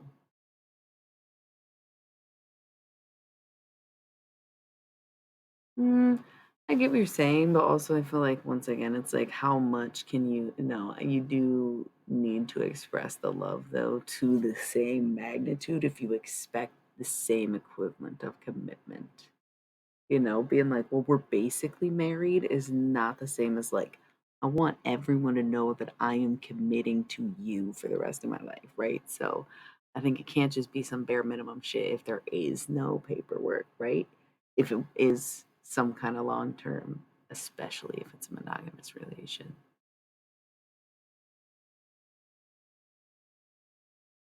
That's what I'm saying. I've had a lot of like I like to stay single. I like to date people. I like flings. Sorry about it. I don't really anymore. I'm retired. I'm more in like always willing to fall in love, and like happily paired up or whatever. But um that's yeah, I've slowed down, but also I'm glad I explored. It's part of how I got to know myself instead of being with one person and assimilating to who the couple is and then breaking up and realizing you have no sense of identity and having to start over every time you break up with someone because you continue to learn that lesson, whatever. I just had many people teach me, like being social and wandering and meeting strangers and having a lot of different jobs and stuff like that. So dating was really no different to me, where it's like I like changing energy just as much as I never really wanted to ever commit too much to any of the jobs that I had or like committing to a degree and like actually going to a university or anything like that.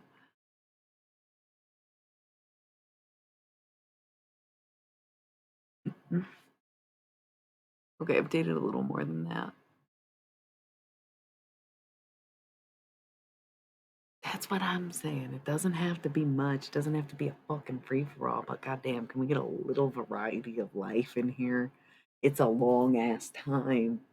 A long ass time to be alive. It is a long ass time to be alive.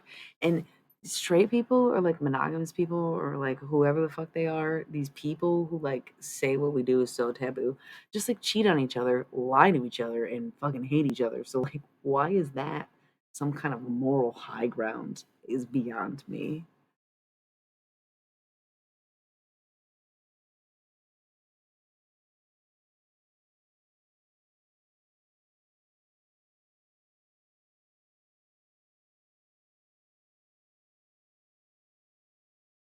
I used to feel very separate about those things, I guess is what I'm getting at. I feel less separate about them now. I think I do too much magic to have any casual affairs.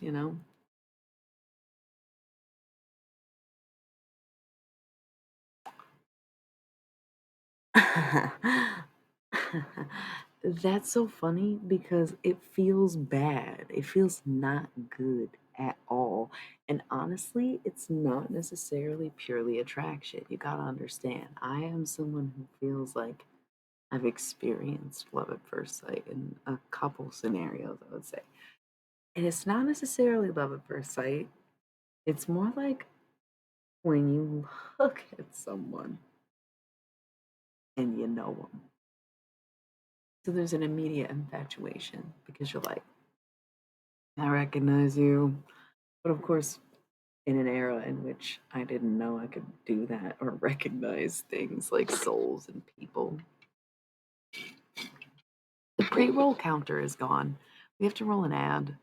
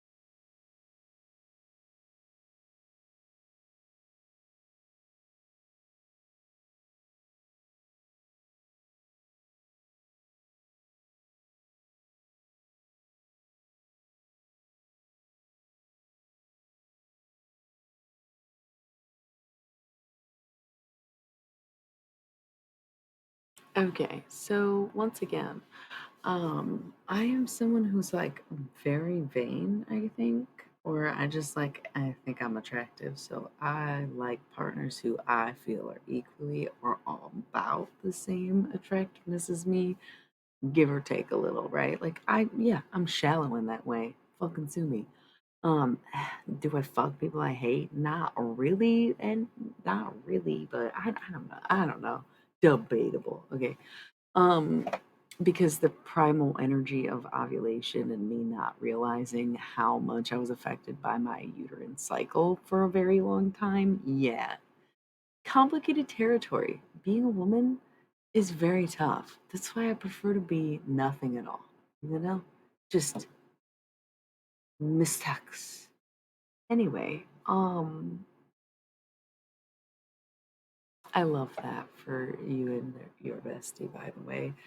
Um, yeah, so when it comes to love at first sight, though, I do feel like there was a couple times in my life where I would see someone and it was like immediate attraction, but it was not the same as seeing someone you are attracted to. And it's not the most attractive person you've ever seen necessarily. It's like one of those moments where you just kind of know when someone's going to be important to you. So in a past sense, I would see it as love at first sight, but in the now sense, looking back, I would see that as reconnecting with a past love. Most likely is the only way that you would experience love at first sight is if it was not first sight. It's like first sight in this life, as if like, oh shit, you know? And it's so funny because a long time I don't know. It's just like over the years, the way that I've thought and like the random goals that I've had that are constantly like shifting and changing, but generally stick around the same principles of like, okay, when I was like really young, I was like very concerned about world peace and the state of the world and ending war and world hunger and stuff like that. Because Catholic school really drills it into you that that's like the most important things to care about as a child for some reason. Which like empathy, that's great, but what the fuck? So that was very important to me. But then like when I was socializing more as a like an older teen, like an adult teen, I was very interested in just meeting as many people as possible for some reason. And then at one point, I was orchestrating this entire movement via some trashy book I wrote to try to convince people that if we all smiled at the same time, we would generate enough fucking like steam power to engine a fucking cosmic airplane or some fucking like I don't fucking know. I don't fucking know. What I'm getting at is that I was always very into like connecting people and like being connected to many, many, many, many people. And in my spiritual practice that has gone on since those days, like 10 plus years ago, I'm referencing, right? 10 to 20 years ago, I'm talking about, plus 10 to 25 years. Anyway, you know what I'm saying?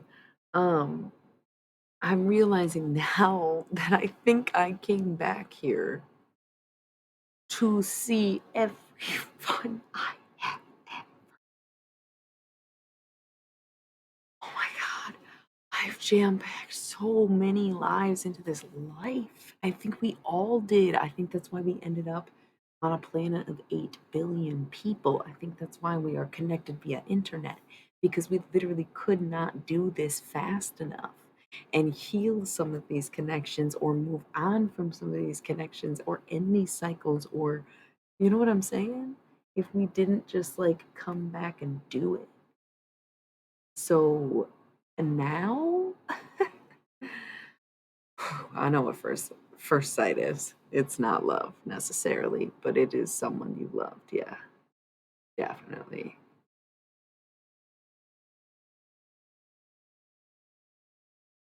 Hmm. Yeah, I guess. I definitely want to feel connected to someone.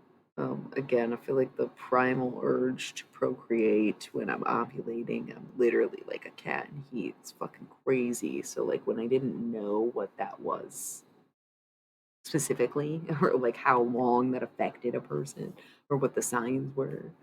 Um, I was just like, okay, I'm totally about this person, and then I'd come down from the estrogen high and be like, I'm about this person.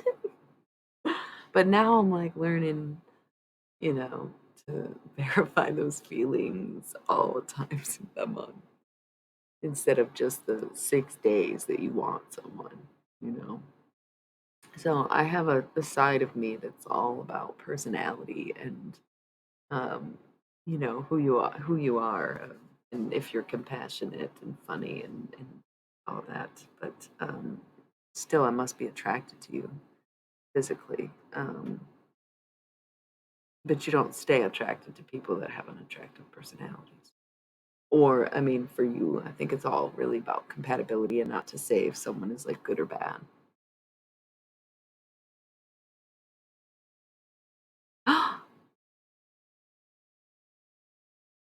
Oh my God, how have you been here? You are just now saying something. Another Virgo enters the chat.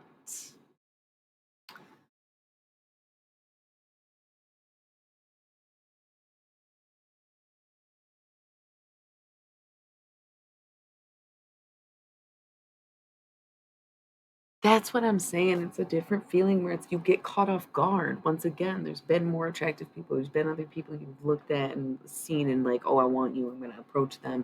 And then there is that like, I know this person's a person.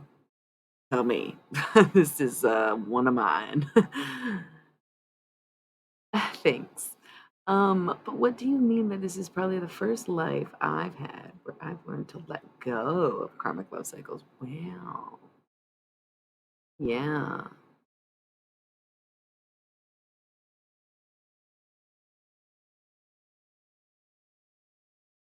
No kidding. Okay, and here's my thing is like, do y'all want me to pull out the fucking scissors?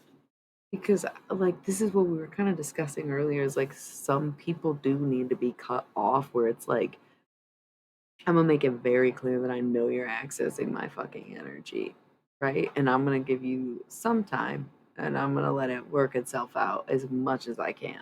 But if it becomes to the point where it is interfering with my life, you're probably right where it's time to just nip, right? Just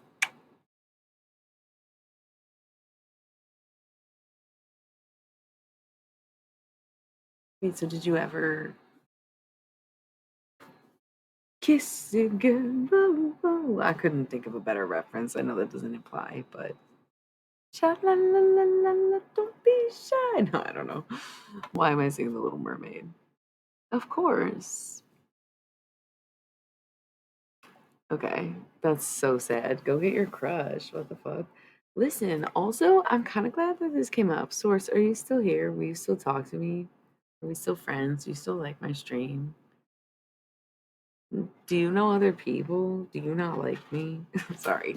Don't listen to the PMDD. Okay. Um, so I've been debating on this. You said you're learning to let go of karmic cycles or whatever. I am like like we okay, I don't know if you were here for the part where me and Lady were going tit for tat in the love conversation where we're kind of on the same page about love fluidity. So like it's really easy for me to adapt to whatever people need at the time or like whatever feels right or like and it's not always about going back and forth, but just like like sometimes there's no reason to close a door, right? Or like it just like how to say it means more for the slow preoccupied person than it does for the available one half the time because part of the reason you're staying preoccupied and slow is because you're in a state of hesitation, indecision, etc. And so this opportunity means more for the person who's at the point where they are not necessarily questioning, but kind of do we feel that? Do we feel what I'm getting at there? So, at what point? Because once again, it's like I get it. It's okay. Like this is what I do. No, you used the word slow. No, you said slow. That's why I used that. You said slow and preoccupied, and I was like, yo, that's so real.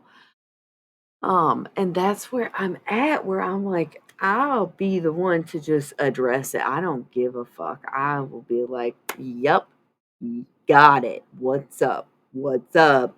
You know, catch people off guard. But at what point you'd be so patient that you do start using I feel like I choose better each time as I'm learning this cycle, or I'm doing little clips here and there without having to do any rituals and knowing who to let go of and who not to even try to, with um and learning to let go more and more, for sure. I'm at a very pivotal point in this. Yeah.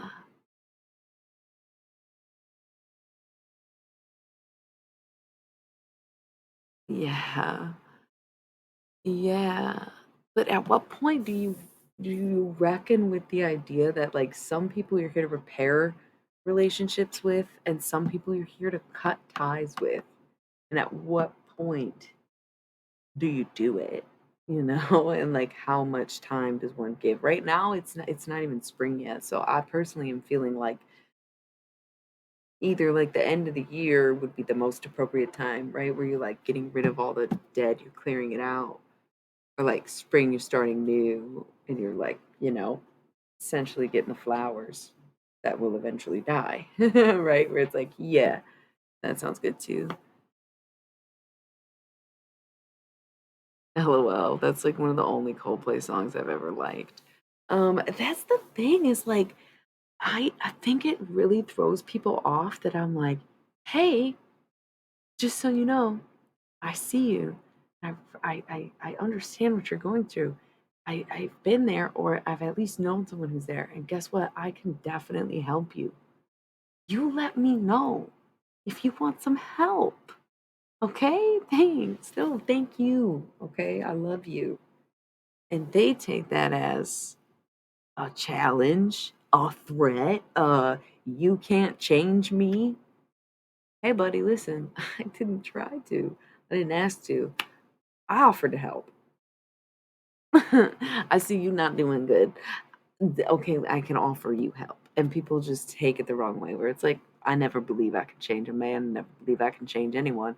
But I've changed and I know what's helped me change, and I can help you make a good effort and make change for yourself. And that's it. I've never been the type to stick around. That's why I don't do relationships really, because I know a lot of my connections were karmic because I was learning the same quick lessons because I wouldn't give people more than like one uterine cycle, which was also a very big lesson I needed to learn. Why do I do this? Why do I get obsessed with someone and then I hate them and then I don't want to leave them, but then I want to break up with them and then I like them again and then I don't? What is that? Literally a full turn of the uterus. Who knew? Who knew? I know now. And now I have less connections and less lessons and less people trying to teach me something, you know? And it feels good. Is it perfect? No. Am I still working on it? Yeah. Am I still even trying to decide what is worth it, what is karmic, what is meant to be? Always. Because I am still like, all right, what more do I have to do to get what I need to be where I want to be and do the things I want to do? Because right now I am living my most authentic self and my most authentic truth. Exactly, exactly. I offer help. I can't unless someone is like actively like not refusing my help, will I help them? Like if you go to your friend's house and they're like, I'm sorry, it's a mess, and you want to clean for them, that's like something you can do for someone that might change their day or their life, right? But you can't be like, okay, let's sign up for the gym and go every day if they don't actually want to go to the gym or whatever. Those were like some of the weakest analogies, but Yeah, that's what I had. We're very much alike, I bet.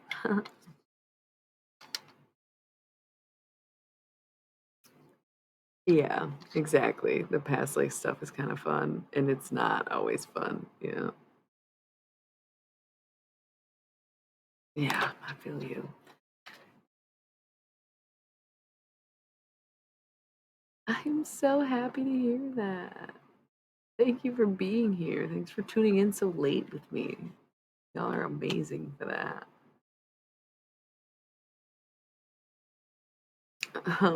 But yeah, being single's awesome because you really see people for who they really are when you don't just give them what they want or when you surprise them with what you want.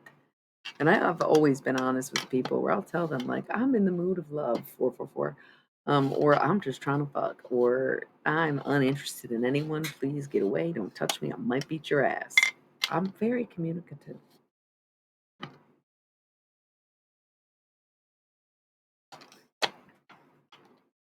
I am trying to be less violent. I'm just a PMDD week. I'm sorry. um, and referencing my past this evening.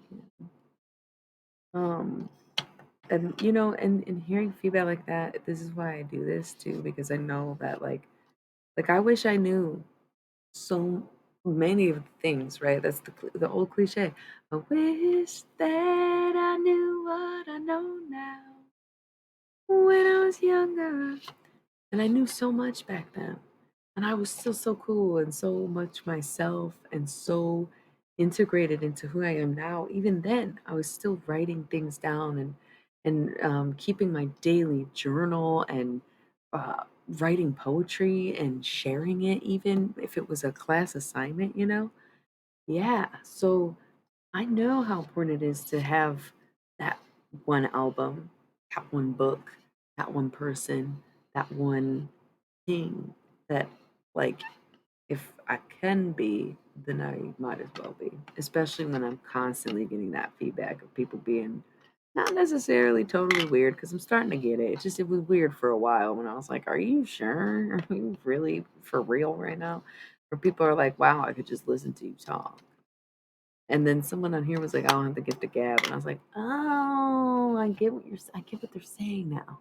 Not everyone can just."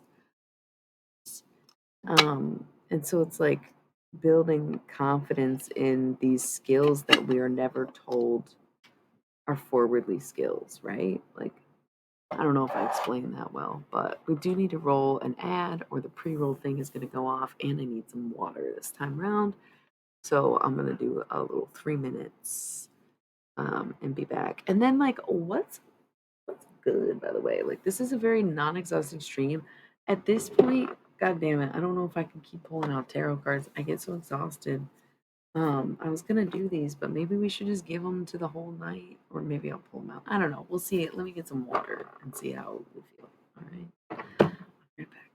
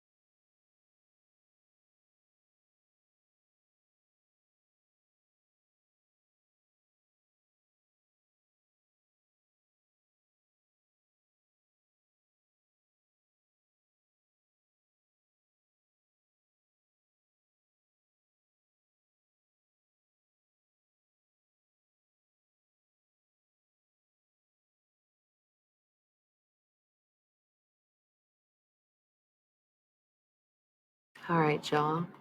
My lovely partner's gonna make me a snack while I stream. So kind. Okay, so I don't know where we left off, but um supporting each other, uplifting each other. What else do we do? Showing love, showing respect, showing honor, showing up, showing out, showing the best of the best of ourselves, for one another. Oh, I might be tired. I once I got up and was like, all right, I might have some food.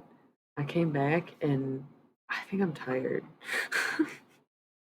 Now that I'm sitting here, let's try to get to this little 5 hour mark. Got like 6 minutes. Let's do some post-apocalyptic thoughts. Um, what are we feeling? What are we thinking? How was the night? Was our favorite highlights of the stream to wrap it up for the evening? Source, if you're working, I'm so sorry. Does anyone feel like raiding, or are we all kind of like so sleepy that we are not ready?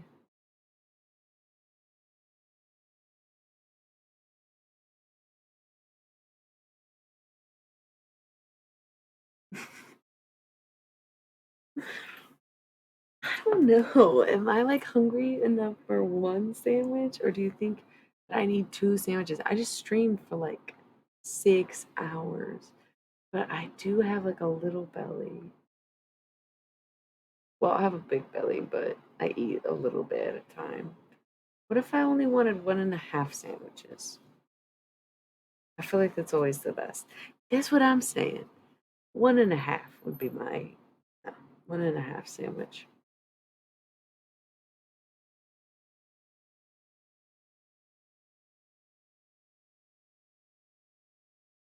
Mhm.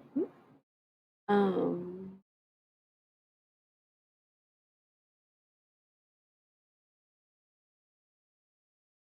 yeah, no, I know. Oh, it's your weekend. Yeah, no, we're all sleepy. We're ready to wrap it up for the night. We're not raiding fucking anybody. We're going to fuck to bed. Sorry, go find another channel. We're not doing it for you. I love reading and I love everyone on Twitch, but we're not doing it tonight. I'm killing the next like 4 minutes just so we get that like 6 hour or well 5 hour stream in. Uh, supporting each other, uplifting each other, liking each other's shit so much that it's honestly endearing.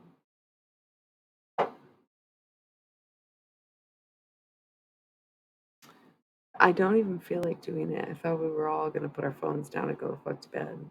No, we could find someone who's just doing something sleepy, like sleeping. Don't they have that on here? Do y'all ever want to watch me sleep? Y'all ever want? Should we should we plan a sleepover? Isn't that a category on here, which is like so beyond weird? But like, y'all want a bed stream? Not in a sexy way. You don't have to pay for that, but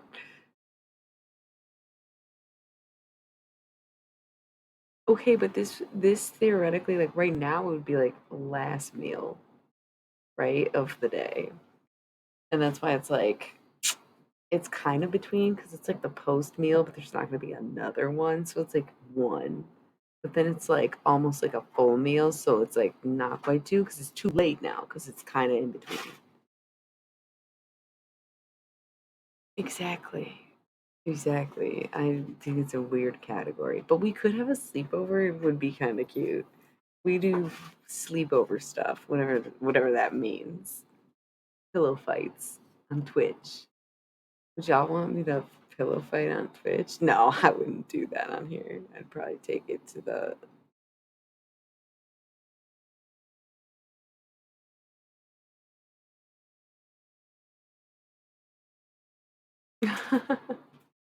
I fucking love being productive, by the way. Pillow fight a ghost. Nice. Thank you for that. Thank you, by the way, for being down. Is there also starting to what? Sleep or pillow fight a ghost?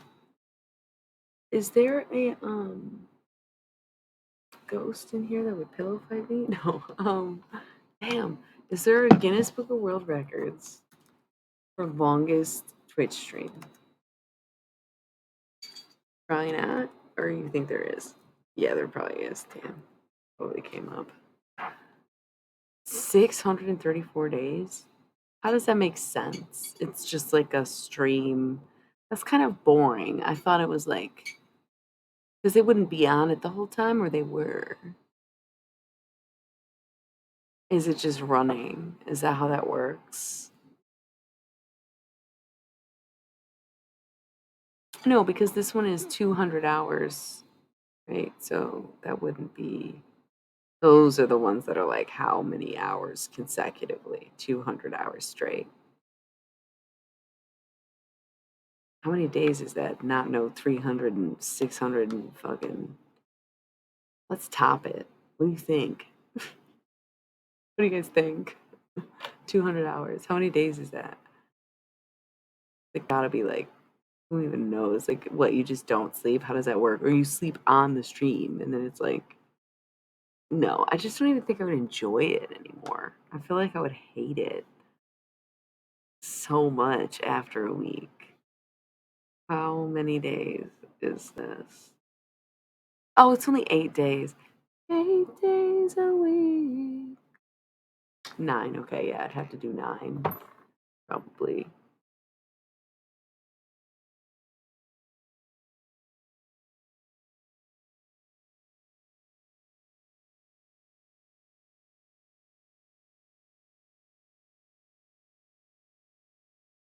I know, a 24-hour stream would be so much fun. I think it would literally be so lit. Anyways, y'all, we hit this 5-hour mark. I'm hungry.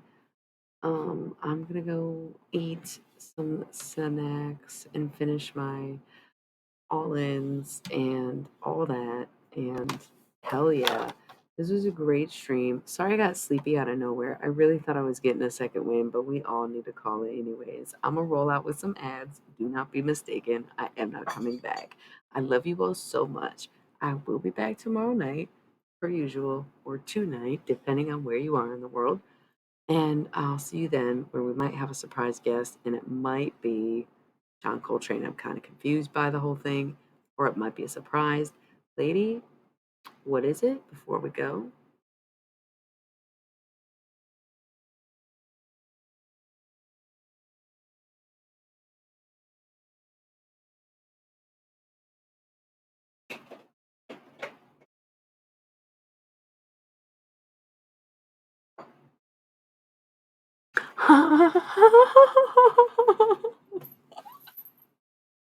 I didn't even know you could do that. Bro, what? Oh my god, I'm so sorry. And then you like flash forward. I'm glad we didn't leave before you unpaused it because you would have been so confused. You'd be like, what the fuck? Everybody just bailed. That's so funny. I didn't even know you could pause the stream. Like, I guess of course you can, but I didn't think about it. Well, sorry for the delays and the confusion. Once again, I'm rolling ads and then I'm gonna say goodnight again and I'm gonna get out of here. So I love you all so much. Let's get that change, huh?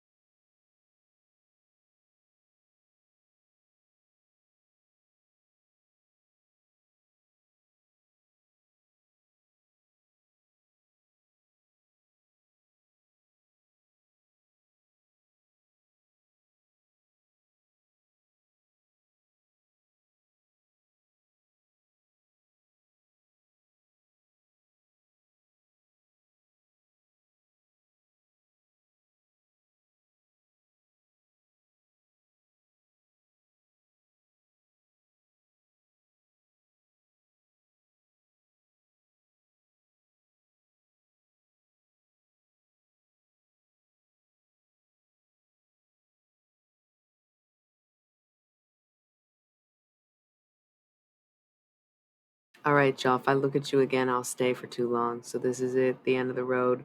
I think we're all already home, so just go to bed. Good night and good luck, and the sweetest of the sweetest dreams. See you tonight.